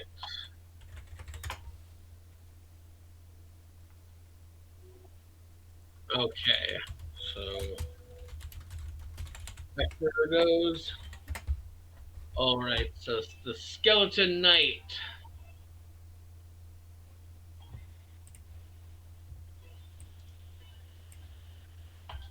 Charges up and holds position.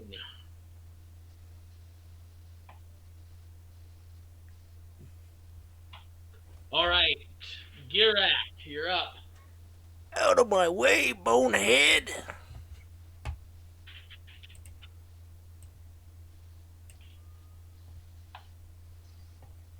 I'm going to punch this skeleton. Okay. As before you punch it, however, it's going to use its ready action and hit you with its longsword. So that is a 23 to hit. Yeah, that'll hit. Yeah, so that's going to be 14 slashing damage. Damn, these And guys hit then hard.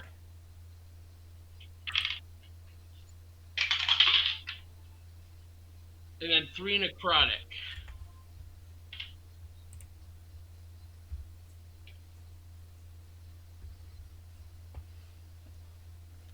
All right, roll. That was roll, a good roll hit. your attack. Now it's my turn.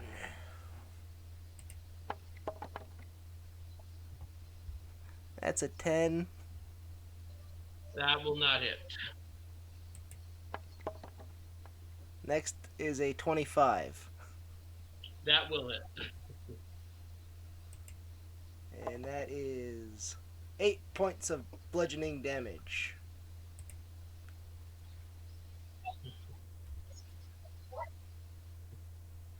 Okay. 8 points of bludgeoning damage.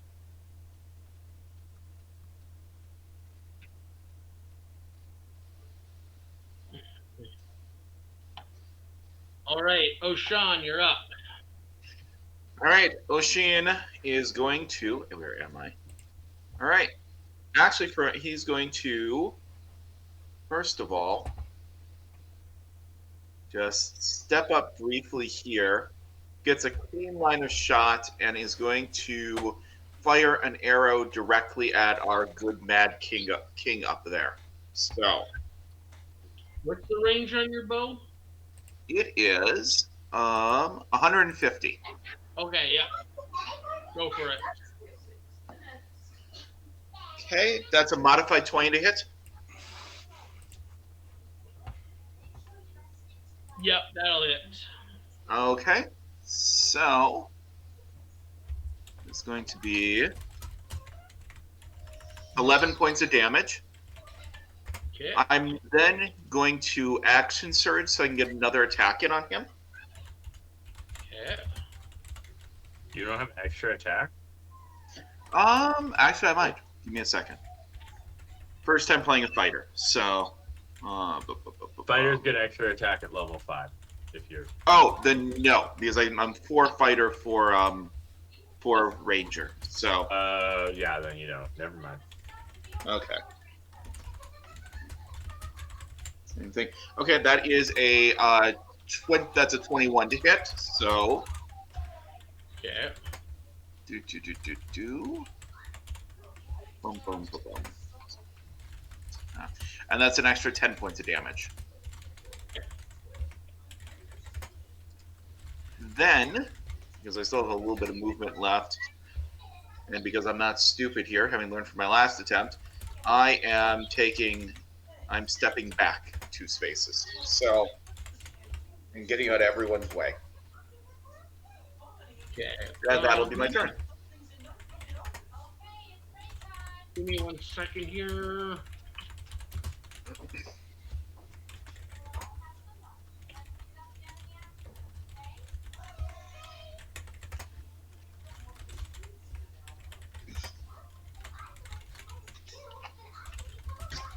Okay. All right. So then.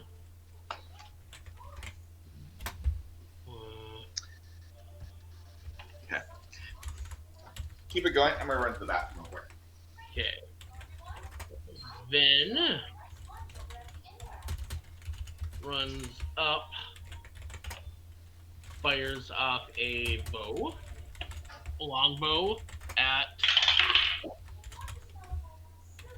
25 to hit.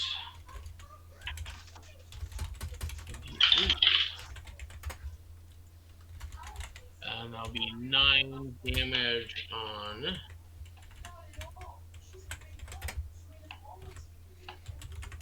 So that guy goes down.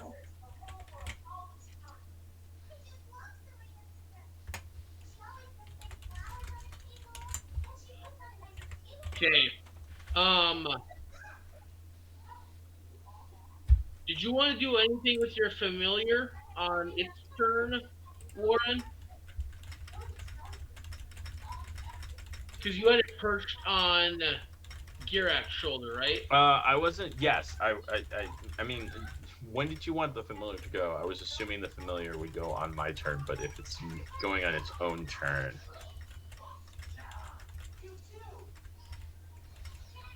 Yeah, I've been having Okay. familiars go on their own turn unless that's something that's written into their rules. Like No. stomach. Hey, I mean, for right now, I kind of want it to hold its action because I want to speak through it and cast a spell through it on my turn. Okay. So I want to hold its action and speak through it and cast a spell through it on my turn. Okay. Sure. All right. Yeah. So just keep it perched on Yes, it will. It will stay on Girak. I would like to speak through my familiar, give Girak an idea, and then cast a spell using Yeah. its reaction. Yep. All right. Jorge, you're up. All right. Let's see here. I am. What's my movement speed? 30. All right.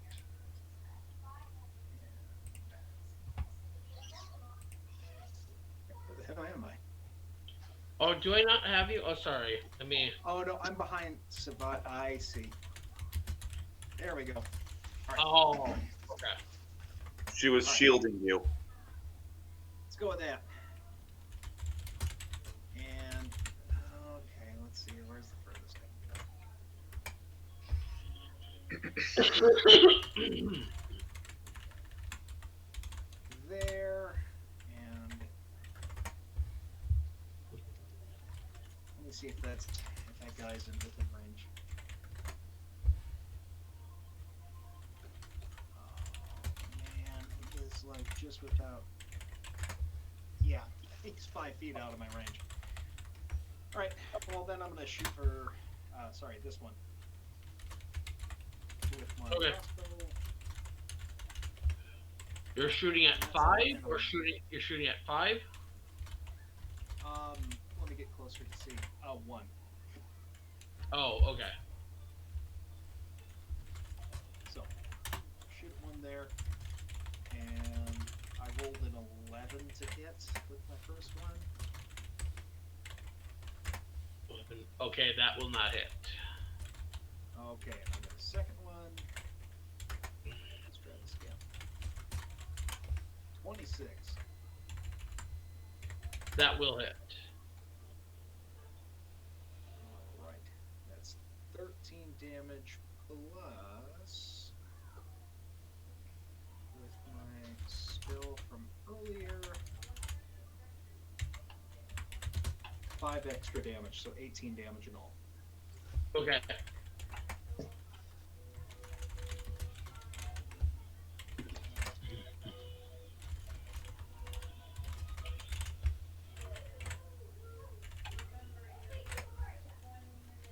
All right.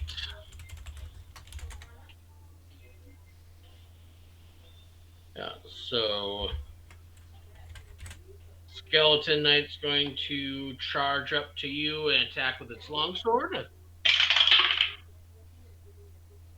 That's probably not going to hit. That's a 12.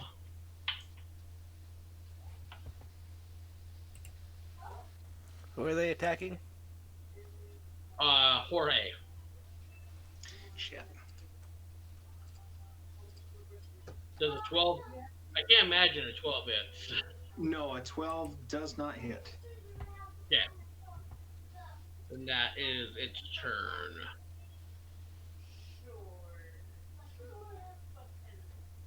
All right. Hold its position. Kelthena, you're up.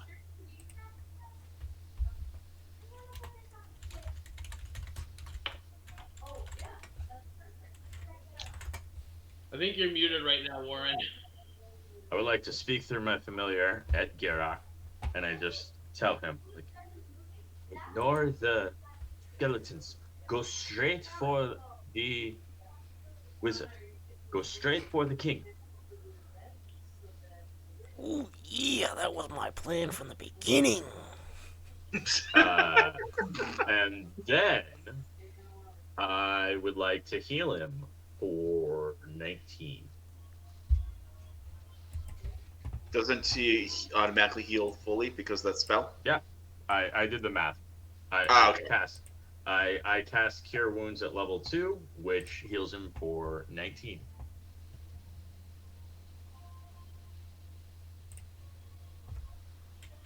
Okay.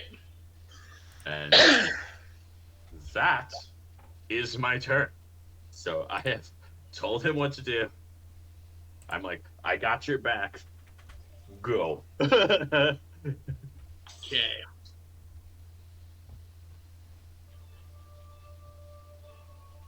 All right. So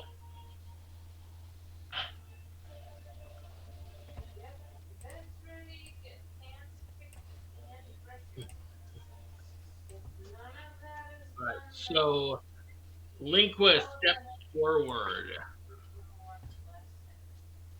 Range on this.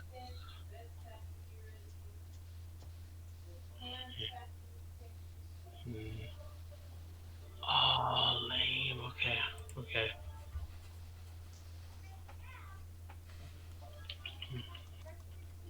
He has no idea what a mistake he just made. Did he? Because he only wounded Bonesaw but left him alive. Oh, because he moved closer to him. Ah, yes.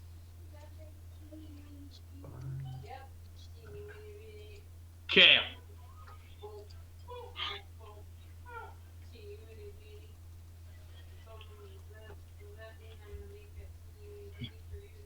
So Linquist looks at the area where Girak, Jorge, and Ben are, also the imp, and begins to summon a large ball of fire around them.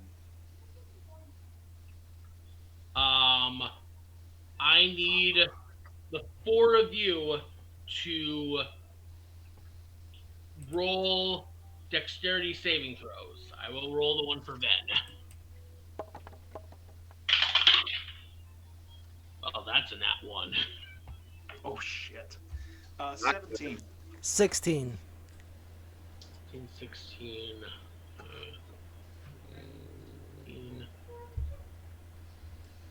16. I rolled a 15 for my imp. For the imp, okay. You gonna roll one for the skelly.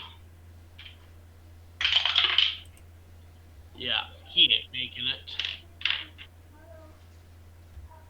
Okay. Let's roll this.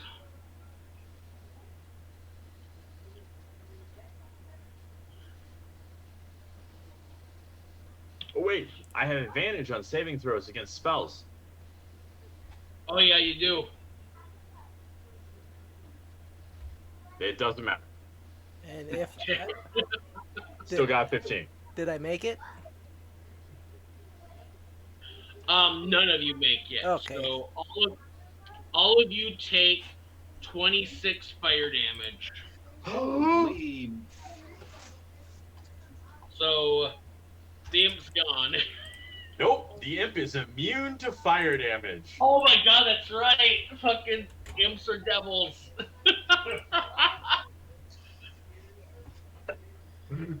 But Skelly's gone. the imp survives. We can all die now. I'm happy. Let's survive. What did how much damage did Ben take so far? Did you take any? He says he has 2 damage he wrote up here. So he Oh. has 74. Okay.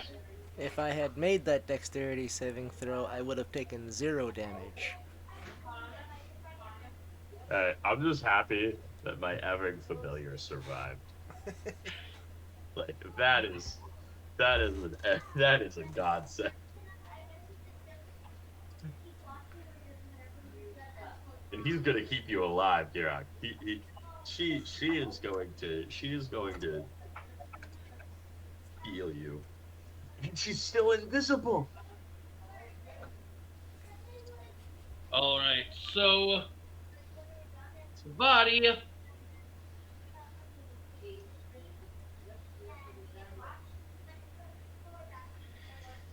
Oh, that's got me down to 12. I'm gonna go pee and use the restroom. Well, remember, Josh, we know you survive. This is true.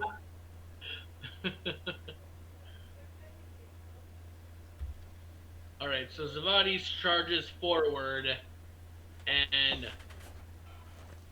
chucks a javelin at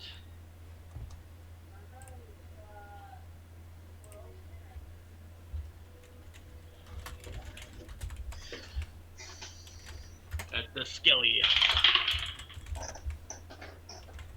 A javelin.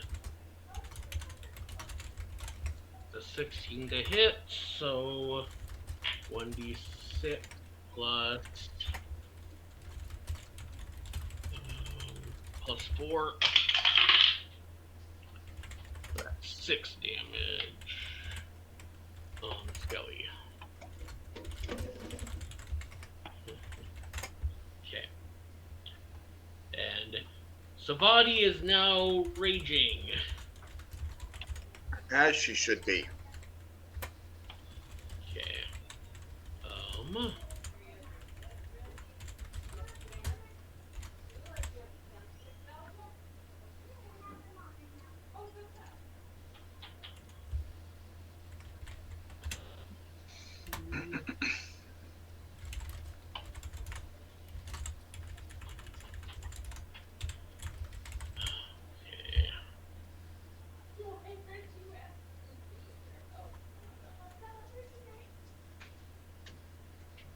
Okay. Roll. Oh, made it. 68.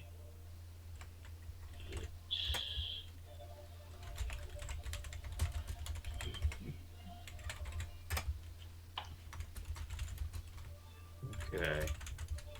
So, emerging out of that tank, you see this small skeletal dragon fly over to where you guys are, but does nothing on their turn.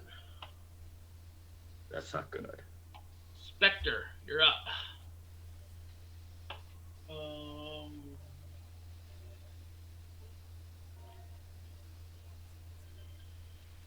That dragon flew over them. I'm still back behind them all. Yep.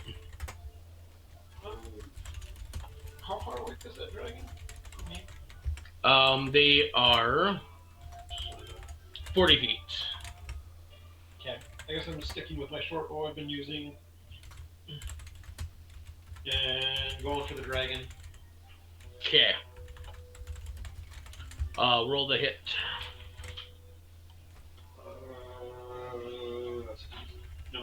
That's just a D20, right? Yep.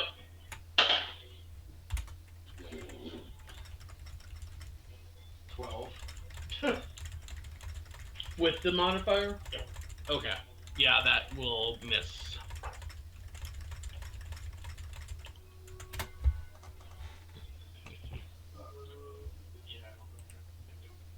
Try again. So, can you see your sheet real quick? So, A couple things on that one. yeah, so, Because I was hoping, because there was one for adding damage if he's close to other things. yeah. Sneak attack. But... so if I hit, I was going to do that. Or bring that up. But... So keep in mind, because you are part bard, you have bonus actions. The main bonus action you'll have as a bard is called Bardic Inspiration. So that's something you can give to people within 60 feet of you. Okay. So you can give like a 1d6 inspiration die to your teammates that they can use on a roll. But the other big thing you can use, let me see how this works. Visit.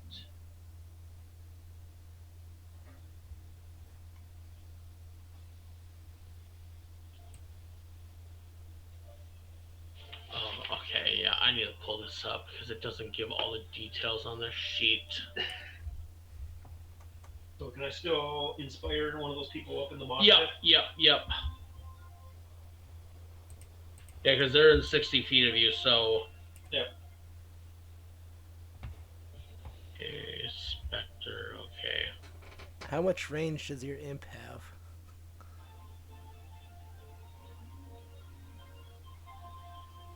Let me look this up.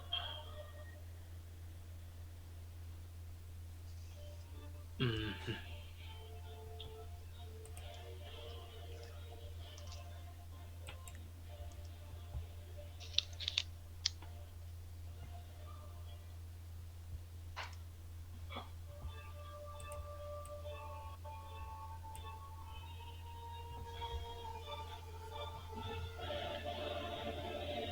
Hey Warren, Yes. how much?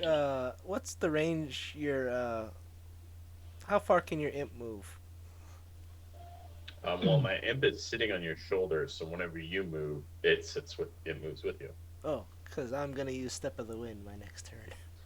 Yeah, I am like think of my imp as like an animal companion that like is a tiny creature that's like just like Okay. perched on your shoulder. Okay. I just perch her on your shoulder, and he goes where you go. So wherever danger you go into, she goes Okay. into. So aside from inspiring someone, So, part of your class's feature, along with giving people inspiration, you can add, if you use a bardic inspiration die, you can add an extra d8 to whatever damage you do whenever you hit someone. So that's where, like I was talking to you before, where it stacks. So if you hit someone with something that's considered a sneak attack, you'll take the sneak attack damage plus the psychic damage. Plus, because of your soul knife ability, if you use your psychic blade, which is something you can use with your daggers, you can also spend one of your 6 psionic energy die to add extra 1d8 damage. So you can stack up a shit ton of damage if you know how to use that ability right. well, I also know I was out of range. My Yeah. dice, so Once you start hitting it, you're gonna do some insane damage. Yeah. Because one of the most, I discovered a new broken class combination, combining Sure. soul knife rogues with whisper bards. They're fucking bonkers. So basically, for the end of my turn, though, I want to inspire someone and Okay. also move up a little bit closer Okay. so that hopefully I can use my blades next. Yeah. Okay, who would you like to inspire? I don't know who needs inspiration right now. Probably Jorge. He's not looking too great. Yeah. So sounds good. All right. So we'll call that your turn. Oh yeah, move me up a little bit closer, so Oh, okay. because I can move it end turn, can I? Yeah. Yep. Move it all. Do you want to move your max movement? I just maybe not up into the mosh pit, but a little bit closer. So 20 feet? Sure. Okay. Cool. Girak, you're up. I'm gonna use a key point to cast Step of the Wind, Okay. and I'm going to run past all these skeletons, not within their range, Okay. right up to him.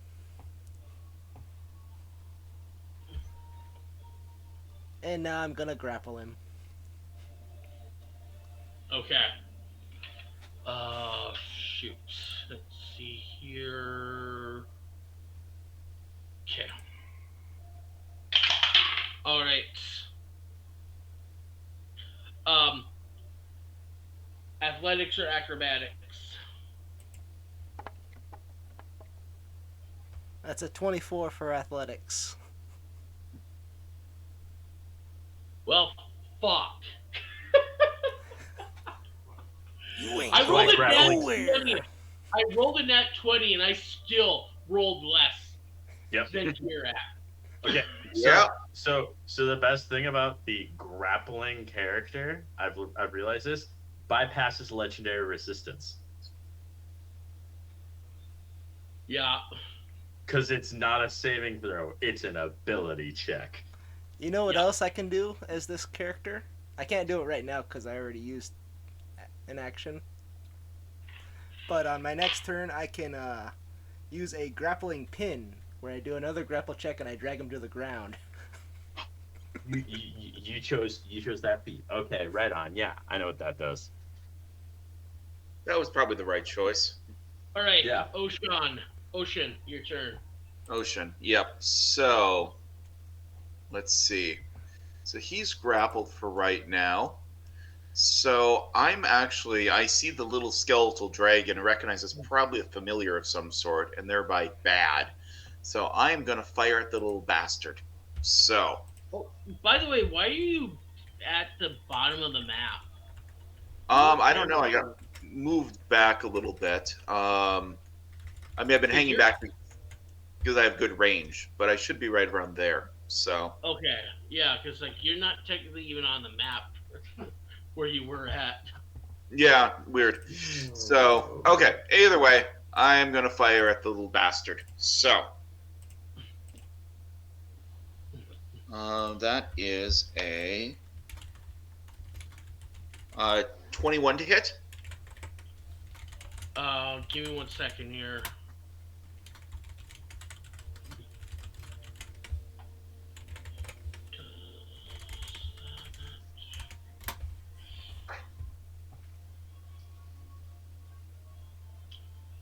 Okay, so your arrow flies, and it seems like it's going to hit, and some sort of invisible force kind of blocks it at the last minute, kind of Sure. knocking the arrow away.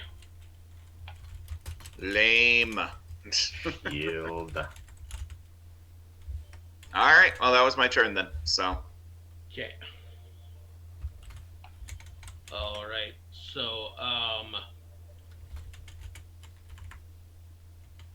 right. So, Skeleton Knight's going to attack Savati. I think that will hit. excuse me. Yes, that will hit. So, it's going to be 1d8. So that's 6 damage.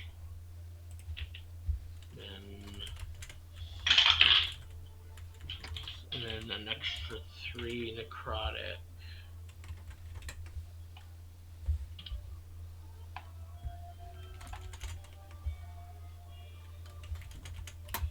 Okay. Now it's Ben's turn. Let's see.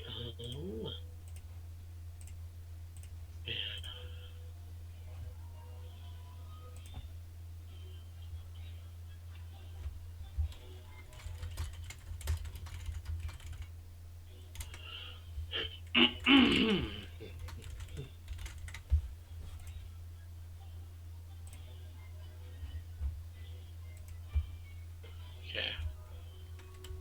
I'm going to fire off an arrow at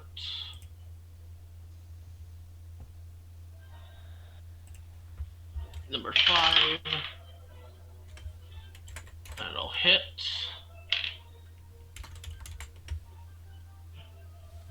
I'll go 1d8. Ooh. Minimal damage, but still does 6. Okay. The imp will hold its action Okay. for when I want it to go, because I will be casting a spell through it. All right. Okay, Jorge, you're up.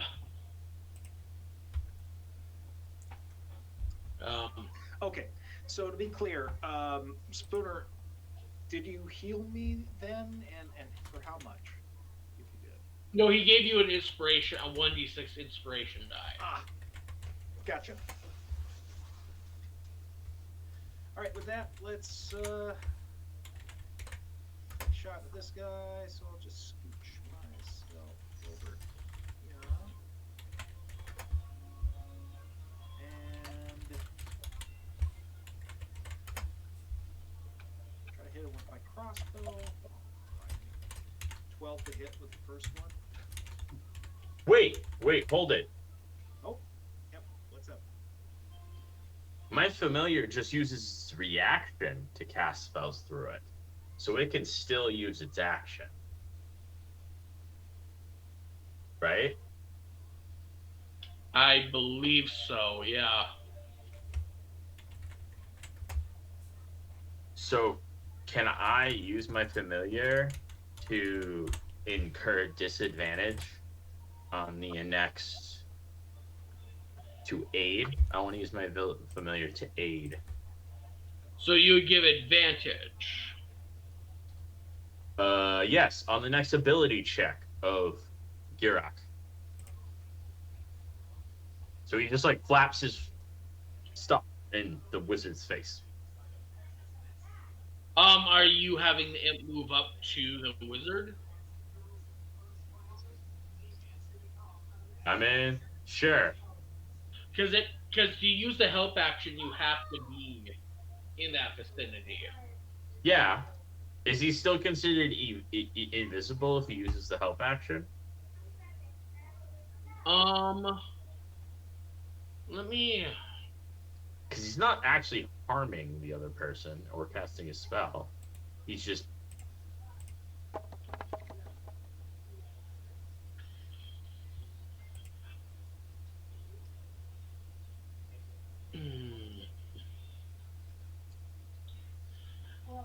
The only thing I would say is, because how is the imp helping Girak in the grapple? Make the grapple. Is he distracting? I don't know. He's like slashing at the wizard's face at his eyes. If Like, that's the making him, case, like- then the invisibility would be revealed to the king. Is the only thing. So you can do that, but you would reveal itself to the. If that's what you want to do. You know what? Sure, I'll reveal myself. I will slash at his eyes to give advantage to the next attack against the wizard, and then I will perch myself back in. I already have advantage on attacks now that he's grappled. Oh. Well, I didn't know that. It's I part didn't of know the that. grappler feat. Sorry. Well, Technically, aid helps anyone. So if you want to say that aid helps Jorge on his next attack. there. It helps the next attack. Yeah. So yeah. I'll do that. The imp is going to slash at his eyes and then perch back on top of Girak. Okay. He's still within 5 feet. He didn't move out of range, so he doesn't get an attack of opportunity. So. Sure. Sorry, yeah. Jorge. Sorry. All right.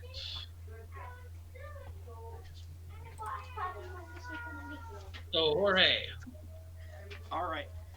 So. Oh, here. My first hit was for 12. Before we had to go back and check out with reactions and all that. Yeah. Crossbow hit on the main guy. 12. That doesn't hit. That will not hit. Oh. You have advantage on the attack. Yeah, that's the other thing. You have advantage, so roll again. Oh my. 17. Let me see if that matches. So yeah, it hits. Hey. All right. So that first one is for 13 damage. All right. Oh, nice. Natural 20. Nice. 28 on the second one. How much damage on the second one? So I rolled to hit, got a 20. Yep. For 17 damage. 13. Okay. You moved away from me, Jorge.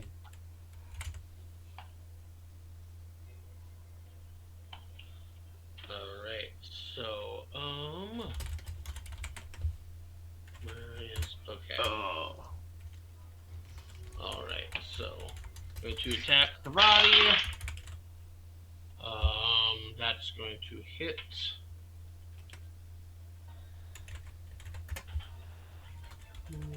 $28. That's 8 damage. Plus another 8.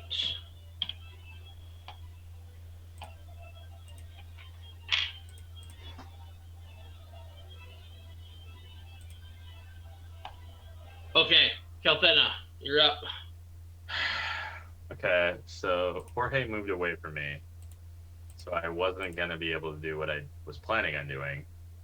So what I'm gonna do is I'm going to move behind. I'm gonna use my action to move here, and then my bonus action, my I'm gonna use my movement and my action to go behind Jorge and be like, hey, stay near me so I can assist you, help you, keep you alive. That's what I want to do.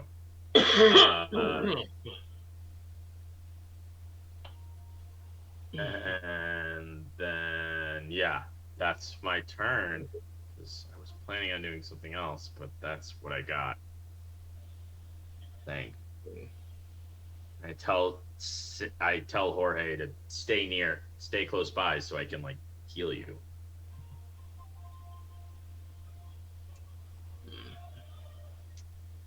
That's it. That's what I got. Okay.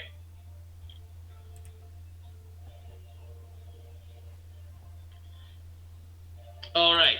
So, at the end of Kelthena's turn,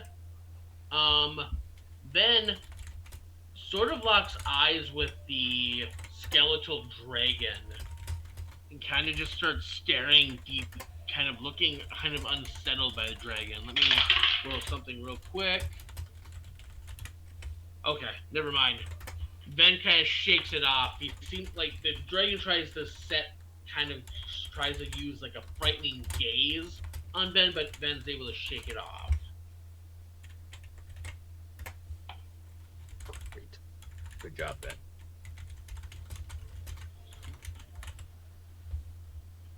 All right.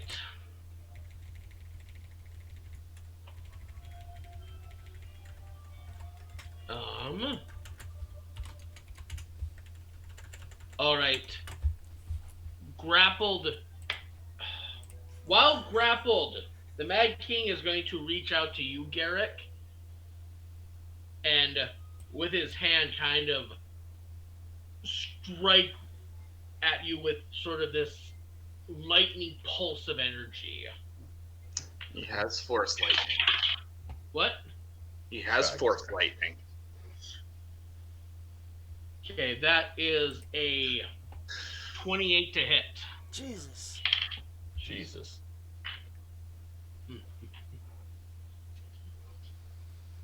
Right. Right, so that is 10 lightning damage. Plus, I need you to make me a con saving throw, Girak. Con Yep. 9. Okay, you are paralyzed for the next minute. Paralyzed for a minute? Yeah. Am I still grappling him? Hmm. I didn't let go. Technically, yeah. Technically. Does he go limp or does he go tight? Because sometimes when you get shocked, you get rigid. Yeah, exactly. And to be fair, you can roll additional saving throws at the end of each of your turns, but for right now, you are basically locked in place with him. Okay. By the way, I have a question. Yep. He just pumped me with electricity while I'm holding on to him. Right? Does that have any effect on him? It doesn't.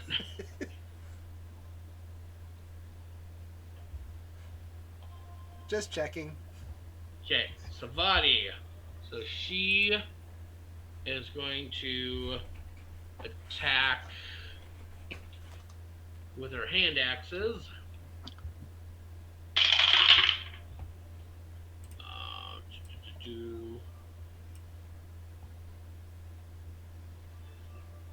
We're going to attack recklessly. Hits. Hits.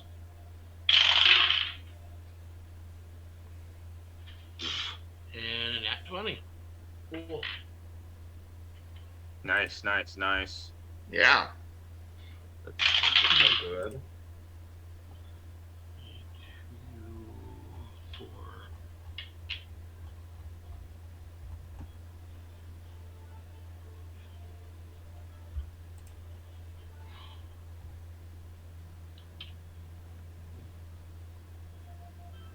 Wait, no. Wait, what just happened?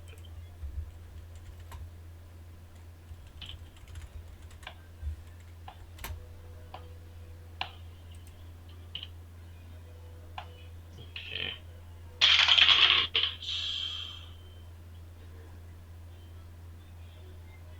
8. 8.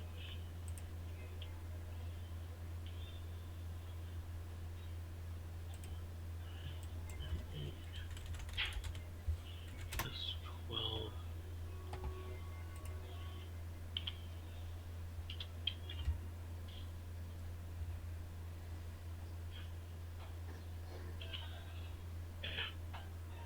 All right.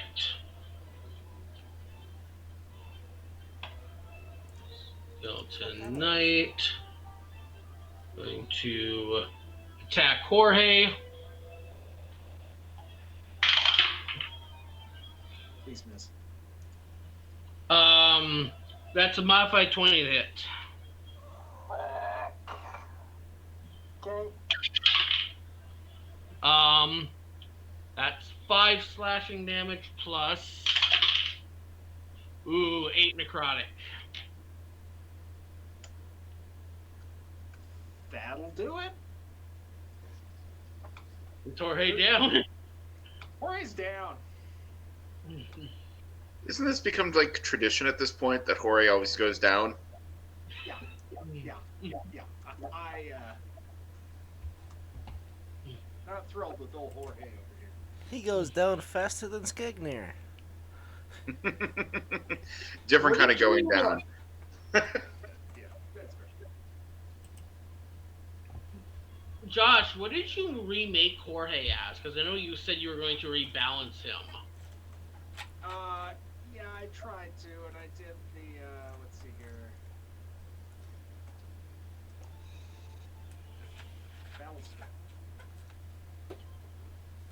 Battlesmith, so shouldn't you have had like a construct with you?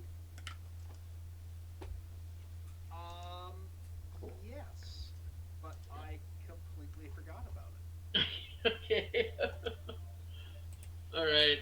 We'll just...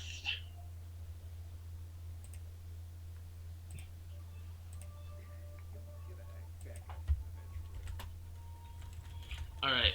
Okay. So, one more fucking nat 20. Okay. So, it's going to be...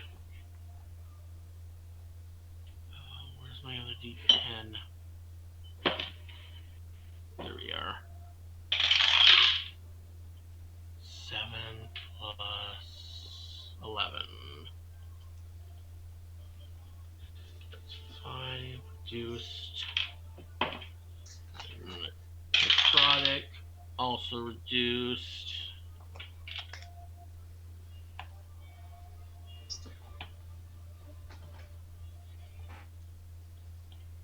Okay.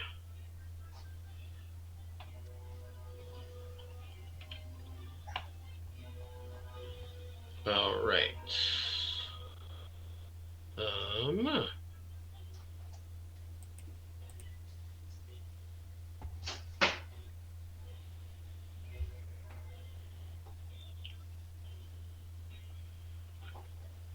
What is this fly speed? Oh. Okay. Yeah. So flies up there, ends its turn. Spectre, you're up. So I'm within 20 of some of these guys. Yeah. So you have this guy, and this guy. Yeah, you would Face down. be in rage with most of them just by moving up 5 or 10 more feet. Wait, so Jorge is down? Jorge is down. Jorge's down.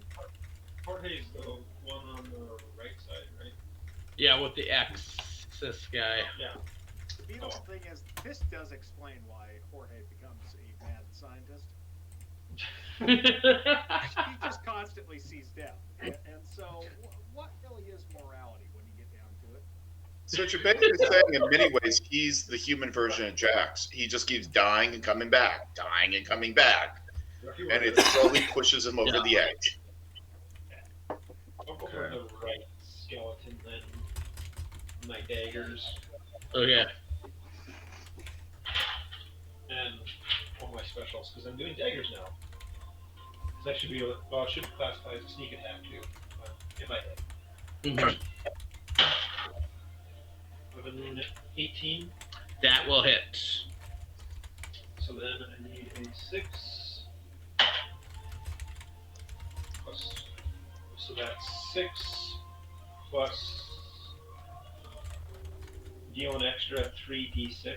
Yep. So that's just a d6. Or, You'll roll three.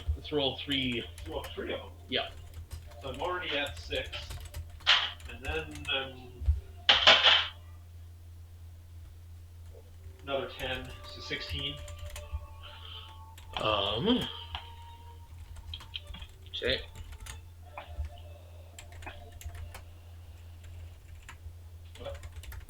Yep. So And then I can use my psychic blades too, yep. which You would roll an additional 2d6. So 2 more die. that's just, oh no, it just says 1d6 plus 4. Hmm? It says 1d6 plus 4. I think.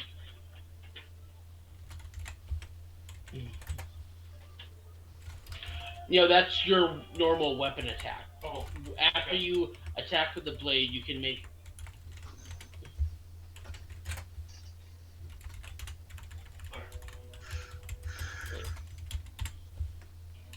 I just want to roll more die, do more damage.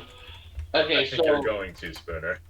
No, yeah. So the thing you're referring to is part of your soul knife ability, Oh, okay. but like Standard sneak attack with daggers. yeah, but you have, even without doing that, because you would have to do an additional attack to get that off, but you would also get, by expending a inspiration die, you would. Is it not on here? Is it not? I guess there's these ones. Like, Oh, it's on the front. It's on the front page. Oh. Nope, that's something Oh different. no, this is when you. So, what are you talking about? This thing on that page? Yes. So, yeah, when you hit a weapon with a weapon attack, you can expend one of your bardic inspiration to deal extra 2d6 psychic damage. How many of those bardic things do I have? So you, Just so I know how many. because you've used one so far. When I did the inspiration. Yep.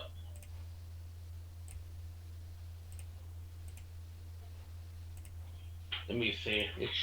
It might be in a. 3/long rest, so I'm guessing I start with 3 until we rest. Yep. So, Yep. I've used one. How dead is this skeleton that I was attacking? Not He's still up. How many hits does he have left? I can finish him. Oh, I would say if you use your, Okay. it would probably finish him off. Another 5. Okay, let me take a look. Yep, that'll do it. Bye-bye, Skeletor. Okay. Girak. I can't do anything. Roll me a con saving throw.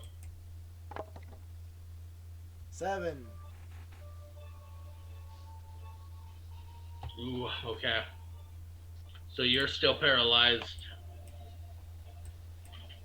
Everybody's focusing on the skeletons while I got the wizard grappled. I mean, Hey, okay. I've been attacking the wizard. I just decided to try to take it on his little familiar first because it seemed like a good idea. Here's my situation. I'm in a debatable situation, Girak, and it's gonna be up to you when it's my turn. Okay, Ocean, it's your turn. Okay. Well, you know what? I'm going to pull back my arrow, fire over this massive crowd of dead and barely actually not living because they're skeletons, and try to get a lucky hit in and shoot the evil king in the face. So, and that is a 19, which with improved critical is a crit. So, Okay. so, You're a champion, right on. yep. Okay. So I 7 and don't 8. think the shocking grasp is a concentration. That is 15 points of damage. Not a lot, but better than nothing. That's good. That's good against a wizard. Okay. Okay.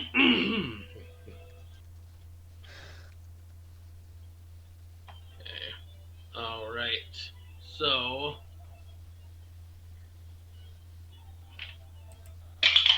attack. I don't think that hits. Nope, does not hit. Woohoo!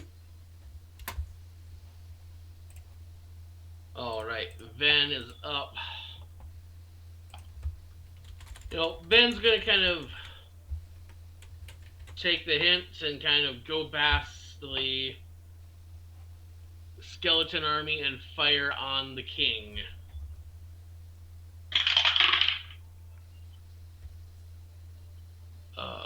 Wait.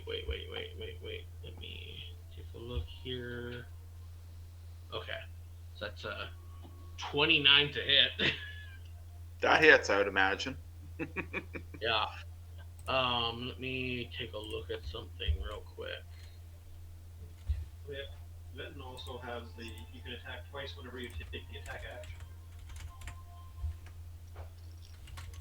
What's that? You can attack twice.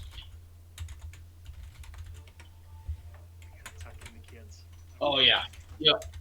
Oh, oh shoot, yeah, because he's a fighter. Shoot, I have not been doing that right. Start doing it. Okay. Cut this guy down. But yeah, he's gonna use one of his arcane shots and add bursting arrow, so he'll add an extra 2d6. So roll the d8 first. Oh shit, that's max damage for 13. And 2d6.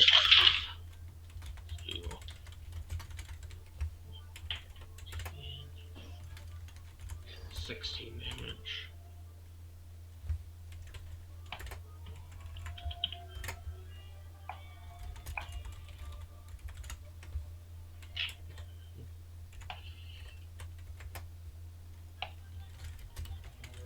You having the imp do anything?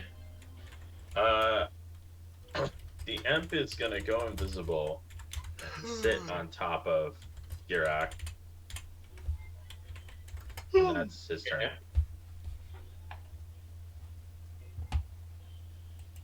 Okay. If I go down, Okay. I have something I can do that I can only do once. Jorge, I need you to roll me a death saving throw.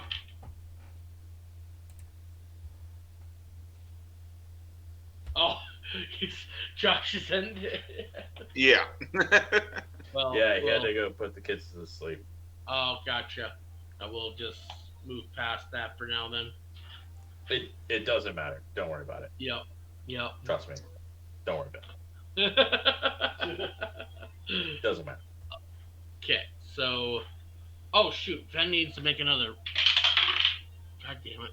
It doesn't matter. He missed. Skeleton Knight. also misses. Yay, miss. Kelvina, you're up. Okay. So I have an option for Girak. You know what? I'm gonna hold my action. I'm gonna hold a spell for Girak until after the Mad King's turn.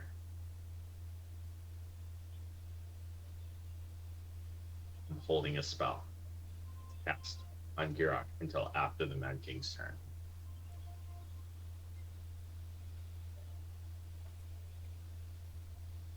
Because Girak is still paralyzed, correct?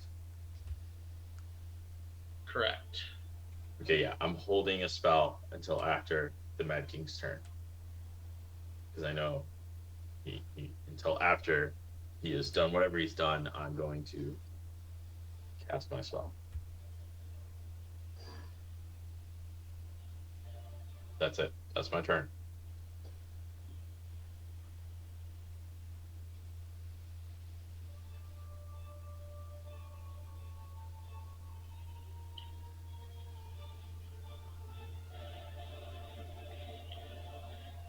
Okay. All right.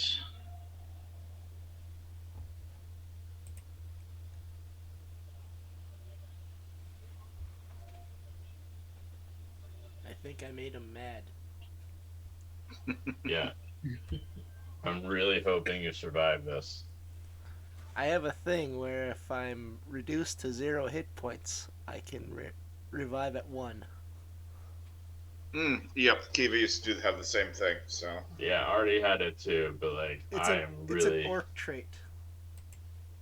Oh, oh yeah, you're an orc. Oh, I totally forgot that. Relentless orcs have that endurance. too.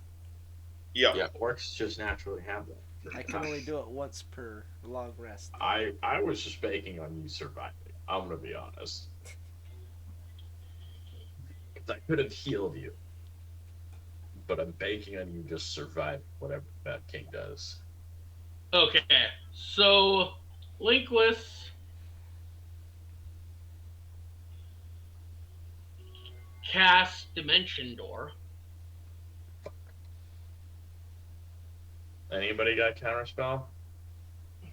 no, I am not a spellcaster.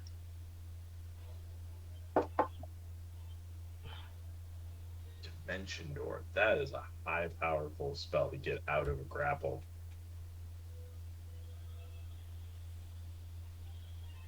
Wouldn't I still be holding on to him though? Yeah, but it's a spell. Like spells just like pop you out of whatever situation you're in. He has to go through an actual door though. That's how that spell works. Is it? Yeah. No, Really? you just teleport yourself. That's not how Dimension Door works. No, it says you teleport yourself from your current position to any other spot within range. The Dimension Door has nothing to do with how the spell works mechanically. You teleport yourself. Really? So it is a teleportation. It's just called Dimension Door. Oh wow, you're right. Oh, Cliff, you're thinking of Arcane Gate, where you create a gate that's like you walk through. I think. Yeah, so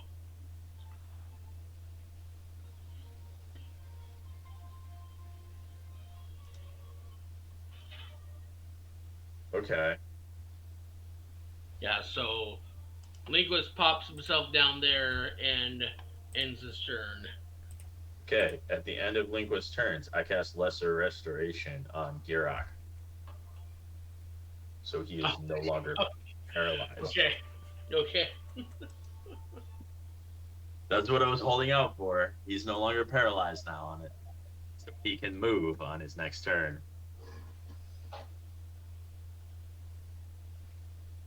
Okay. Alright, Savani.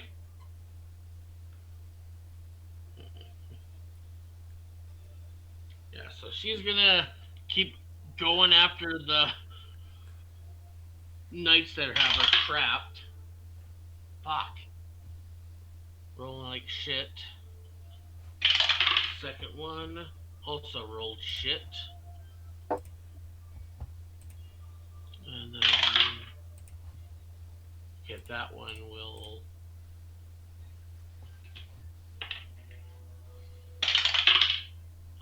Okay, so this guy is down.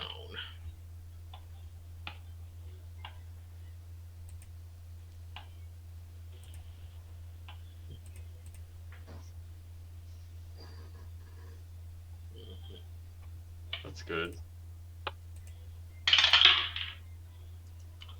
Oh God, fucking rolling like garbage. I want to point out that anybody that attacks me needs to make a wisdom saving throw. Wait, what? I have sanctuary on myself. Oh, that's right. Okay. Some saving throw. Okay. 14. Wait, sanctuary is my sorcerer. That is a DC 14. So meet it, beat it. Yes. So he beat it. Yeah, he beat it.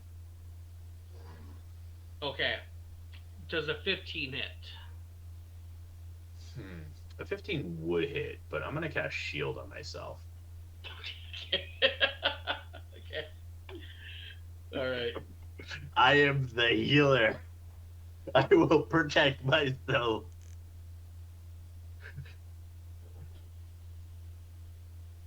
Okay.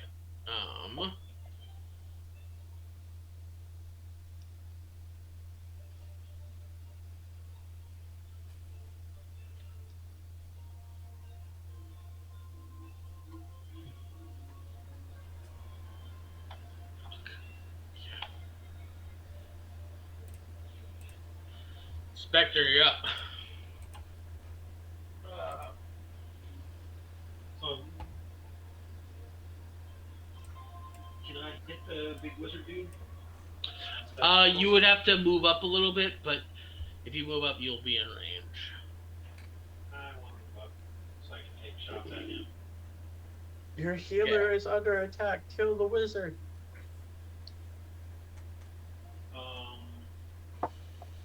So let's see. Throwing daggers.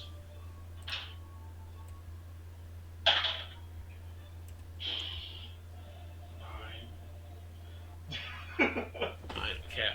Yeah, that will not hit. I don't think that's gonna hit. And it wasn't a one, so I don't think it's a weakness roll. So that basically does it for me, right? Can't think of anything else I can do. Wait, he doesn't have advantage from coming from cover?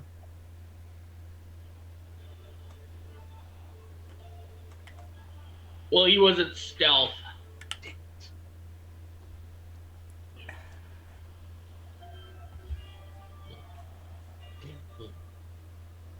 Okay. All right, Girak, you're up. Okay, Derek, you're not invisible. You're not paralyzed. You can go. Now I'm mad.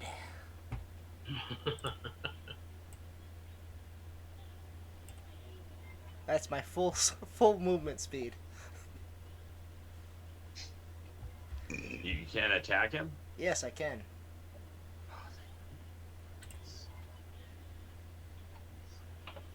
I'm going to... Okay. First, I'm going to punch him, and I'm going to add a key point to that for stunning strike. Shit. Yes. Monks. That's an 18 to hit, That hits. and he has to make a con saving throw. He's a wizard. He has to suck at this. He is the law of wizards. Well, that's 26. Fuck off. Well, then I'm using another key point for flurry of blows. Okay.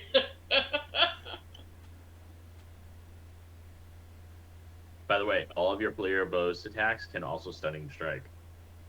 That is monks. Okay, I'll do that too. You have to use key points. You have to use Yeah, key I points. know. Like, I haven't used any key points yet, so. okay, I'm just saying. That's why monks suck. This is why monks are the bane of DMs, and why people that complain about monks being underpowered are dumb, in my opinion. That's a modified 20 on the first hit, That hits. and that's 13, a DC 13. I forgot to roll the damage on that first hit too. Yeah, have you been rolling the damage on your attacks? That's an 8 points of damage on the first hit, Okay. and 7 points of damage on the second hit, Okay. and third hit is a 18 to hit.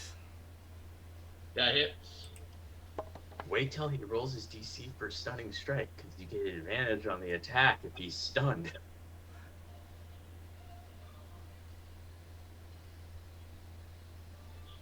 This is logical.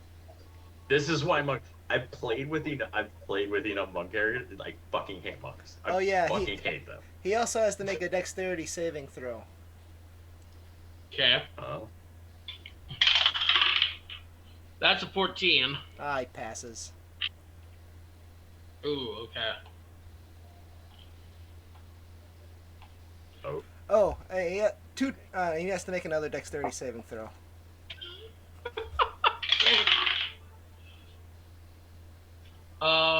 23. That makes it. Damn it. What about those stunning strikes? Con saves. That's con. Okay.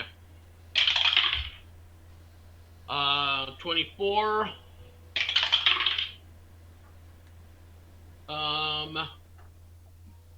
That is a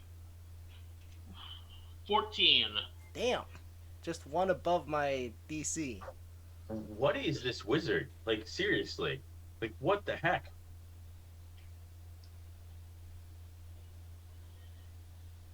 I thought I built a con saving throw caster. Like, what the heck is this dude? That's crazy. Oh, that's my turn. Okay. You did a lot. You did a lot. You did good. All right. Ocean, you're up. Yeah, same as before. Notch an arrow, let it fly. So. That is going to be a 26 to hit. That hits. I would hope so. Wow. Okay. Just give me 1 second.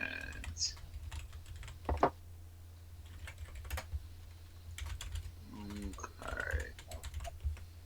All right. So, all right. That is going to be 10 damage. I just want to check something. I used that already. All right. Yeah. Okay. That's good. So. Okay.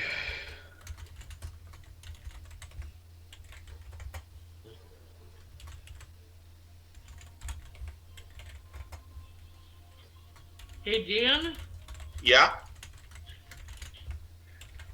I hate being like this. Have you played a ranger before? No, I have not played a ranger before. Because I saw this earlier. I should have said something why I did it. You don't have any spells prepared, right? No, I do not. Yeah. I will prepare spells. Thank you. Because there's one spell in particular you really should be using because it's kind of like the ranger's bread and butter. Okay. Also, there's Zephyr Strike, which is dope as well. Yeah. Okay, yeah. Let me Think get... of Rangers as nature's paladin. Okay. Makes Like, sense. Think of them as the paladin of nature. So, in the same way that you would play a paladin, you kind of play a ranger, but rank. Okay. May I ask exactly which one it should be? True strike. Hunter's Mark. That's like the ranger spell. Ah. Yeah. It's the ranger I was wondering equivalent why to you've never not been using that Yeah. spell at all. It's the ranger Yes. equivalent to Eldritch Blast for a warlock. Yeah. Okay. Well, the obvious reason I haven't been using it is I didn't know it existed. Since Yeah. Yeah. Yeah, we're playing characters we don't normally play as, so that's fair. exactly. So, but now it is a thing. So So Ben's going to make 2 strikes. Look at Zephyr Strike. I think it's dope. I think it's cooler than Hunter's Mark. I like going against the grain. okay. That's why I made a warlock. That's why I specifically make warlocks that don't use Eldritch Blast. Fuck Okay. the Commonwealth. Separate. Shit. Okay. Here we go. So Ben fires off 2 arrows and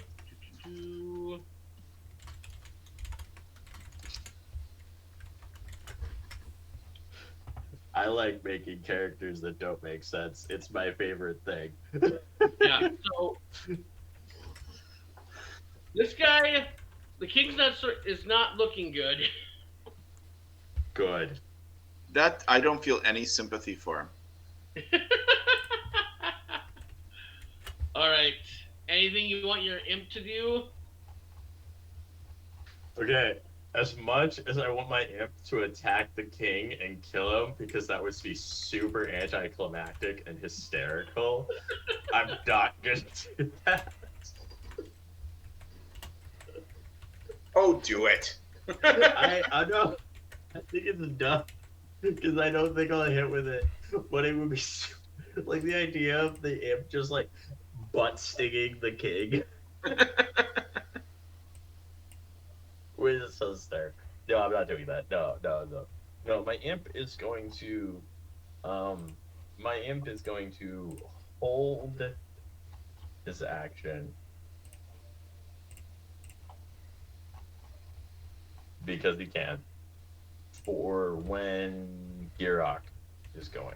He's going to hold his action for when Girak is going. Okay. And it's Girak's turn. Jorge, I need you to make me 2 death saving throws. Wait, 2? I thought Okay. 1. Wait, why 2? Because we've gone through 2 rounds. Yeah, we skipped him last time to do that. Oh, we Because skipped. Josh was away. Okay.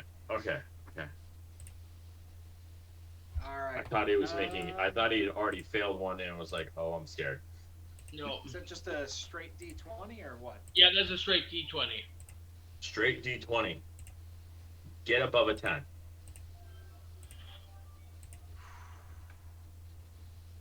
Yay, 16. Woohoo! Be the first one. And a 1. No. Oh, That's So 2 that- failures. that's 2 failures. Don't worry about it. Don't worry about it, Jorge. You're fine. Don't worry about it. You're all good. I mean- like the idea of having a character that just dies.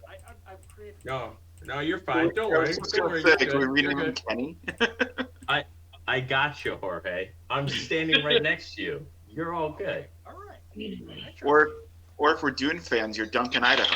So Well,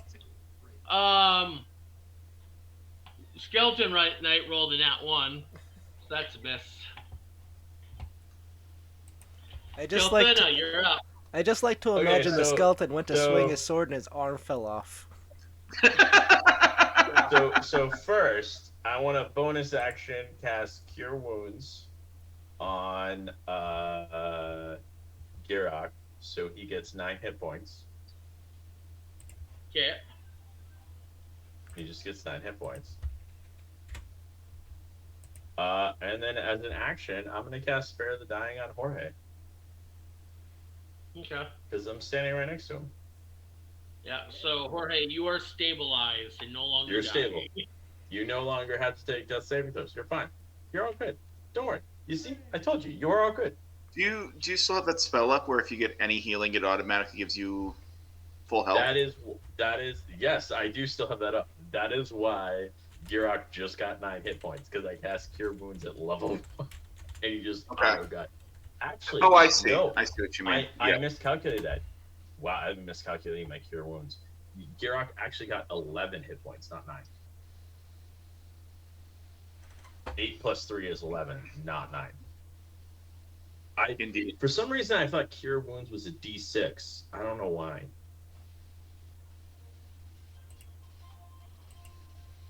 Okay. So the Mad King stares at you, Calthena, What up? not looking too happy. 'Cause Yeah, what up? he kind of points a finger at you as a green ray springs forth and kind of blasts over at you. I need you to make a dex saving throw. Question: is this a targeted spell or targeted whatever? A Is he target you targeting? can see within range. He needs to make a wisdom saving throw. Okay. Just some saving throw.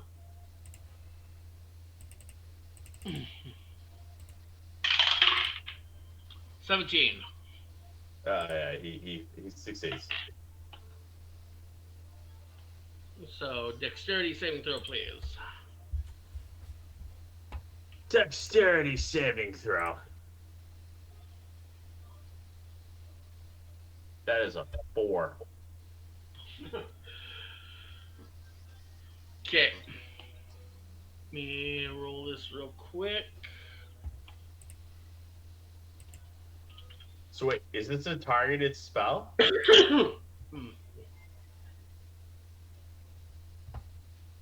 What do you mean by a targeted spell? Because it says a target you can see within range is the.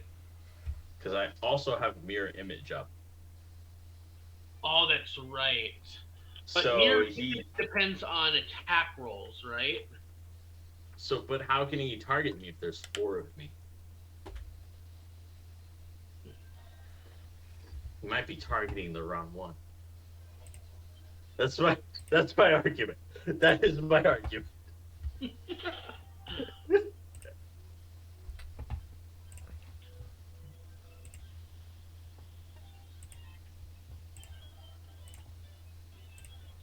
Each time a creature targets you with an attack during the spell's duration, roll a d20 to determine whether the attack yeah, so instead targets one of the other duplicates. So he needs to roll a d20. Okay. Yep. Okay.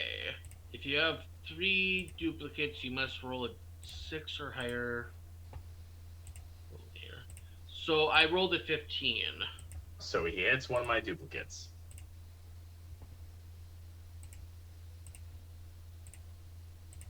Wait, what? If you have 3 duplicates, which I do have, Yep. you must roll a 6 or higher to change the attack's target to a duplicate.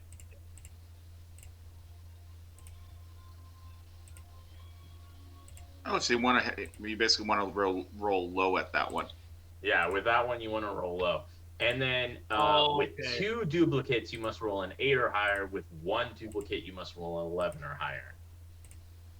Okay. All right. Never mind. Yep. So the attack misses. Yes. Defense is the best offense.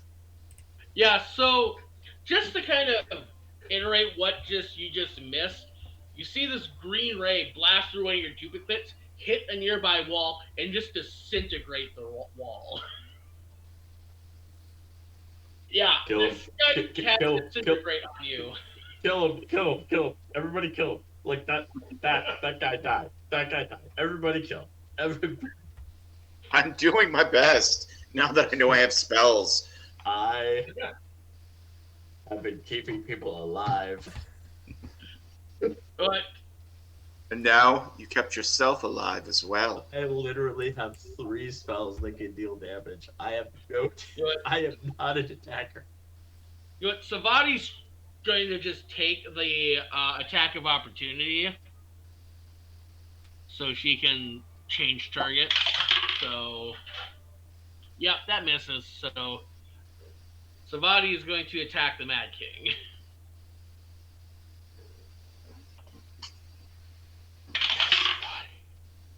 And both those hit.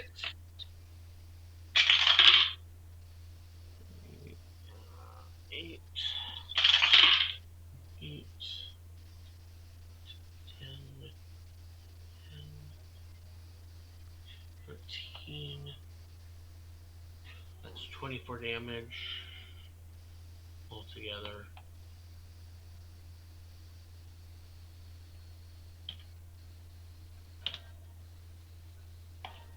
Okay, this guy's barely holding on. I want to get the last hit. I mean, you're not paralyzed. You're healthy. You're all good. Yeah, but somebody You're goes right next before to him. me. That misses. Cool. Blackthea.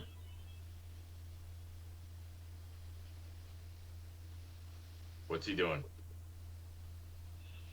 Blackthea's gonna go up here. And I'm gonna take an attack of opportunity on last. oh shit, okay, go for it. With my dumb staff. Hit him with your stick. My stick. Hit him with a chair. Okay. This is okay. So I don't even have a staff ready as one of my attack actions because I never thought this was happen. But it's a strength of plus. Oh my god! It's a +2 to hit. Roll a nat 20. I got a 12. Yeah, that misses. Okay, cool. Spectre, you're up. I am a worthless fight. I guess I know we're going for Mad King. Kill Try to him. finish him off. Okay. Yes. See it. Kill him. 14. 14. Oh shoot. Okay. I'm guessing I missed. Yeah, that misses. You don't get Hey. advantage or anything? Come on, Cliff. This is all about Macho Man now. Oh yeah, you're going Put him to a down, table. King. If you guys don't kill him before his turn, you all deserve to die. Like, I'm sorry. I can't save you all. But I am going to use my inspiration, which would be the last time I can use that on Mr. Macho Man. Okay. Oh, So you get a 1d6 inspiration. it's okay. I rolled a 22 to hit. Yeah, throw him through a table. For 10 points of damage, I'm pile driving him into the ground. Okay. Roll damage. I did 10. 10. Okay. All right. So, how do you want to do this? I'm giving him a pile driver, and then I'm gonna follow it up by jumping into the air with an elbow drop. Okay. Yeah. With your elbow drop, you basically snap this guy's neck.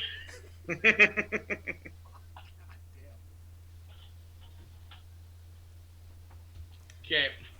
Hail to the king, baby. Are all the skeletons dead? Yeah, the skeletons collapse once his neck is snapped. I would like to use my last healing light when I have the opportunity to heal Jorge for 6 hit points. So he's alive. Okay.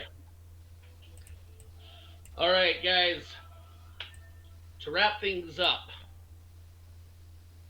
upon the Mad King's defeat, you guys hear a echoing of several steps kind of marching through the castle.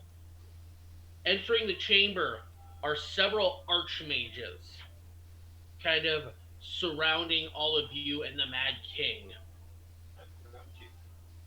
The archmages look at all of you and they're like, "Good work, everyone. We'll finish the job."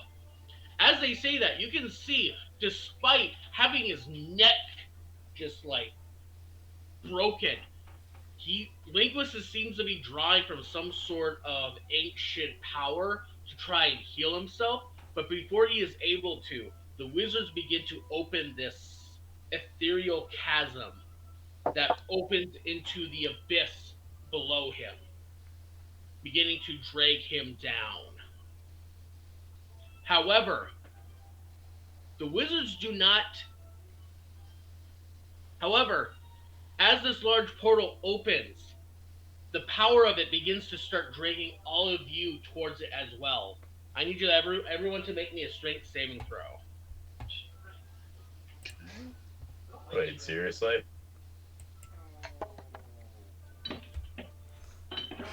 17.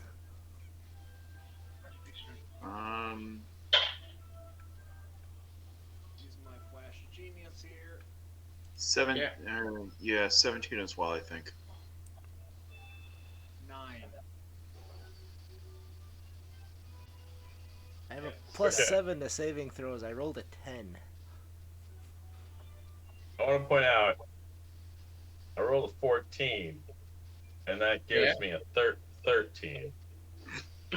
Because I have -1 to strength. Yeah, But- I have -1 as well. Because you're giving me a saving throw, I'm going to throw Favored of the Gods in here. Because I'm assuming I fail. I fail, right? I fail. A 13 fails, right? Yes, yes. Okay. I'm going to throw Favored of the Gods in here, which gives me a 2d4 on a failure.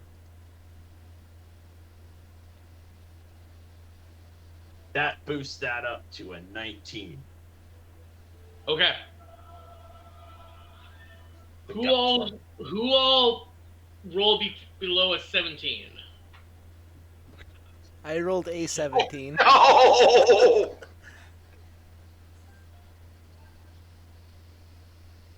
Oh, a 10? Can I add 10 to mine? Because I wouldn't. You know, I feel like everybody has learned something from this experience, that being holy, having faith, is something that benefits you as an individual and as a character. I Because point out that keeping back and having range is useful too. as a physical individual, was terrible at this, but the gods have given me the capability to save myself. The gods saved me. Can I grab the 2 that are gonna get sucked in?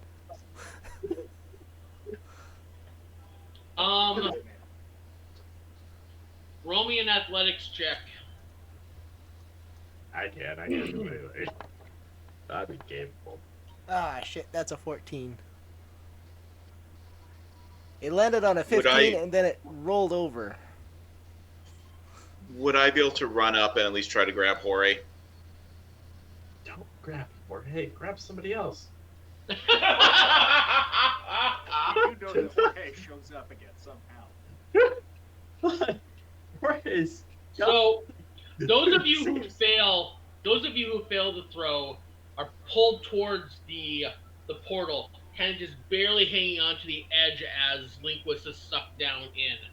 The archmages kind of gather around all of you, kind of grabbing Jorge and kind of placing you over their shoulder, while they look at the rest of you who are about to fall and they're like, "Apologies. No one can know what transpired this day. You've done well. Now take a rest with your Mad King." Wow, what did? Yeah, they all hold out a hand, to basically expand the portal even wider. I need everyone else to make one more saving throw. Can I Already close? Can I clothesline one of these mages? Go for it. I would like to. That's a nat 20 to hit for a 27.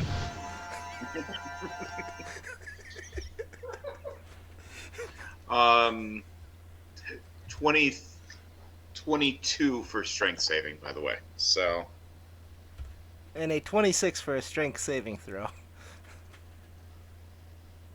Okay. I basically just threw one of those guys into his own portal. does he do a Wilhelm scream as he goes in? He Yes. has to. Yes. Whoa! Calthena, what was yours? Am I doing another strength save?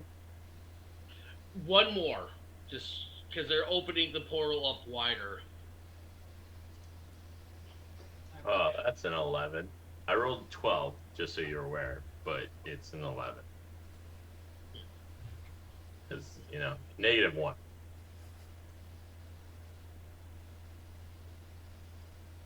I feel like Tanya is gonna be real upset with these mages, because I did good.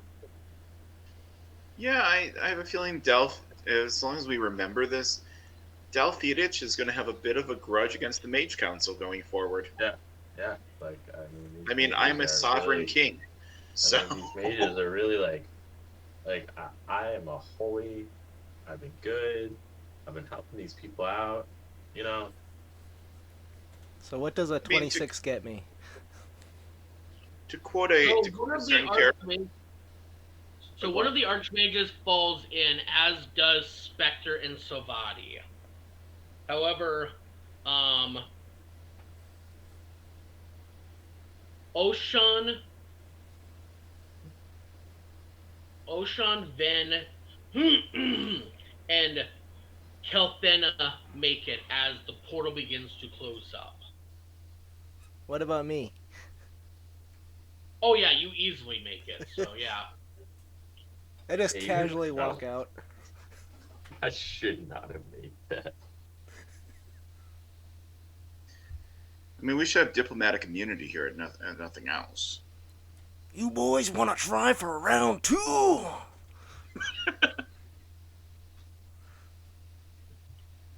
Truly are the cream of the crop. Yeah, I've rises to the top. well done. Yeah, I imagine I've got my bow drawn, or my sword drawn at this point. So the rest of the survivors, you all continue your fight against what you would come to learn would be the League of Wizards.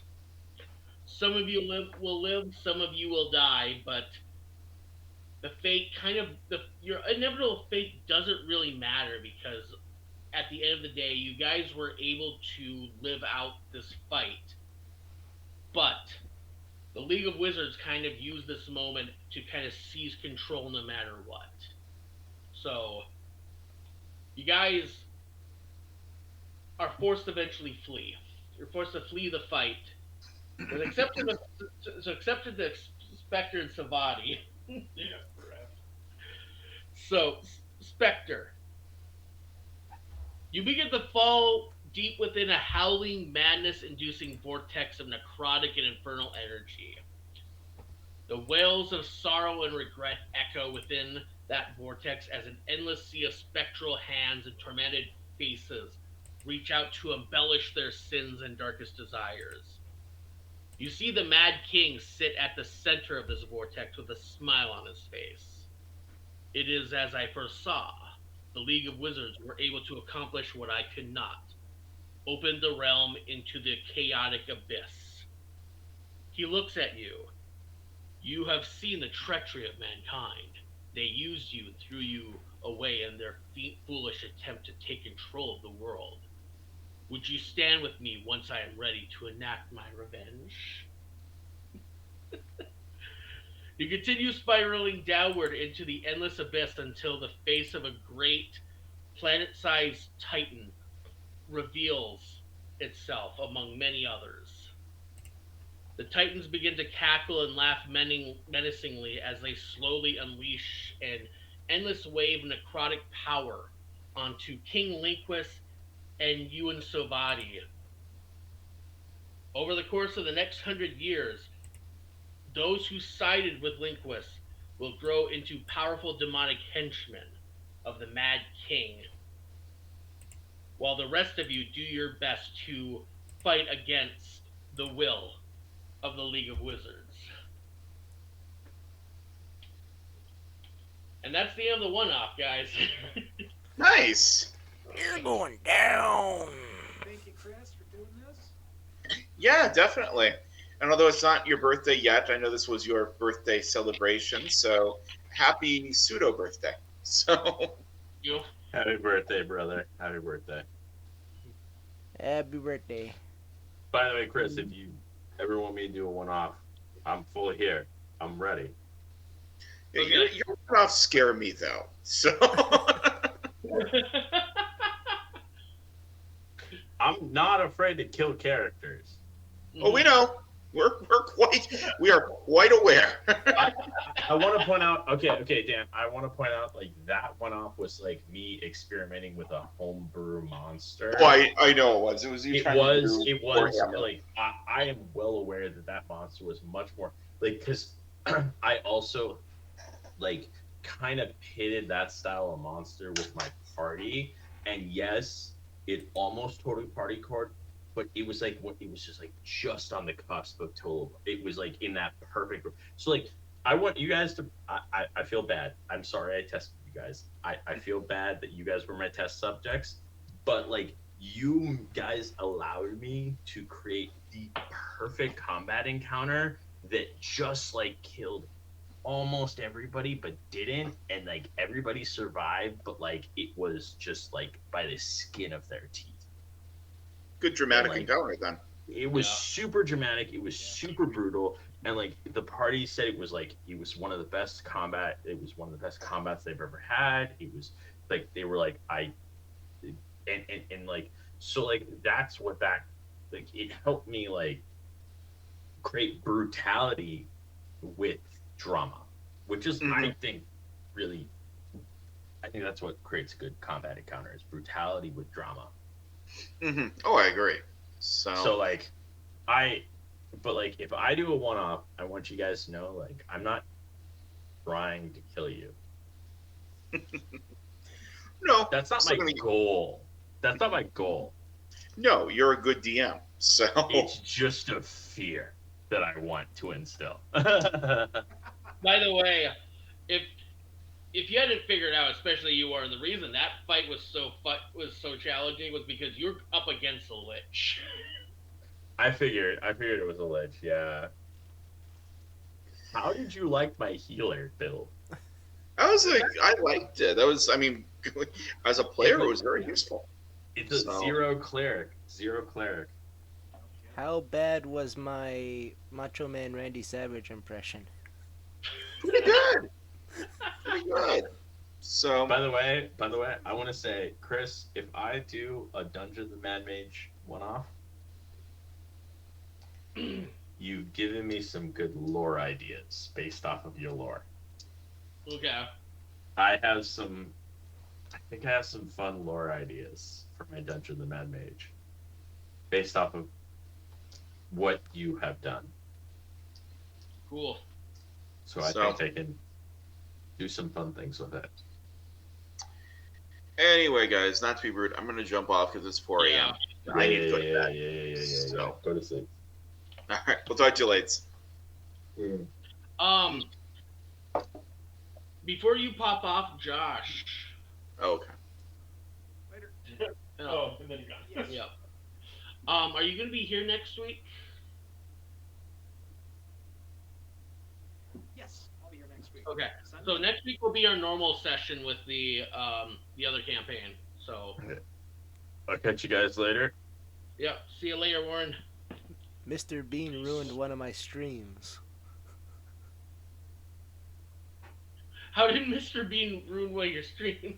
I tried to play, he took over my stream and I tried to play Barista Simulator and it crashed my computer. Oh no. Then when I came All back right, on, there wasn't any audio. But yeah, I'll be there. Cool. All right. Well, Connection is You dropping, guys- out, so I'm gonna let you guys go. yep. See you guys next week. Yeah. Good to see you, Spooner. You guys, and Yeah, talk good to you seeing later. Yeah. Spooner, thanks for sticking it out.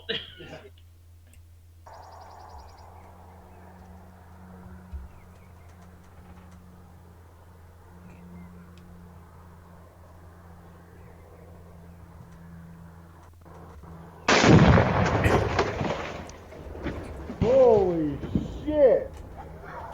You got your safety on? How was that, lad? Whoa! That fucking door was coming right for you. Holy. Holy shit!